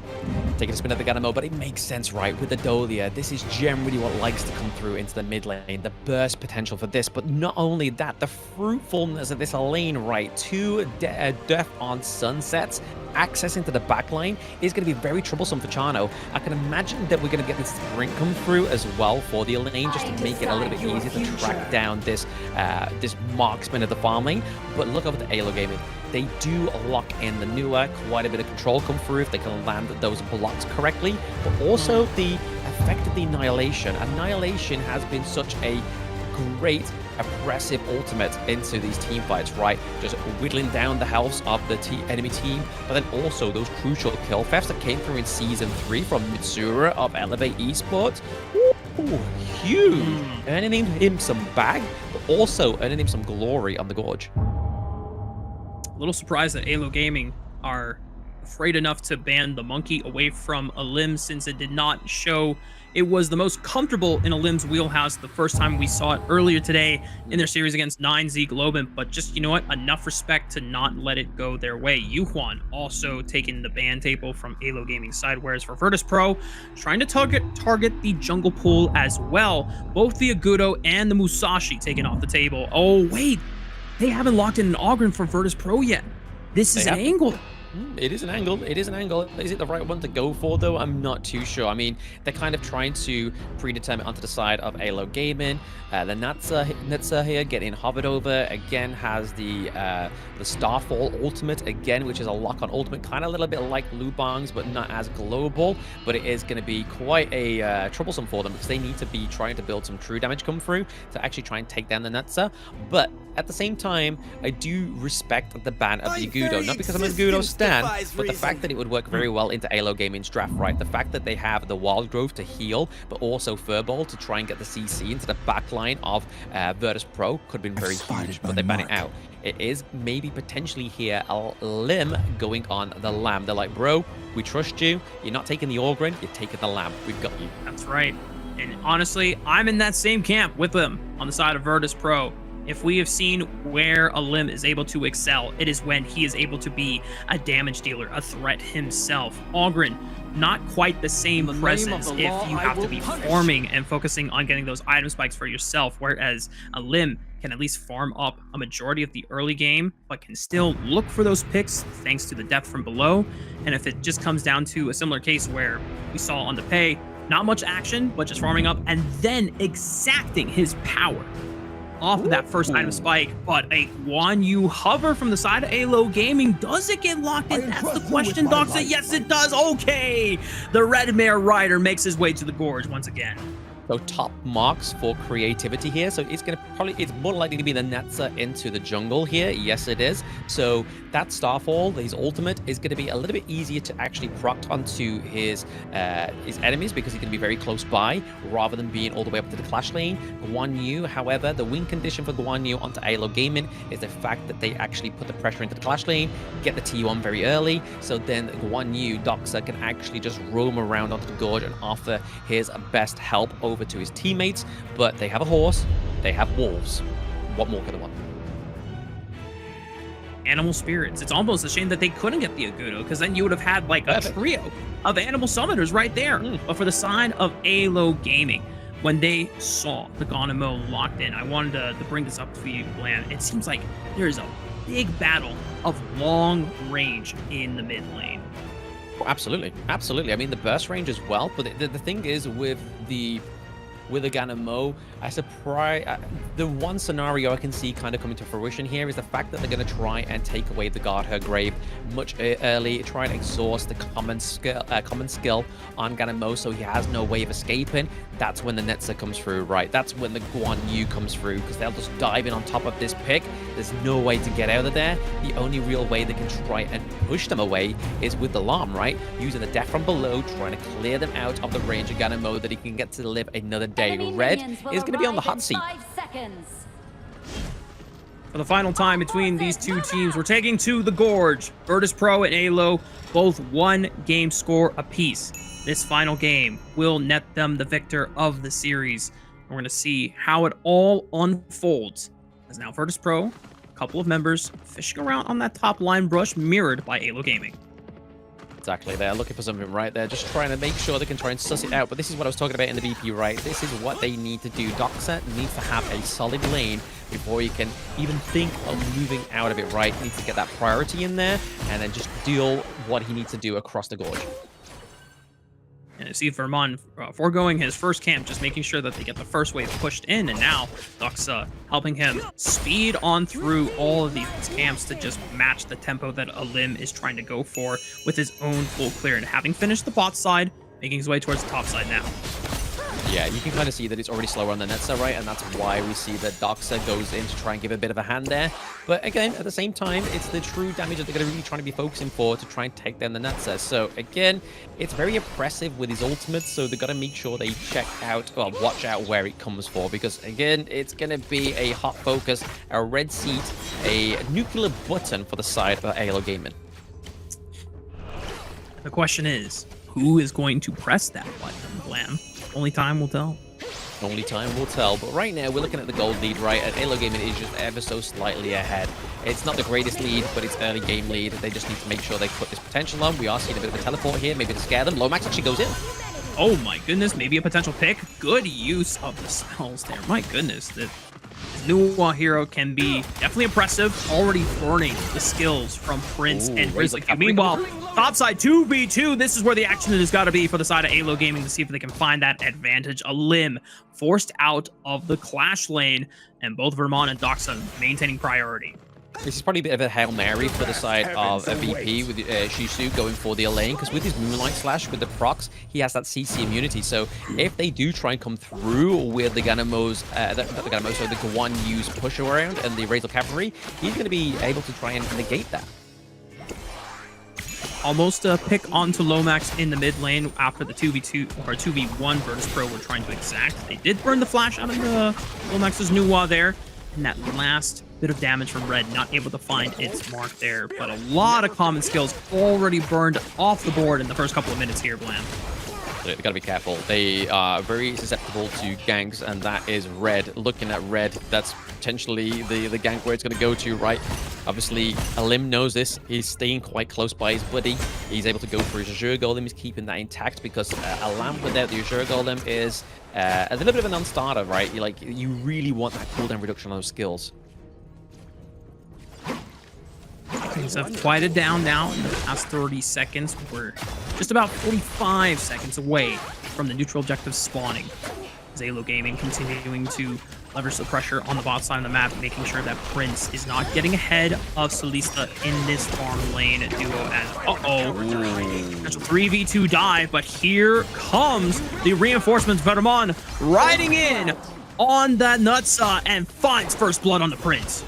This is thanks to his ultimate, right? He was able to kind of mimic the teleport from Shisu or from the Clash lane, right? Like, even though he was able to come in with the teleport and the death at sunset, he was able to be untargetable by the turrets, but still, Netza into the backline takes down Prince, which is huge damage taken from the side of VP. And AYLO Gaming are able to ensure the push into this farm lane thanks to Lomax waiting in that brush right behind them. Guarantees that everyone should be able to get a safe recall, or at least Solista continuing to farm up on this Chano. Neither team has gone for the Tyrant just yet, but Alim is on the bot side, whereas Vermon's Nutsa is still on the top. Yeah, I mean, Netza doesn't have the fastest clear right onto the Tyrant himself, so he kind of needs back when it comes to that. So I feel like they're going to try and get a bit of priority into the farm lane before they even attempt to go for the neutral objective down there. But right now, you're kind of seeing that between Netza and the Lamb, it's very pretty much neutralized gold lead. A really good CC onto Roba Alma, was stunned into the wall. Rest of VP now able to at least force that wave to crash in, setting up priority around this Tyrant, but it did come at the cost of Prince's ultimate. And now the rest of AYLO Gaming trying to respond. Good toggle by our observers, just showing that VP don't have any information outside the river. Exactly. I mean, I've just copped there onto Vermon's build. He's actually gone for the attack speed boots, as well as the blazing cape. So anti-heal coming through, as well as the attack speed onto Netza. So he wants to get quite a few of those jabs in, but it looks like the neutral objective is going to go over to VP this time, uncontested, as they were able to put pressure thanks to Shisu with the teleport down into the farm lane. Virtus.pro ensuring the secure of that first objective of the game. Neither team has been able to get the first turret so far. Any of those Solista went to the top side trying to put the turret damage. A lot of damage on the Roba Alma, but manages to escape from danger. Here comes Vermont trying to collapse onto a limb. The death from below at least used to escape, but AYLO Gaming get what they came for, and they knock out the first turret. Okay, the first turret is exactly what they want, right? That's Skyfall coming in to just be so aggressive. He's kind of like, right, I'm safe within my T1. And then all of a sudden, Netza, Vermont, out of nowhere, boom. And then on top of him, you've got like Lomax coming in as well. But here we are looking to pay back the dividends here. Is Elaine. Maybe some revenge? Is it enough damage? No, Shisu just a little too far forward, was trying to see if they could at least get one pick onto the backline there. But AYLO Gaming, they were all surrounding the pick on Shisu. Surrounding the pick on Shisu, again, just punishing that kind of aggression from the lane, right? They're kind of, I think VP are coming with a misconception that the lane is going to become unchecked, but unfortunately, that is not the case. The Netzer, the Guan Yu are making sure work of that, and the fact that they have the soaring signal from Chano, they're just procced in that at the right time to kind of push him away. Just a nudge. It's not the biggest push away, but it's enough to create space to get out of there. Same with the line. And if you use it at the right time when the divers and the threats are already exhausted all of their mobility, you put them in an awkward spot. It's like, well, I can't gap close onto you anymore. And if I use one more gap closer at this point, that's still a lot of damage. Flash immediately from Red, trying to escape danger there. Does manage to get away. But as I was saying before, if you exhaust all your mobility spells to gap close and then you cannot reach them, then you're just a sitting duck and you have no way out. Absolutely sitting duck, right? I mean, that's the problem with this team. I mean, even Red, though, he's been very cheeky with this Ganna Mo. Like, he's going in there, he's like, I'm poking you, and you can't do anything about it. Guan Yu goes on top of him, as well as Lomax as well, but still manages to get out of there. He's like, he's being very, very cheeky, very playful with this pick. He has to be careful. He's got to make sure that he doesn't kind of get caught out, because that is only, like, a moment's notice. Gold lead has been even so far. Despite 2 kills going over to AYLO Gaming side, Virtus.pro at least have been able to equalize in pressure on the map with the first Tyrant secured for themselves and being able to get a T1 on the bot side. So even though that AYLO have control on the top side of the map, the reverse is the same for Virtus.pro on the bottom side. Yeah, they're just trying to kind of mimic the advancements for both of these teams, right? They want to make sure that neither of those 2 side lane turrets get opened up right now, because again, this has been the MO for both of these teams. Very early on, opening the side lanes means that the enemy jungles are just a little bit more attainable for their side, but at the same time, they've got to make sure that they are keeping their farm lane alive, right? Because there's a lot of damage that they will lose out if Solista or Prince goes down. Robo just giving a little love tap with that knock-up onto the majority members of VP. Virtus.pro now overloading on the top side of the map, while as Vermon trying to equalize on the bot side, but will not get a chance to knock down the tier 1 like Virtus.pro did on the top side. That's an easy Overlord rip on the side of Virtus.pro. So yeah, very quick takedown of the Overlord, but it kind of translates into that, right? Take the T1 into flash lane, get the Overlord, maintain the pressure. More brute power being committed here, able to actually get the slam onto Shisu, but he's able to run out there thanks to the sprint. But now that AYLO Gaming know that could be a susceptible gank for Shisu. Next time that Shisu steps a little too far forward could be the demise of this lane. AYLO Gaming still needing to find these windows where they can quite open the game. But Virtus.pro, despite, suffering a couple kills, they have still been playing the map relatively well. Oh, that's a lot of damage. And there's the downfall. Vermon super deep into the back line. Not able to finish anyone off, but did pressure a limb away from the rest of the group. Force a recall. But at least for now, Virtus.pro hold on to their members. Very good defense of the T1 in the mid lane, right? Like, they were not letting that go. Even though the pressure was laid on thick, VP were like, bro, you're not getting this. You're not getting this T1. It's la la la la. You're not gonna get it. No, no, no. Unfortunately for the side of AYLO Gaming, they tried it, but it is going to be the 10-minute mark very, very soon, where we can see the Shadow Overlord come through. Could be the nutcracker for that mid T1. And once you're able to get control of the mid portion of the map, that's where it gets a lot easier for these teams to snowball this lead. It's still been a dead even game despite the kills being in AYLO's favor. Doesn't matter if you're not able to get as much of a macro advantage, but with the Shadow Overlord and Tyrant spawning, the choice for Virtus.pro is Tyrant, and the Overlord goes over to AYLO Gaming. Yeah, we saw the attempted annihilation trying to get the crucial kill trap there, but I think it's a good chance for AYLO Gaming to come back here. The fact that they're able to get the Overlord, Shadow Overlord, sorry, able to prop down those Shadow Vanguards is going to try and making these pushes on these 3 lanes a little bit easier for them. I don't think that, no, Chano's still holding on to the drop down of this one. Maybe to clear out this mid wave potentially to try and open up a bit of pressure for the side of AYLO Gaming. We'll hold on to it now, and AYLO Gaming will decide when is the time to strike the Empowered Shadow Vanguard. Now, VP. Circling around this tier 1 in the mid lane. Looking for some pressure there. Already kicked. Doxa stepping up. Taking a lot of damage here. The dive from Shisu forcing away the members of AYLO Gaming. They don't even need the Shadow Overlord. It's just the ruthlessness of their composition making it happen. Yeah, ruthlessness of the composition, making it happen. A lot of the damage. We saw that Vermont was trying to go for a split push down into the bot side of the map to take the T2, but all he had was the Vanguard. The Vanguard wasn't going to do enough damage. Neither was the Netza, right? So again, we saw the effort. It didn't quite translate into anything, so they need to try and reconfigure what they can do to try and take that T1 into the mid lane just to replicate the damage that's already been dealt to this team. But in terms of the gold lead, it's not very far between these two teams. Robo almost got to be careful. There isn't a limb on the left flank here, but able to buy space, and here comes the collapse. The rest of AYLO Gaming trying to swarm onto the members of Virtus.pro, but they deal with Doxa, and now the tides have turned. They've suddenly run out of gas, and it's Virtus.pro that are looking to take vengeance onto AYLO Gaming, who are now trying to take the retreat, but Solista able to rack up the damage here on the Wolf, able to kite them back, but Red still finds the snipe on the Vermont in the back, and now AYLO Gaming down to 3 members. Can they find it? No, Solista falls. Robo is next, and Virtus.pro patient with the play, baiting them in forward, thinking that AYLO Gaming could have had a chance back into this fight, but Virtus.pro are victorious. Yeah, very nice team fight there for VP. They were able to take the T2 with the flash lane as well, so they're definitely trying to translate that team fight into some objectives across the gorge, and they're doing exactly that right. We see Elim is looking to push the bot side of the map as well, trying to take a second T2, making sure they keep Nua strapped to that mid lane as well. And it definitely means that they're able to claim that T2 into the farm lane. Watch out, Elaine, you get to use the Devil Sunset, but may get caught out here. Grizzly Q very low on HP right now, but keeping his distance, ensuring that he is still able to provide all the safety and utility Virtus.pro need him to do.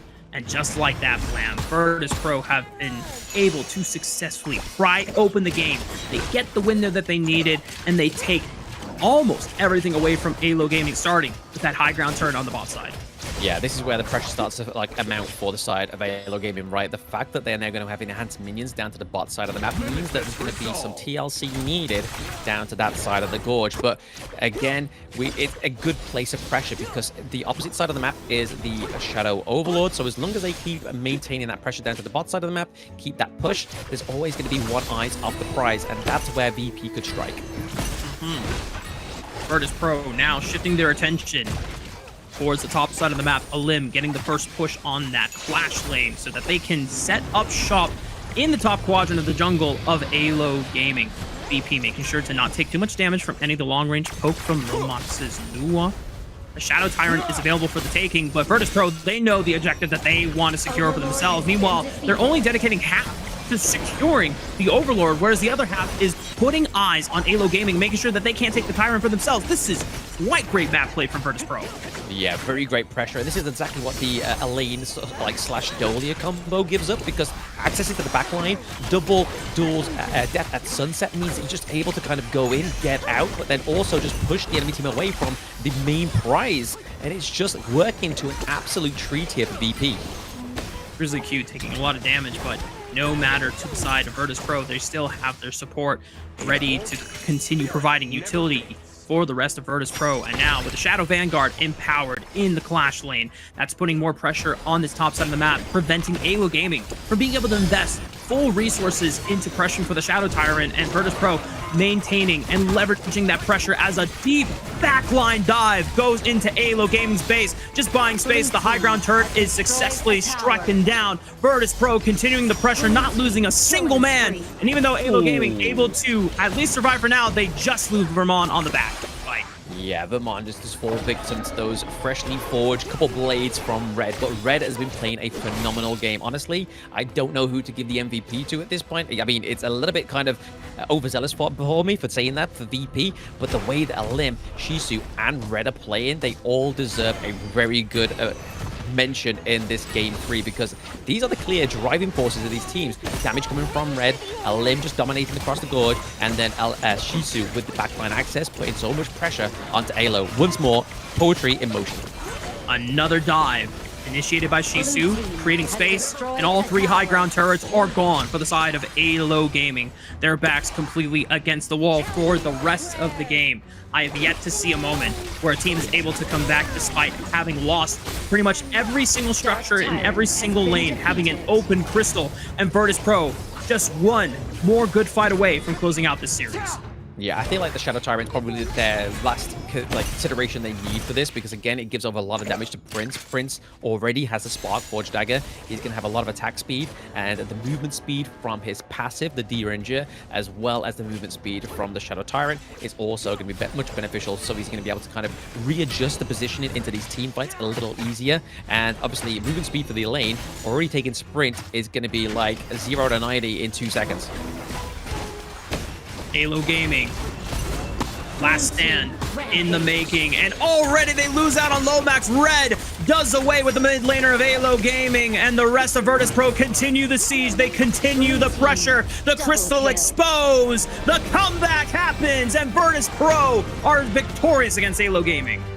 This is exactly what we wanted to see from Virtus.pro. Honestly, this is probably been the cleanest I've seen them play in the entire of the Major West League.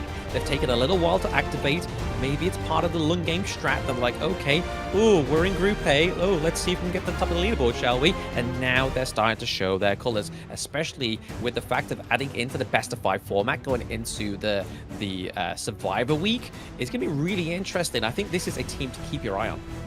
Yeah, and for AYLO Gaming, unfortunately, that does take them clearly out of contention for that third seed. They are now locked into the A group. They will have to play for their lives in the Survivor Week. But for the side of Virtus.pro, even though we already knew that they were locked in that A group with them, they are able to at least get vengeance on an opponent that was, you know, hopeful they could have escaped the group, but nope.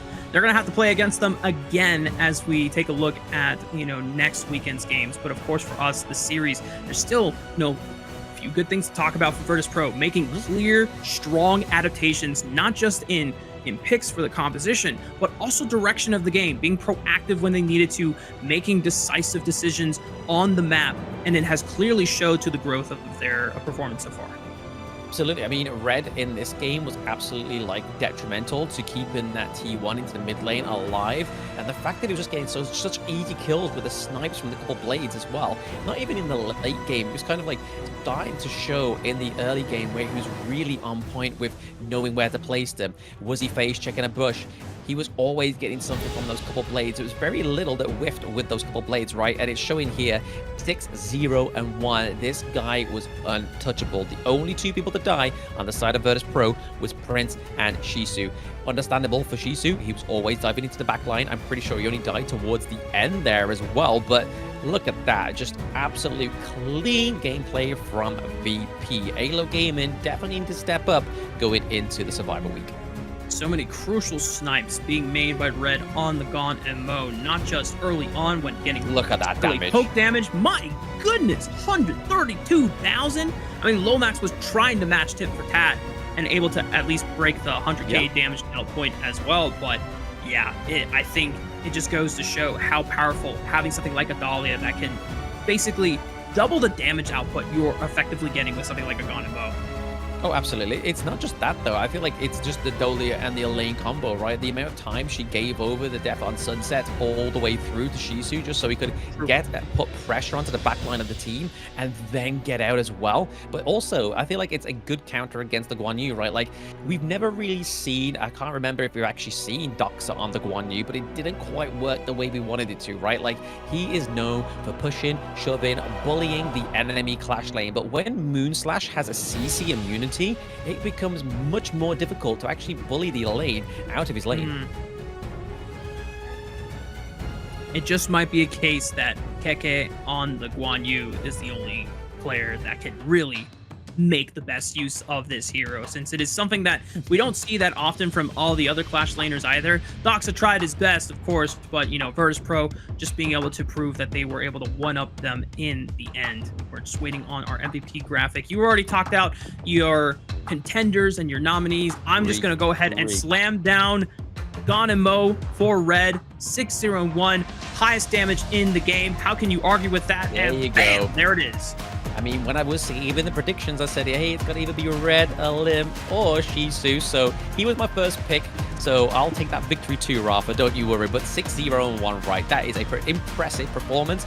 And the fact that he only took 12% of the damage, but dealt 40% of this damage. Those couple blades were shaving, and it wasn't when you're at the barbers. This was taking you to town. This was taking you back to your crystal. I mean, this was some Sweeney Todd kind of action, you know? I mean, Very much so. This was deathly shaved. It was cutthroat. From the side of Red. Yep. Very cutthroat indeed. Virtus.pro. So grateful to be able to pull up such a confident performance against one of the teams that it looked like they were going to be a strong dark horse, but now, you know, knocking them down into the A group back alongside them. And now, as we look at the last two potential teams that could lock in the 3rd seed, it seems like 9C Globant are the favorites to get that 3rd seed spot, but there is, I think, still a chance for next RÜYA to make a conversation. Yeah, potential. Depends on how their games go against MCOY. I feel like if they take a 2-0, they definitely have a chance at actually keeping that from NZ Global, sorry. But other than that, it depends. Obviously, Twisted Mind's game is going to be very interested against next RÜYA. But these are the highlights for a VP, right? Let's not undersell how they played this game 3 against AYLO Gaming, right? Just the amount of pressure Shisu was serving up in this game 3, allowing Red to just stay so far behind where he was basically untouchable to the point where he didn't die. And then look at that, man. Nets is meant to be tanky. He was shredding through them like it was shredding wheat. And then this time around, we see that Guan Yu just trying to force them into the crystal, trying to into the base to try and wipe them out, but it just wasn't enough. So much damage from the side of Virtus.pro that they definitely deserve that win. I'm very proud of them, to be honest, because they've always played a very coy game, but this time around, they did not come to mess. Hopefully, this is a sign for the Survivor Week. Yeah, the growth definitely needed to be shown, and what at a better time now that you have, you know, at least a few days to prepare for your next set of games going into Survival Week as well, but also the fact that Virtus.pro are showing that they're not going to be a team to underestimate for the other 4 teams that end up in that Group A alongside them. We already know that Movistar Koi and AYLO Gaming will be in that group with them. And now it just comes down to our last series of the day and our last series off broadcast between Twisted Minds and next RÜYA. But of course, we have final series on stream coming your way right after this break.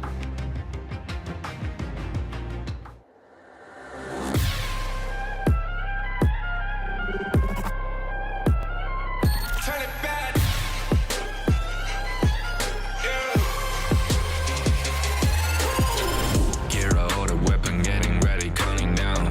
Pay attention to the challenge, tell me where you from.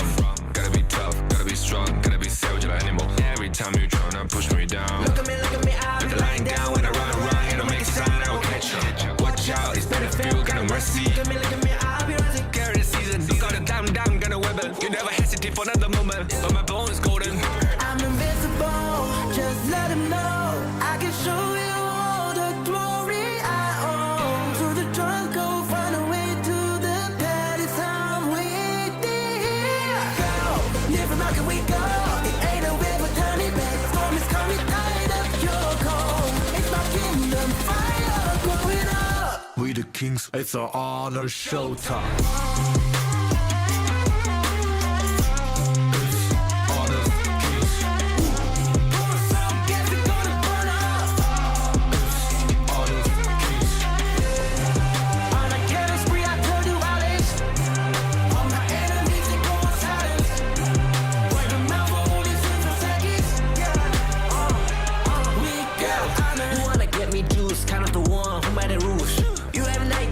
Only one way, got night to lose. I gotta show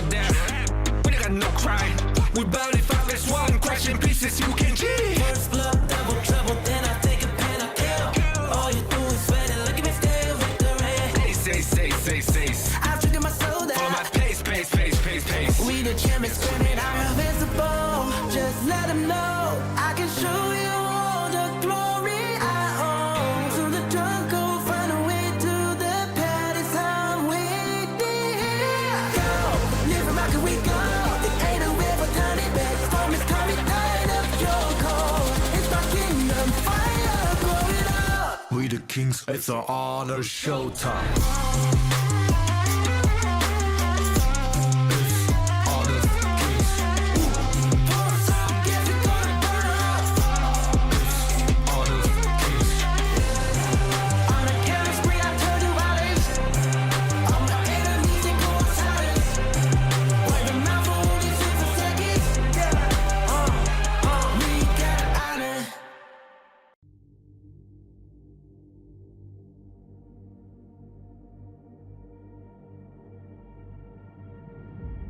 I feel it deep flowing through my blood. Rising up to become someone. And taking it all on my own. What a sweet victory. And taking all of my control. Awaken something deep in me. Like flames, feel it burning inside. Take a hold of pursuit of the prize. I've been told ain't no way to survive. Keeping all of this fire that's locked up aside. When this is the time, enter the ring. All those mental chemicals doing they thing. I got flashes of battles inside of my dreams. I was made for this moment. At least now it seems like it's time to come face to face with your fear. Been battling reasons for all of the years, and I learned how to fight them with style and grace no one's ever encountered. You say it's amazing. I'ma come out swinging when they open the gate. Go ahead, call passion. I'm calling it rage. I'm taking what's mine like I already own it. Watch but don't blink, going here to the moment. The sky rained down. Here's to the madness that's all around. Go on, tell them who you are, you are, you are. Go on, tell them who you are, you are, you are, you are. Here's to the moment. The sky rained down. Here's to the madness that's all around. Go on, tell them who you are, you are, you are. Go on, tell them who you are, you are, you are, you are. My name is honor, my name is king, my name is champion, my name is strength. Tell them who you are. My name is Pentakill, you think it's strange? My name keep ringing inside of your brain. I hear it every line. Here's to the moment the sky rained down. Here's to the madness that's all around. So tell them who you are, you are, you are. Go on, tell them who you are, you are, you are. Welcome back, ladies and gentlemen. We're getting ready for our final series of the day, at least on broadcast, between Nets RÜYA and Movistar Gaming, or Movistar Koi. Now, these two teams, stories are different here, Glam. Movistar Koi, no matter what they do, they're already locked in for the A group. But like Virtus.pro, they want to play for pride. They want to show that growth and, evolution of their gameplay and the fundamentals going forward in the tournament so that they can put themselves in the best position possible, making their way through Survival Week. However, for next RÜYA, they have a legitimate chance to still make it to the 3rd seed. It does have to come off the back of not just winning this series against Movistar, but also winning their series against Twisted Minds. Exactly. I mean, there's a big mountain to climb there. I mean, if it was like any other team other than Twisted Minds, from what we've seen, how they can pull the punches with OG Esports, I would be like, yeah, sure. There's some hope there. But right now, it's kind of like Twisted Minds. They're probably looking to take this out on next RÜYA. It's like, damn, we lost. Boy, whoever's next on our bracket, that's it. We're going in on them. Yeah, I would not put it past Twisted Minds to just go even extra ham just so that they can, get their confidence morale back after, losing a series against OG Esports. But for Movistar Koi, these guys, I mean, there's a couple things that we can say that is, beneficial about this squad. And even though, their macro play has not been, the most inspirational, I think their team fighting is genuinely good. Yeah, absolutely. I mean, they can pull back a game when they need to, right? I mean, we saw it when they played against Virtus.pro, when they played at the high ground turret. But less more about that. Let's go on to NRX game 18. See the fire in your eyes. Gotta fight for it. Let's go. The battle's calling. You better give it all you got. You gotta fight for it. The time is right for you to raise a bar. Yeah. 'Cause could be the greatest of them all. Yeah. Oh, let's go. The battle's calling. You better give it all you got. You gotta fight for it.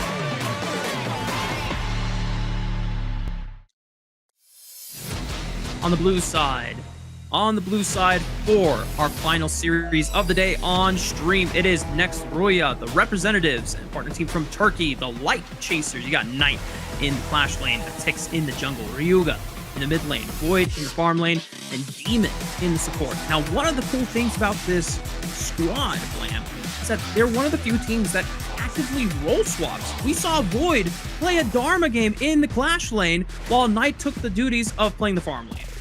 I mean, this is a thing as well that's been pretty staple for the Turkish region teams, is that, yes, they have their kind of locked-in roster, but it's been known historically within Honor of Kings Esports that they like to role swap and they can do it effectively. So, hey, if it works, do it. But let's introduce their opponents for today, which is MKOI. See the fire in your eyes. You gotta fight for it. Let's go. The battle's calling. You better give it all you got. You gotta fight for it.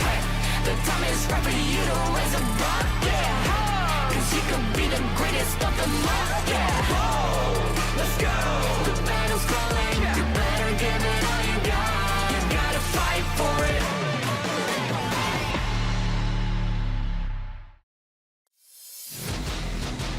And this is their opponent. It is Movistar Koi, and it's going to be represented by Waji, Demon Cat, Kentao, Leo Lee, and Goose coming through for the last time within the ranking week. This is a team that has much to prove, but doesn't have much to gain in this win. So it is all for pride, and Virtus.pro showed that pride is enough to win a series. Maybe it will be enough to swing the hammer for Movistar Koi, looking at least for their first series win of the entire tournament. They are still winless in terms of series score. They were able to find at least one game win, so not completely shut out of the Kings Major West League. And we have seen that this team definitely likes to experiment with the roster a bit. Kentao, originally the sub mid laner, but as soon as the first day of series were concluded, they made seemingly a permanent roster swap, having Huaji go from mid lane to the Clash lane, having Kentao come off the bench into the mid lane, and then Goose going to the support for themselves. In our feature head-to-head, it is in the jungle, Blam, between Atix and Demon Cat. Yes, in the jungle, we're seeing 27 kills to 20. We're seeing overall damage average going over to Atix. Gold per minute is 777. Oh, a very lucky number for the side of NRX. Maybe that's why they're able to sort of get here and potentially go into the third seed and into the Group S. But yes, Atix has been a well-known jungler since Season 1 Invitational. I believe he was back then on NRX, or even actually Besiktas Esports, actually, he was on. So yeah, he's been very well adapted, very well adjusted. He's probably one of the best junglers from the Turkish region. So again, this is why NRX have him on the team.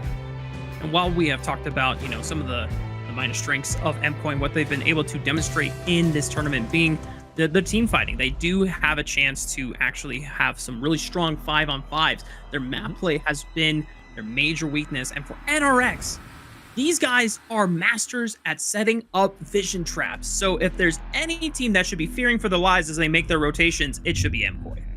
Yeah, exactly. I mean, when you kind of being put into that kind of like vision trap there, is something like the My Shirunoi, which we know that Kentao likes to play. Is that going to be the kind of the fruitful pick you really want to go for? If you've got so much vision on this pick, you know in a moment's instance that you could just dive on top of it, and then that's it. It's game over. But going into the BP here, we're seeing a ban on the Guan Yu. This seems very reminiscent of Keke from OG Esports. Whether Knight is actually a dominative player on the Guan Yu is yet to be seen. I don't think he's actually played it in any of the broadcasted matches. Nope, he hasn't played it, so we don't know exactly what his performance is. It's clearly some insider information for the side of MKOI. Whether it's scrim intel or just trying to lock down a Clash laner that could get exposed by the pickup of a Guan Yu early on. The Lady Sun off the bans as well from MKOI, where it is a Liang and a Dahlia being banned by the side of NRX. And the first pickup available for MKOI, looking at the list of power picks, Arlie still up and available. That's what they're thinking about. Will that be the confirmation for MKOI? We'll have to wait and see, right? I mean, Ali has generally not had the best day today. I feel like with actually playing the last series, Ali was always on the losing team, but we have seen that one pick has come through because it wasn't banned, right? The Shiranui coming through here, as well as the Dharma. So the team that's known for getting great insight with their traps, with their intel, gives the Shiranui to themselves. So again, this is probably going to be a really aggressive playstyle on the side of NRX. Who I am. MKOI, what do you want to round out your core with? Ogren is available, but NRX, would they be willing to just slam the Musashi as soon as that is confirmed? MKOI going to have to take their time in figuring out what the majority of the composition is going to be. You know, cannot reiterate enough that a lot of the strengths of MKOI does come down to their team fighting. These are some powerful heroes that they've already are looking at, already locked in for the Arlie, and not going to be the Xiao Chao this time around. The Yixing, powerful combo with something like the Ogre. Yeah, I mean, it makes sense to go for the Yixing, right? I mean, this is game one. This is a mid lane pick that you want to be getting earlier on within the draft rather than later, especially within the best of 3. So something like a Xiao Chao would probably be more potential coming through if it was a best of 5. But honestly, it doesn't rarely come through in the competitive scene of Honor of Kings. But over to the side of NRX, it looks like they are going to be hovering potentially the Chano here. I've already stated how I'm not a fan of Game 1 Chano because the stats back me up. It's not a personal feeling because facts don't care about your feelings, clearly in Honor of Kings. So it is there as well. So I'm just putting that on the Gorge and into the Ether. But it looks like they are going to go and lock it in. So maybe they can prove me wrong. Maybe they can be the anomaly within the statistics. Idea, the first ban from NRX going into our second round of the draft phase. Monkey being taken away by MKOI, just trying to deny any front line, any tank picks that the Tix could go to. If MKOI feel fearful of the Musashi, they can have the opportunity to make that ban happen right here. Yeah, I feel like just with Chano, it's just playing into that kind of aggressive playstyle, right? I mean, with the leader stance with his ultimate, having those walls charged through as well, and it's kind of the playstyle that we was alluding to with NRX. They like to put the traps into the brushes so they have some great intel onto their enemy team.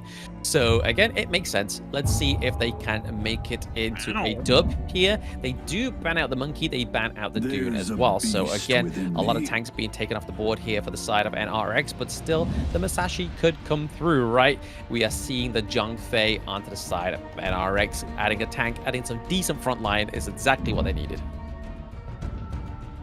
MKOI, what do you round out this composition with? Already, MKOI boys knowing what they're going to lock in, giving each other high fives and dap ups to give themselves the morale and the confidence they need to clean out a, hopefully for their sake, the first series win of their tournament live so far. MKOI, so counting down the clock, giving themselves as much time as possible to talk over strategy, early lane states, and win conditions they want to get for themselves. But it is confirmed, Charlotte and Sakir, the final picks for the composition.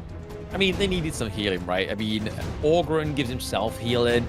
Charlotte herself gives healing, but over to the side of the Ali and the Yixing, they don't really give any healing over to themselves. So bringing the Sakir in, it sets up the Ali very nicely. It also sets up the World Is My Board as well. If you can try and get the Mulberry power in onto your selected target before you wrap around the World Is My Board onto it, it makes it a little bit easy to ensnare them into your board, bringing them into that trap, right? But over to the side of NRX, it's going to be Atix picking up the Jing. So again, another high frame hero like the Shiranui, just having to be trying to track down here. So again, very interesting team comp, very aggressive, can be fruitful, but they got to watch out that the Orgren doesn't get that early game.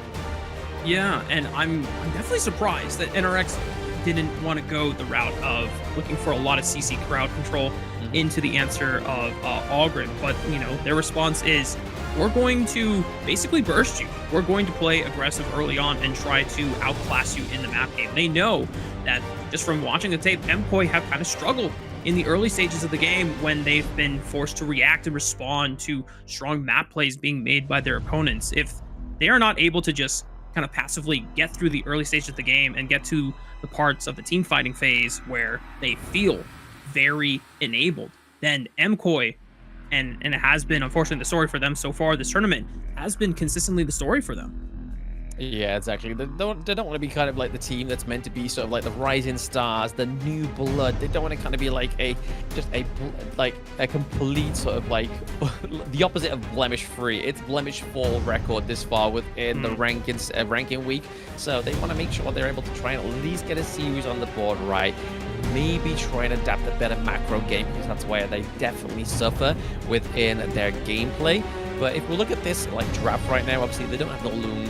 Lung has been taken, well, wasn't taken off the cards in terms of the ban. It was still on the cards, but they've decided to go with the Ali first. Leo Lee looking like he wants to try and go for this pick first rather than the Lung, because they can try and fall back onto that in game 2. We're on to the Gorge for game 1 of our final series on the screen between MKOI and NRX.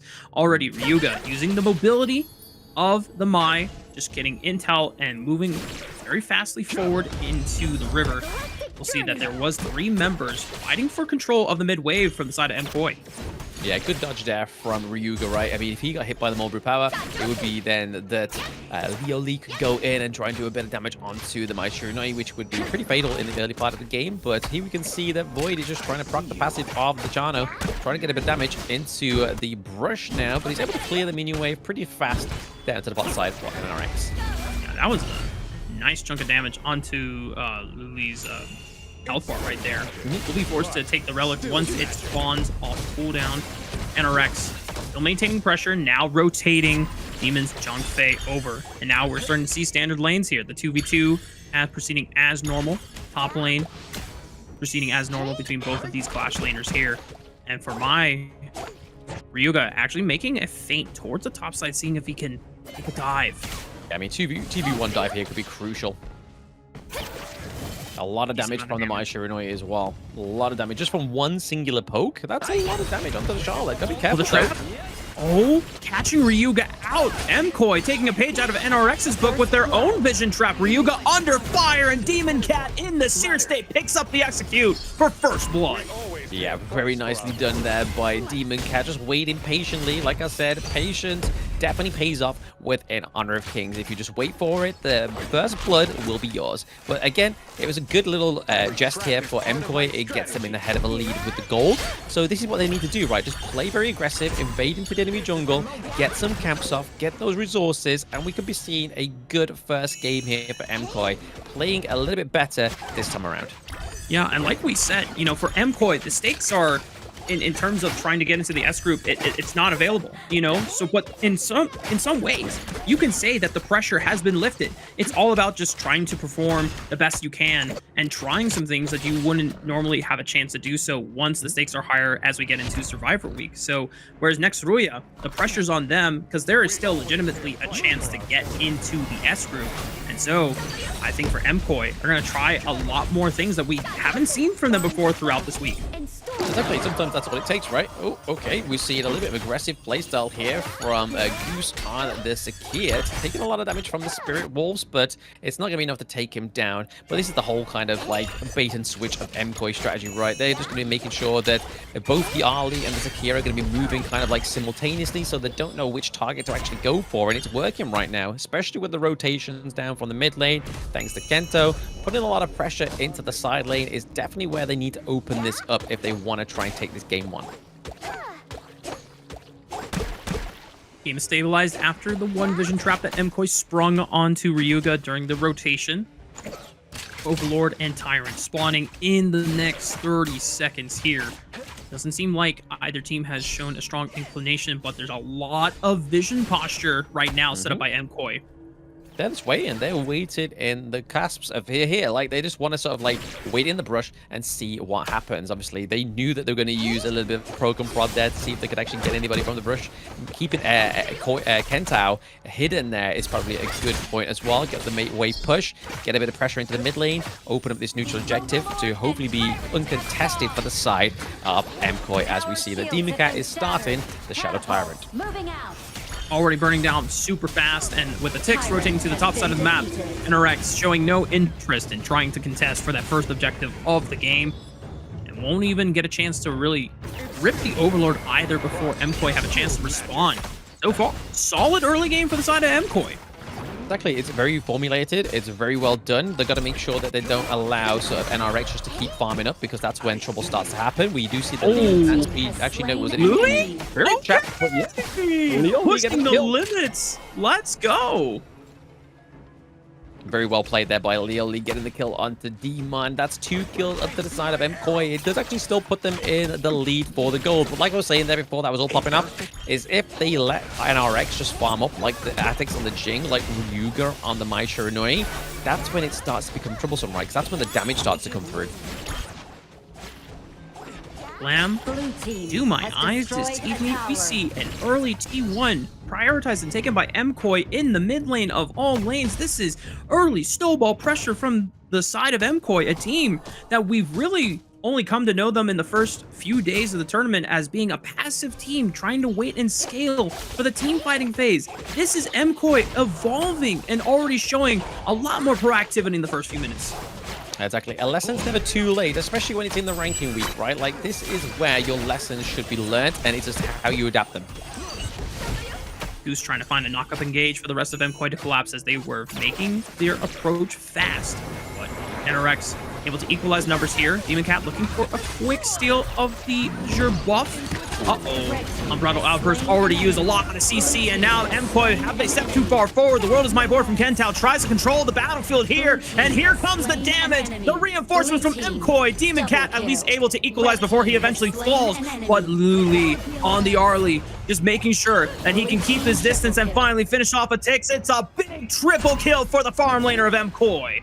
Huge triple kill, but that was all set up from a not so good Unbridled Outburst. Yes, we saw he was trying to catch out the Arlie, but Arlie fainted out of there. That shouldn't be your prioritized target, right? Arlie can get out within a moment's notice, but my gosh, MKOI with this replay, look at that. The carousel comes through, saves it. The Unbridled Outburst committed way too early, as well as the Mirror Domain, as we see the Attic is trying to feint out, do a lot of damage, but this is where Mwaji comes in. He then finishes off shop, and then it is Leo Lee claiming a triple kill towards the end here on top of Attics.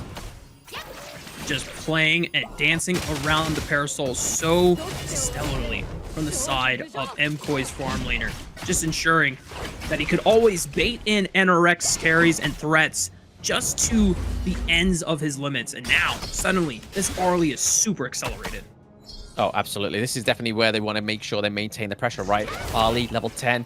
We have Chano that's level 9. They want to make sure they don't let this lead slip, because as soon as Arlie gets killed and goes back to base, that's where we know that Void is going to make the most out of that opportunity. But right now, Mwaji in here. 2v3 in the mid lane. Demon Cat just ensuring that there is no pressure equalized by NRX in the mid T1, whereas MKOI able to overload on the top side of the map, getting T1 on the Clash lane. This opens up an easy overlord secure for the side of Movistar Koi, and suddenly the representatives of North America, the team that qualified through the NA Open Series, being able to clean house on them and struggle through our first few days of the ranking week, starting to show big signs of life, as now a 3v2 dive in the bot side. Mwaji making it look easy against Void.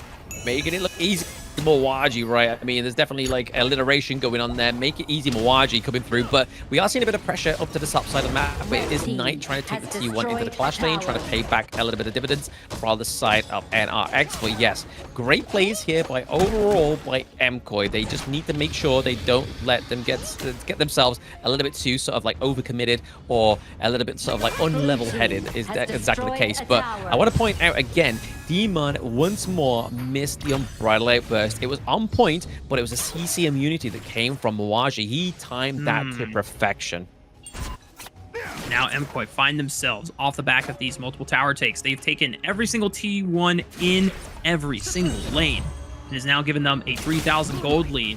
Not something that continue or guarantees game over for the side of NRX, but it is the biggest lead that MKOI has had in a game so far in the Major West League. Yeah, absolutely. It's definitely a stark difference. It is day and night. It's as if like the team's like, oh, we're actually in an international competition right now. Awesome. Let's activate. And that's exactly what they're doing so far within this game 1 against NRX. They just need to make sure they maintain it, maintain a draft like this going into potentially game 2. But right now, it's still very early. T2 into the mid lane, still up. I do like Goose playing on this Sakia. He's playing it very proactive.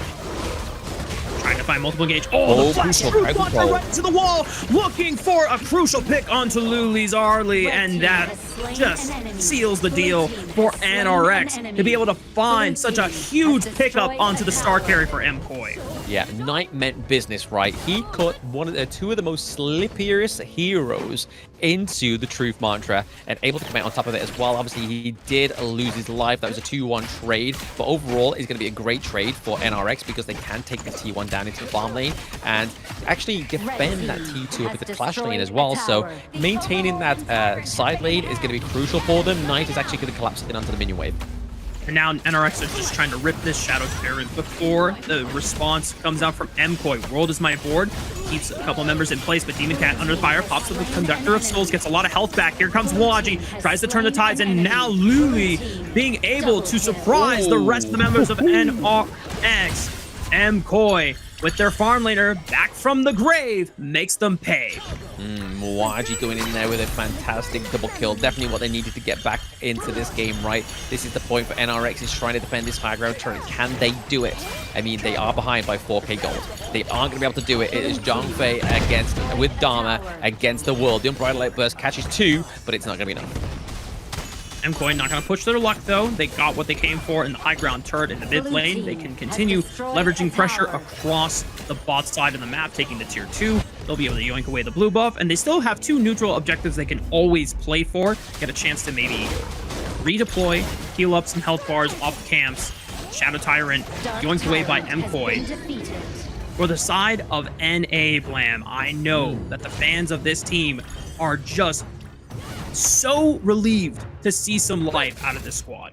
Oh, absolutely. They'll be reinvigorated, right? They lost hope at certain points. I mean, we were all hoping for them, rooting for them with there being new blood into the esports scene, wanted to create a bit of a history for their esports career, and now with pride on the line, it's changed them into a bit of a different beast. Red buff. I don't even know who stole it or secured it for the side of NRX. Looks like Six got it, but now the fight continues on the top side, making the dive happen into the tier 2, and NRX are just losing ground ever so quickly. MKOI continuing to leverage the pressure. Another execute from Demon Cat on the Demon, and now it's just only Ryuga left to defend the base, but I don't think it's going to happen. 1v4 I've seen never happen before. MKOI, they're going to push it into the Crystal, and ladies and gentlemen, MKOI, for the first time, 1-0 on this series. This could be MKOI making their first series win happen. What a comeback. I mean, that's their quickest quickest game to date, I believe. 12 minutes, and especially being a victory in 12 minutes. Like, the first time they actually got a win on the board was when they played against Virtus.pro, and I believe that literally went all the way to around about 19-minute mark. So again, shaving 7 minutes off their first victory within the ranking week. But now they are back with a feistiness that they've clearly learned from VP in that last series. So once more, MKOI are here to prove that they are going to be going into the Survivor Week fighting. That's right. It's games like this where you can prove to yourself as a relatively new squad of relatively new individuals to the world of Honor Kings Esports, and, you know, to my knowledge, Blam, just new to esports competitive in general. A lot of these players just being able to rank up high on the solo queue ladder, proving that they have the skills and the mechanics, what it takes. It just came down to the team coordination and just being able to have to practice and get the reps in, playing against some of the best teams in the Major West League. And now a lot of that evolution has really come to fruition, being able to pull off such a dominantly clean, executed map game early on in the series. And I just want to say once more, stats don't lie. Chano first game.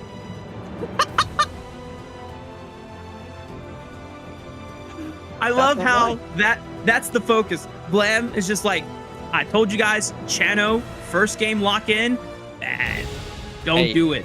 Not only VP and MKOI here for pride, I'm here for pride over my stats. I find them very good to learn from. So again, when I get it right, I'm going to rub it in. But let's look at the post-game analytics from MKOI here. So again, Demon Cat being an absolute demon. Honestly, pinpointing on who is going to be the MVP, I really feel like it's either going to be Demon Cat or Leoli.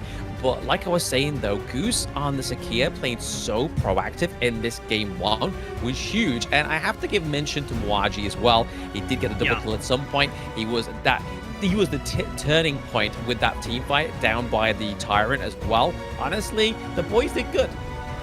Yeah, Leoli stepping up big time on the Arlie here. Obviously, it has been a power pick in the tournament for a reason. Up until today, it has had a very dominant win rate as well as the highest draft presence rate we have had across any other hero in the game so far. And it's just nice to see. It's so relieving and, as you called it, reinvigorating to see that life being shown in this squad that all of the NA fans were hopeful to see, being able to sweep through their qualifier so convincingly. It was definitely a tough 3 days of competition, seeing this team struggle and not be able to, close out any series wins other than the 1-game win against Virtus.pro. But now they are on the cusp of netting their first series win. Exactly. I mean, this is the thing, right? Like, resilience builds character, and it definitely builds you within the esports scene as a player as well, because any player that who lacks resilience would take all these L's from day 1, day 2, day 3, and just be like, you know what, guys, let's just ride it out. Day 4, let's maintain the L's. But no, Leoli stepped up to the plate and was like, bro, hold my drink. I'm getting a 715 KDA here. I'm going to do 32% of the damage, 15% of the damage taken. He was able to duck, dive, dip, dive, and dodge those unbridled outbursts by the side of NRX. So I do have to give props over to MVP Leoli here. He's holding up that L because he just gave an L over the next RÜYA. Ooh. I'm telling you, that L is for Chano game 1. Chano game 1 win rate. L. Oh, I hope you never let that go. The farther we go into the tournament, even if we get the last call and you start bringing the stats into talking with our fellow colleagues over on the Major East League, I'm curious to see how the channel stats are looking over there. But as we take a look through the highlight package, just masterful play by Leoli on the Arlie, being able to use the parasols to just constantly bait the sign of the next RÜYA in, playing on the edge, always keeping his distance, spacing out any threats from the side of next RÜYA. And it just got to a point where even they got the 1 pick with the really nice flash-proof mantra from Knight, he comes back from the grave, Mwaji buys enough time with the World is My Board from Kentao as well, and then Leoli comes in for the cleanup. Yeah, that's what I mean. Like, credit where credit's due, right? Like, NRX Knight with that double-man crucial crowd control onto Sakia and the Ali was very huge. It definitely put NRX back into the mix, but it just wasn't enough because, like you were saying there, Mwaji came back up, Leoli was back up. The death timer at that point in the game is not very long, and it definitely shows you that there is a correct time to die within Honor of Kings, and there is a wrong time to die within Honor of Kings. Towards the late game is definitely not where you want to be kind of expanding yourself. You want to be making sure that you get the most out of those kills. But we're going to take a quick break so we can compose ourselves to see if MKOI can take 2-0 from NRX.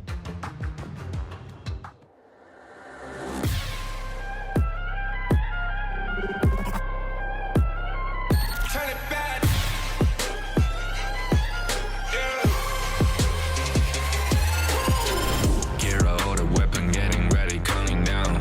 Pay attention to the challenge, tell me where you from.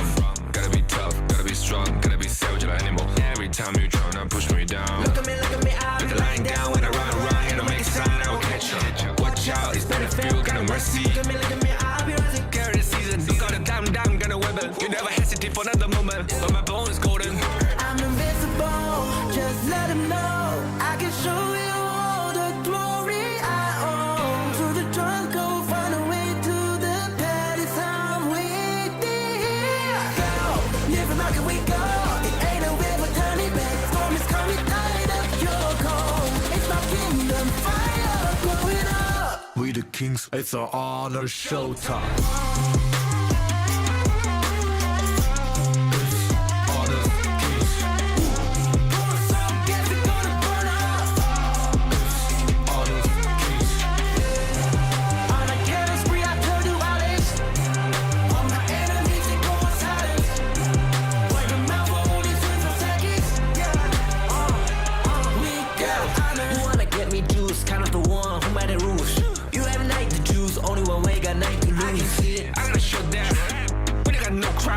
We bout if I miss one, crash in pieces, you can cheat. First blood, double trouble, then I take a pen, I kill. All you do is sweat and look at me stay victory. Say. I've drinking my soda. For my pace. We the champions screaming, I'm invincible. Just let them know, I can show you all the glory I own. To the drunk, go find a way to the palace, I'm waiting. Go, live and rock and we go.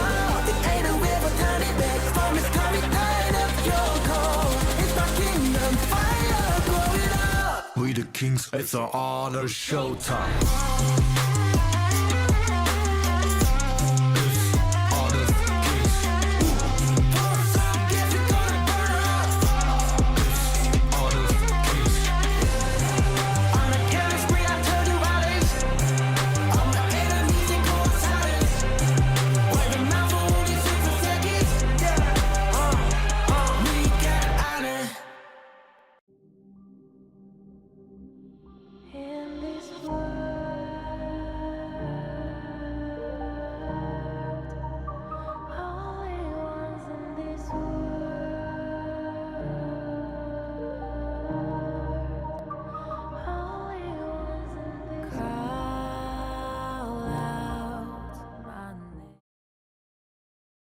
Welcome back, y'all. We're getting ready for our next game of our final series of the day between MKOI and next RÜYA. And if you tuned out and you are just tuning in now, guys, MKOI have doubled their overall game score, baby. They are now one game away from being able to pick up their first series win. Does it change their standing in the A group? No. However, pause, let me cook. If we can get this evolution from MKOI, it is at the right time being able to set themselves up now as a sleeper opponent that should not be underestimated anymore going into Survival Week. Exactly. I mean, this is what I was saying in game one, right? With Pride on the line, you get surprised what happens, but here is the updated global ban pick, right? So Charlotte, Orgren, Yixing, Ali, Zakia, all taken off of the board there. And the same over the side of NRX. They've expanded a few good picks here. So Zhongfei, Mai Shiranui, Dharma as well. All decent picks come through, but the Jing, not so much. Again, Jing into that team comp wasn't the greatest. A lot of CC, a lot of self-sustaining heals from some of the teammates on the side of MKOI. But again, let's see if NRX can draft a better game 2. Let's see if they will take the Ali off of them, or will they give over the Lung to MKOI again. See next RÜYA on your screen, heavily debating and discussing with their coach what are going to be the options that they focus on in the draft phase. Obviously, giving over the power picks like Arlie and Ogren normally against most of the teams has not proven successful, but understandably against MKOI, who had yet to win a series, they were willing to take that gambit, that shot in the dark, to see can MKOI actually, win with these power picks on their side. And, surprising all of us, and being able to not just maneuver their way in team fighting fashion that they've always been able to at least show strength in, but just a solid early game. They pulled the first vision trap of the game against NRX, who we kind of dubbed as the team that pulls the vision traps. Exactly. I mean, we've been telling them this ever since day one, right? Sort the early game out for MKOI, sort out the macro, you'll be onto a winning strategy, right? Like, it's probably not the easiest two things to scrub up because you've got to maintain and get the right draft to have that fantastic early game. But you've also got to have the confidence to know that your team will back you up if you do invade into the enemy jungle. But let's look at the BP for game 2 so far. So the ban out the Ali by MKOI, and NRX are looking to ban out the Dolia again. So NRX won't be able to get the Ali. Will they end up locking in the Lung if MKOI doesn't take it? But what we saw from game 1 is they like to lock in Leo Lee's pick, and then they build the draft around that, because honestly, Leo Lee, MVP of game 1, why would you not give him the prio pick in game 2? Absolutely. I point. MKOI being able to put a lot of faith into Leo Lee's ability to carry through these team fights, and it was not just, you know, a triple kill that was handed to him off of a successful positioning and team fight. It was the early aggressive dive that Leo Lee and Goose were able to push against the bot lane duo of NRX, Void and Demon, under fire. We saw Leo Lee going way deep and using the power of the Parasols to bring himself back to safety, getting that first blood for himself on, or not first blood, but one of the early kills onto Void's farm lane of choice in the Chano. And now MKOI going back to a staple for Demon Cat, it's the Dune.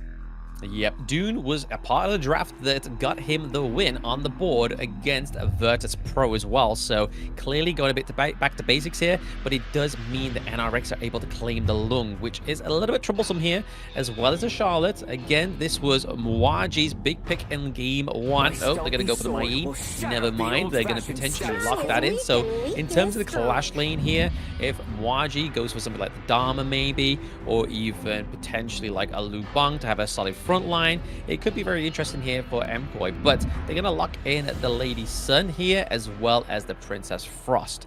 Will we potentially get the Princess Frost and Liang combo come through?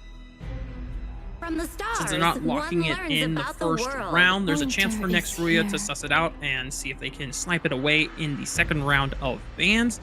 As you called out, farm laner and mid laner heroes of choice locked in for MKOI. And now as we see the 3-man core for MKOI, what do you want? Obviously the Liang would be a great combo that has, you know, it worked really well with Princess Frost. But just in case, Blam, if they're not able to get their hands on Liang, what else are you looking for to round out MKOI's composition? I mean, if they don't go for a tank up into the clash lane, maybe we look for a tank down into the bot lane, right? Maybe something like the Zhong Fei. It all depends on what they're going to draft onto the side of NRX, because they ban out the Liang, so again, that's not going to come through. And NRX are looking like a very strong draft here. Obviously, they've taken the Yixing from game one from MKOI, and then obviously they have the Lung as well. So again, control, damage, burst come through, and then Mai to pick off the backline, right? Especially when you're looking at something like the Princess Frost, maybe trying to Kentao is going to have such a hard job trying to land those frigid prisons onto somebody like the Mayin to try and stop that engage. And we're probably going to be seeing like an early Splendor being built here onto the Princess Frost. But overall, I think it's a really good pick. Obviously, Winter's here is very oppressive. If we see NRX try and go and build, pick the Augurin, we've already got a bit of a counter, right? So if that does come through, we could potentially see a Liang Po down into the support role as well. MKOI still have some options now that the Liang has been banned away, whereas MKOI trying to limit what kind of junglers Atix could go to since his hero had not been locked in yet, and NRX very well aware that MKOI have yet to lock in another frontline main engager alongside the Dune. The MPO would be great for Goose with the Tremor Smash, so a quick snipe away from Demon and NRX. But as I say that, because they still haven't locked in their pick, they're actually gonna vie for the Motsu instead. Vibe with the Motsu. Again, this could be a potential setup for the Augurin, right? I mean, having that Cannon Blast taken away from MKOI because they've exhausted all their bans, it means that the Liang-Po is actually able to go over to MKOI, so they are predicting a Augurin jungle. Will NRX turn this completely on its head? And then it kind of means like, oh, maybe they could have gone for the Zhong Fei. Again, a little bit better in terms of landing the Unbridled Outburst. But this time around, they're going to go for the Liang-Po, massive Tremor Smash, huge Magma Slam in terms of CC immunity as well. So if you try and see that the Main tries to come in with a bit of the whatevers, or maybe even the CC from the Cannon Blast, or the Think Inside the Box, that could really suss that out. And then we have Byron that's able to access the back line and has been proven very well so far within day 4 in terms of a win rate. I love how Kentao is hyping up his team, already like handing out high fives and daps up to everyone on the side of his squad, knowing that how awesome it would be for MKOI to pick up their first series win, to not go winless in series score overall, to end ranking week and set them up. But no way we're getting a fade for Atix. We're getting the fade from Atix as well. So again, Atix in Season 1 definitely like to prefer to build into those more assassin type junglers. It made sense why he went for the Jing in game 1. Didn't quite work out in that favor. There is a lot of CC onto the side of MKOI's draft though. Like, We have quite a solid front line. We have the Unruly Blade that could actually like try and lock in and knock Fade off of his wall. We have the Winter is here as well, so a great AoE. So potentially it could work if they get a really good lead. They're going to build the Fade into a tankier build because they definitely lack the sufficient front line here and tankiness and the sustain from the side of NRX, whereas the opposite side is true on the side of MKOI. I feel like here as well, maybe a lot of potential and presence down into the farm lane so that we can see that Leo Lee once again gets priority, especially being on the Lady Sun pick, a late game hero, needs to get those resources a lot faster than the enemy's Lung. Yeah. Take a look at these two compositions one last time. This could be our last game of the series if MKOI can continue this momentum after a very surprising dominant game one fashion, or if next RÜYA are going to bring us to a 3-game series with a comeback. We're on to the Gorge for the second game of our final series. Onto the Gorge for the second game. Is this going to be MKOI is golden hour? Is this their comeback? Is this the reunion tour of MKOI? Is this the reinvigorating of the NA fans? We are yet to see, but right now, in terms of this, it could go either way for me, right? Like, it all depends on how effective Fade and Mayeen will be into these team fights. And if we can get Leo Lee with a few kills on the board before we start to see that Void start stacking up those resources, honestly, we could see a good start for them. Once again, MKOI doing the same thing they did in the first game where they had all three from Kentao, Leo Lee, and Goose obliterate that first wave, throw him onto the bot side, protecting Leo Lee on the farm lane, but now NRX this time trying to answer back, ensuring that they're not able to get a free camp away. And NRX, not sure if they were able to secure it or not, but the pressure was felt by MKOI. Yeah, in terms of the gold lead, I would assume so, because they are ahead by about like 100 gold, which would make sense. But now we're saying that Demon Cat is just trying to farm up into the mid lane, right? Just trying to make sure that he gets more resources for himself, because Demon Cat is going to be the front line into these team fights, right? Using the Unruly Blade in there. Obviously, Gale's Benediction is going to make him very tanky, but trying to catch people onto the side of NRX with the Wind Slash and the knockup is going to be his main point. Such a powerful and reliable CC combo that you can bring to the table as Dune. And definitely one of the junglers we have recommended to any newer or casual players that are trying to climb the ranks, especially if you are autofilled in the jungle. Meanwhile, early action onto the bot side. Void getting quite low on HP, is able to retreat to the safety of the tier 1, but already Leo Lee and Goose keeping up the pressure that they were putting down in game 1. Yeah, putting up the pressure as they are in game 1, they just need to maintain that, right? They can't give NRX the room to breathe. They can't let them get the resources, right? It's slowly starting to show, because obviously they're already 200 ahead, but RÜYA here catching out Leo Lee into the board. Goose runs into it to just be the army of 2 that he can be, but he's not quite level 4 yet, so he does not have the Tremor Smash. Yeah, thankfully for Leo Lee's case, since Goose walks up, his presence is felt by NRX, and they don't feel confident enough to try and capitalize onto Leo Lee's trapped in that board set up by RÜYA. Waji now on securing the Sprite in the top side thanks to the early priority of this Byron. There'll be a chance for MKOI to see if they can look for an early TP play, look for that fast collapse onto the bot side. Yeah, hitting Mwaji with the whatever is nice. He's got to make sure that he's not taking a lot of damage in the early game. Obviously, Mayeen does not actually offer as much damage as Byron would in that early game. Level 5 as well. We know the force field suppression comes through for Byron also. So I feel like the 1v1s are going to be played a lot more tactically by Knight, especially under his T1 turret. Game has stabilized so far, but still solid gold lead for the side of MKOI just off of the strength of the rotations and the early scrap that they've been able to find.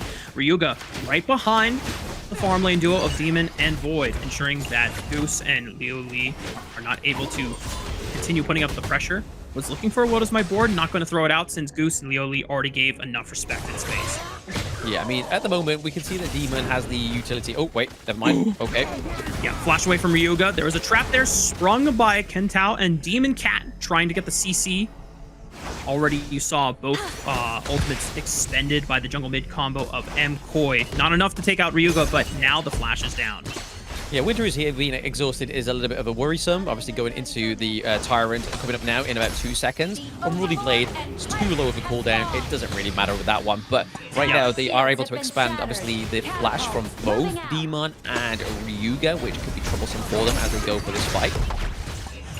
It's up to Goose to buy space and ensure that they can't get in. A take. Oh, he stole it away on the fade, slippery as ever, and he's pole vaulting, jumping onto the walls of all the camps. The flash from Leoli finally locks him down for first blood.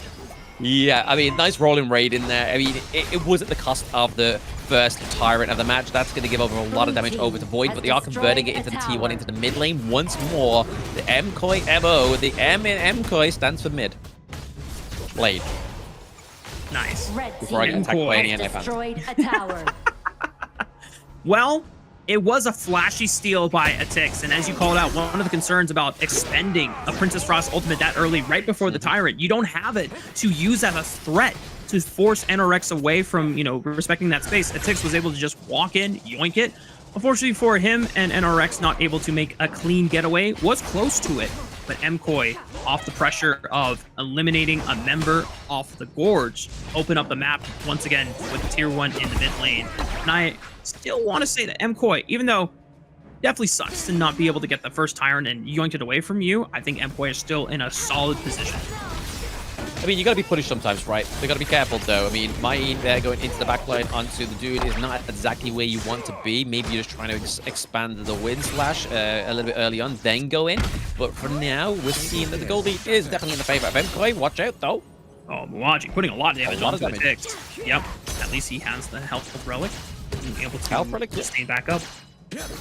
Able to get this T1 into the clash lane as well, though. So they're able to get the T1 down into the farm lane for the side of NRX. Obviously, good trade again, but it's not as vital as that T1 into the mid lane. So I feel like if MKOI keep the pressure onto the mid lane, maybe pry open that side lane into the farm lane as well, we could be seeing a very good, fruitful 2-0 here for them, or at least a good lead in the mid lane, in the mid game. Yep.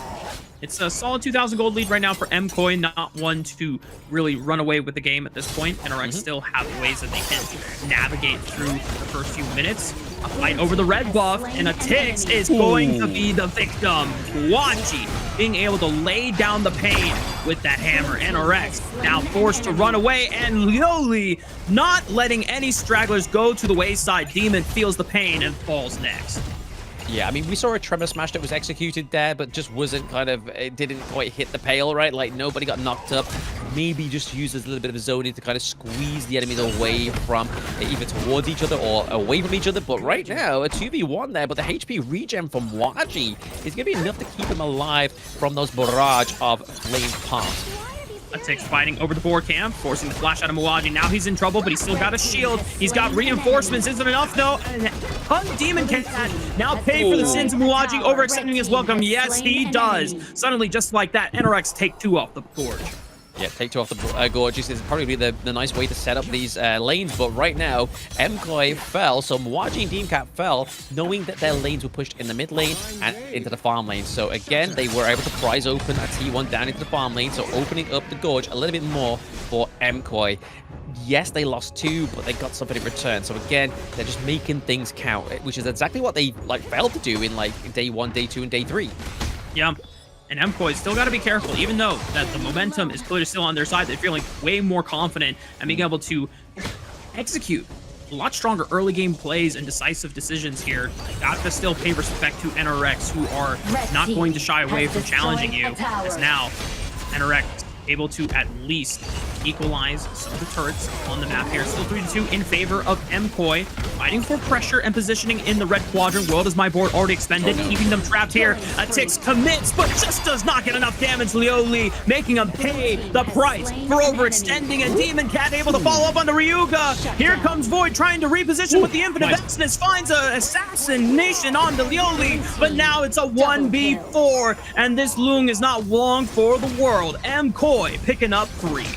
Not long for the world, though, but NRX Knight actually did a very good power play there. He obviously pushed the mid lane so that they, even when they did come out on top of that trade with a 3v1, they had no minion wave into the mid lane to push any further. So again, props over to Knight here, playing a good awareness across the Gorge. But honestly, Leoli kind of got a little bit excited. He was in the Crimson Golem camp, and then all of a sudden I thought Fade had him, but no, he had Fade. But at that point, with the Infinite Vastness coming back on top of Lioli, he had no way to roll in right out of there because he used it to get away from Fade. So at that point, NRX knew, let's go for Lioli. Because at that as well, that's where all the damage is going to come from MKOI. A lot of the damage from MKOI is Lioli.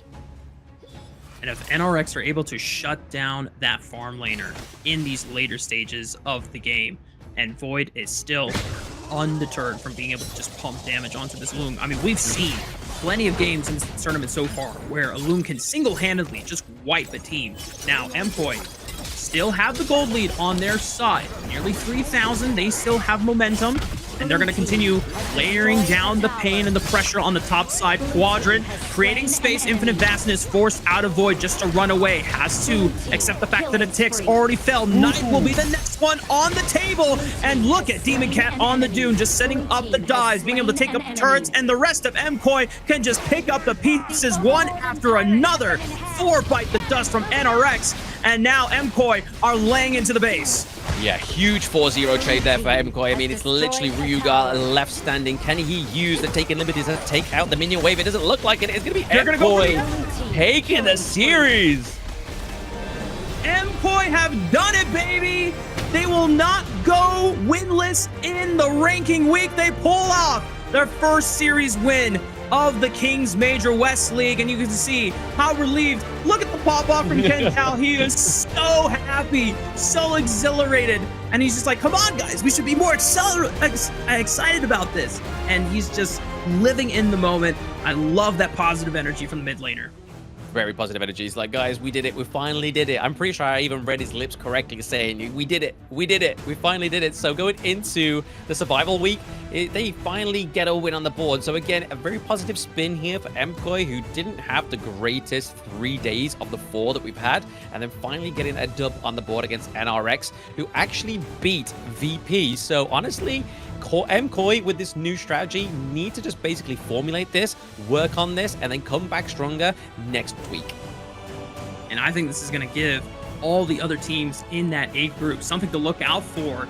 You know, they can't just rest on the laurels of looking at the tape from the first 3 days of MKOI. They got to study this last series extensively. They got to see, you know, was it something that MKOI ate for breakfast? Did they sleep on the right side of the bed this time? Or was it just the fact that they have now really adapted their map play and being able to play much more decisive early game strategies and really have leveled up their competition?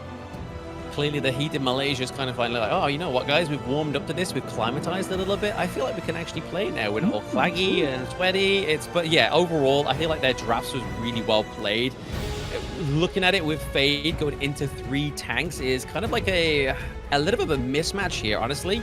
The Orgrim probably would have been a little bit better. How much better it would have been, I'm not too sure, but it definitely would have played a little bit better than Fade. Obviously, Fade, Atix definitely had some highlights within that. Obviously, the crucial kill theft onto the Tyrant. We saw a kill onto Lioli, but other than that, it was very sort of low impact thanks to the CC on the overall team and tanks. But looking at the KDA there, you're seeing quite a few kills, obviously going over to Demon Cat once more. Mwaji, again, playing a very aggressive clash lane, using the flash at the right time, dash from the Byron, knock up huge. And then in terms of the overall damage, it's very much kind of like persistent across the whole board other than Liampo. Again, Goose doesn't need to do the damage, he just needs to take the damage, just like Dude.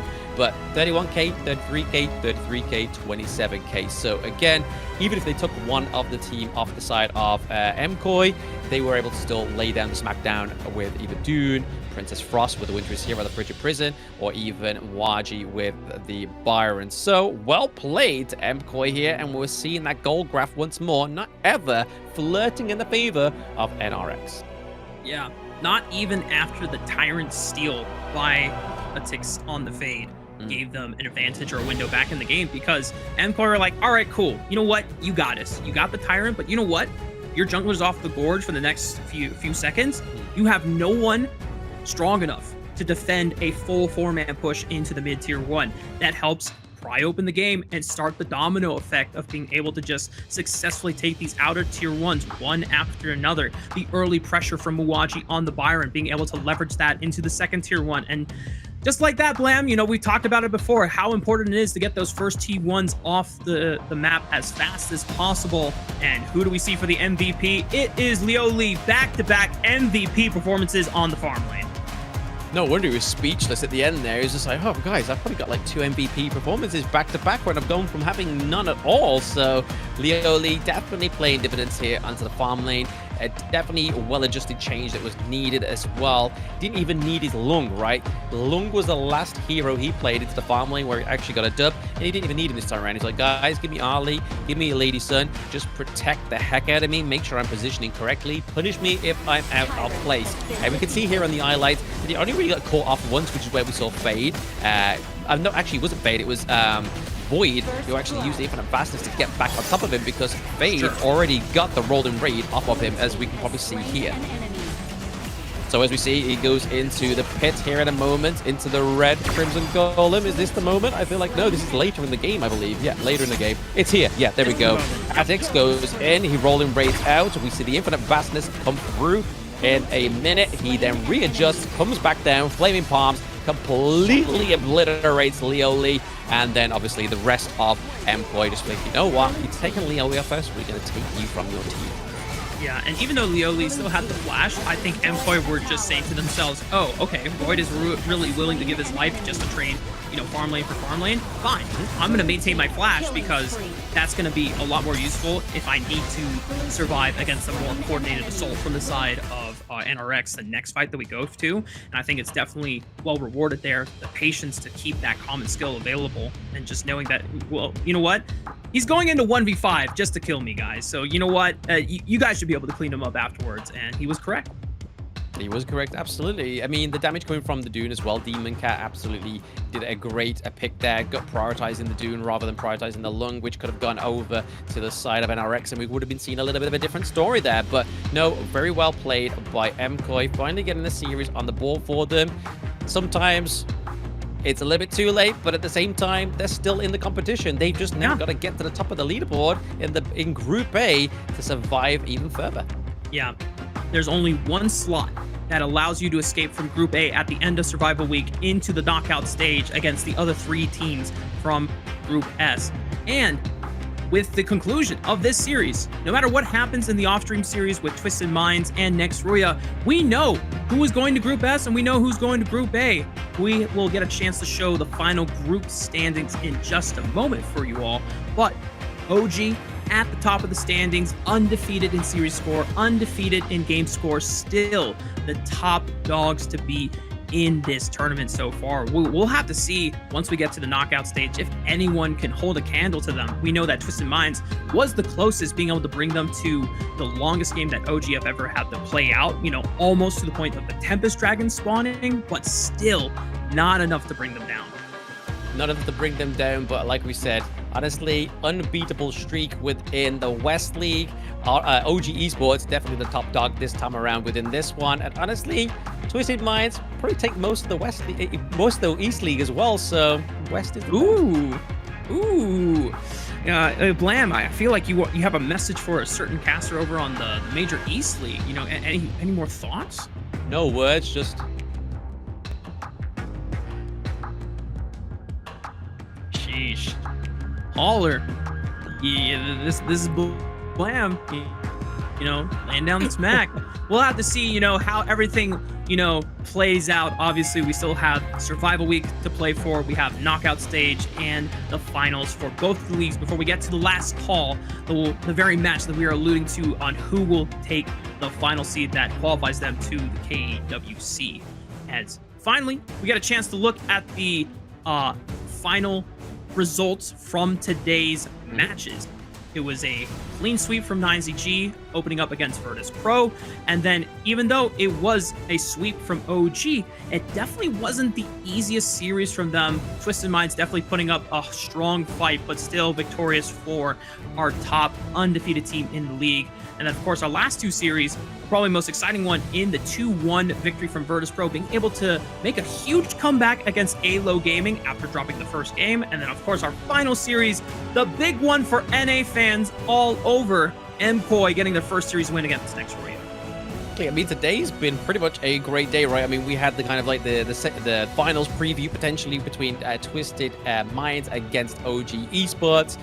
VP taking an L to begin with, making sure that 9ZG gets to that third place within Group S. And then obviously NA finally getting at the bottom board. It is 4 days too late, but still, it doesn't matter. That's a dub. I'm not going to take it away from you. You guys enjoy that whilst you can. But looking at here is the current week rankings. As you can see, it is going to be OG Esports at top, Twisted Minds at the bottom with no longer a blemish-free record, and then NZG in third place. So Group S on your left, Group A on your right. That's where the hardest match is going to be going into next week, because one of those teams have to get all the way to the top to make it into the knockout stage. And that concludes our broadcast, not only just for today, but for the overall week. We're going to be off for a few days, Blam, as we get ready for our first day of the survival week coming in back on Thursday, if I'm not mistaken. So it's going to be an exciting time. A lot of the games focused on the abilities for the teams in Group A to try and fight their way through as we transition from best of threes to best of fives. Exactly, that's where the actual test is going to be, right? But 24th of April, it's going to be Twisted Minds going up against NZG, AYLO gaming against NRX, and then Twisted against OG Esports once more. Oh, baby. Best of 3 is going to make that one a best of 5, sorry, is going to make that a huge banger. But yes, that is going to be something you have to wait for. Just a little bit of a sweeten around the taste buds there for you guys. I mean, I'm really waiting for that one as well. So just like a caster and a viewer, I'm excited. Yep. All of the teams getting ready as they take the next couple of days, to rest up, to continue, scrimming and leveling up their game and getting ready for those next layers of strategy. But Blam, that concludes our time on the broadcast today. It has been a pleasure casting for you all. My name is Rafa. We got Blam here on the side. Our socials are down right below our camera feeds there if you want to check out any of the content or other things that we are up to on all platforms. We are all pretty much everywhere that you can think of. We'll see you next time in Survival Week.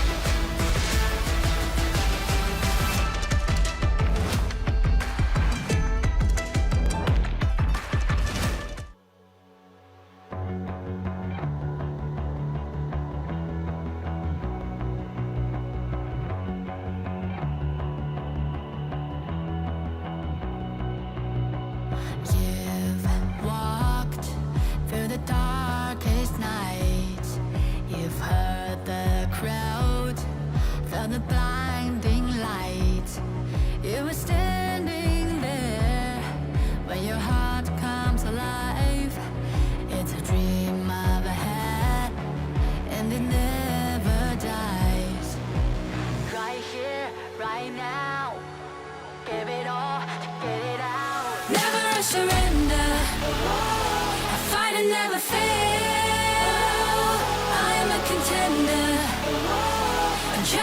can feel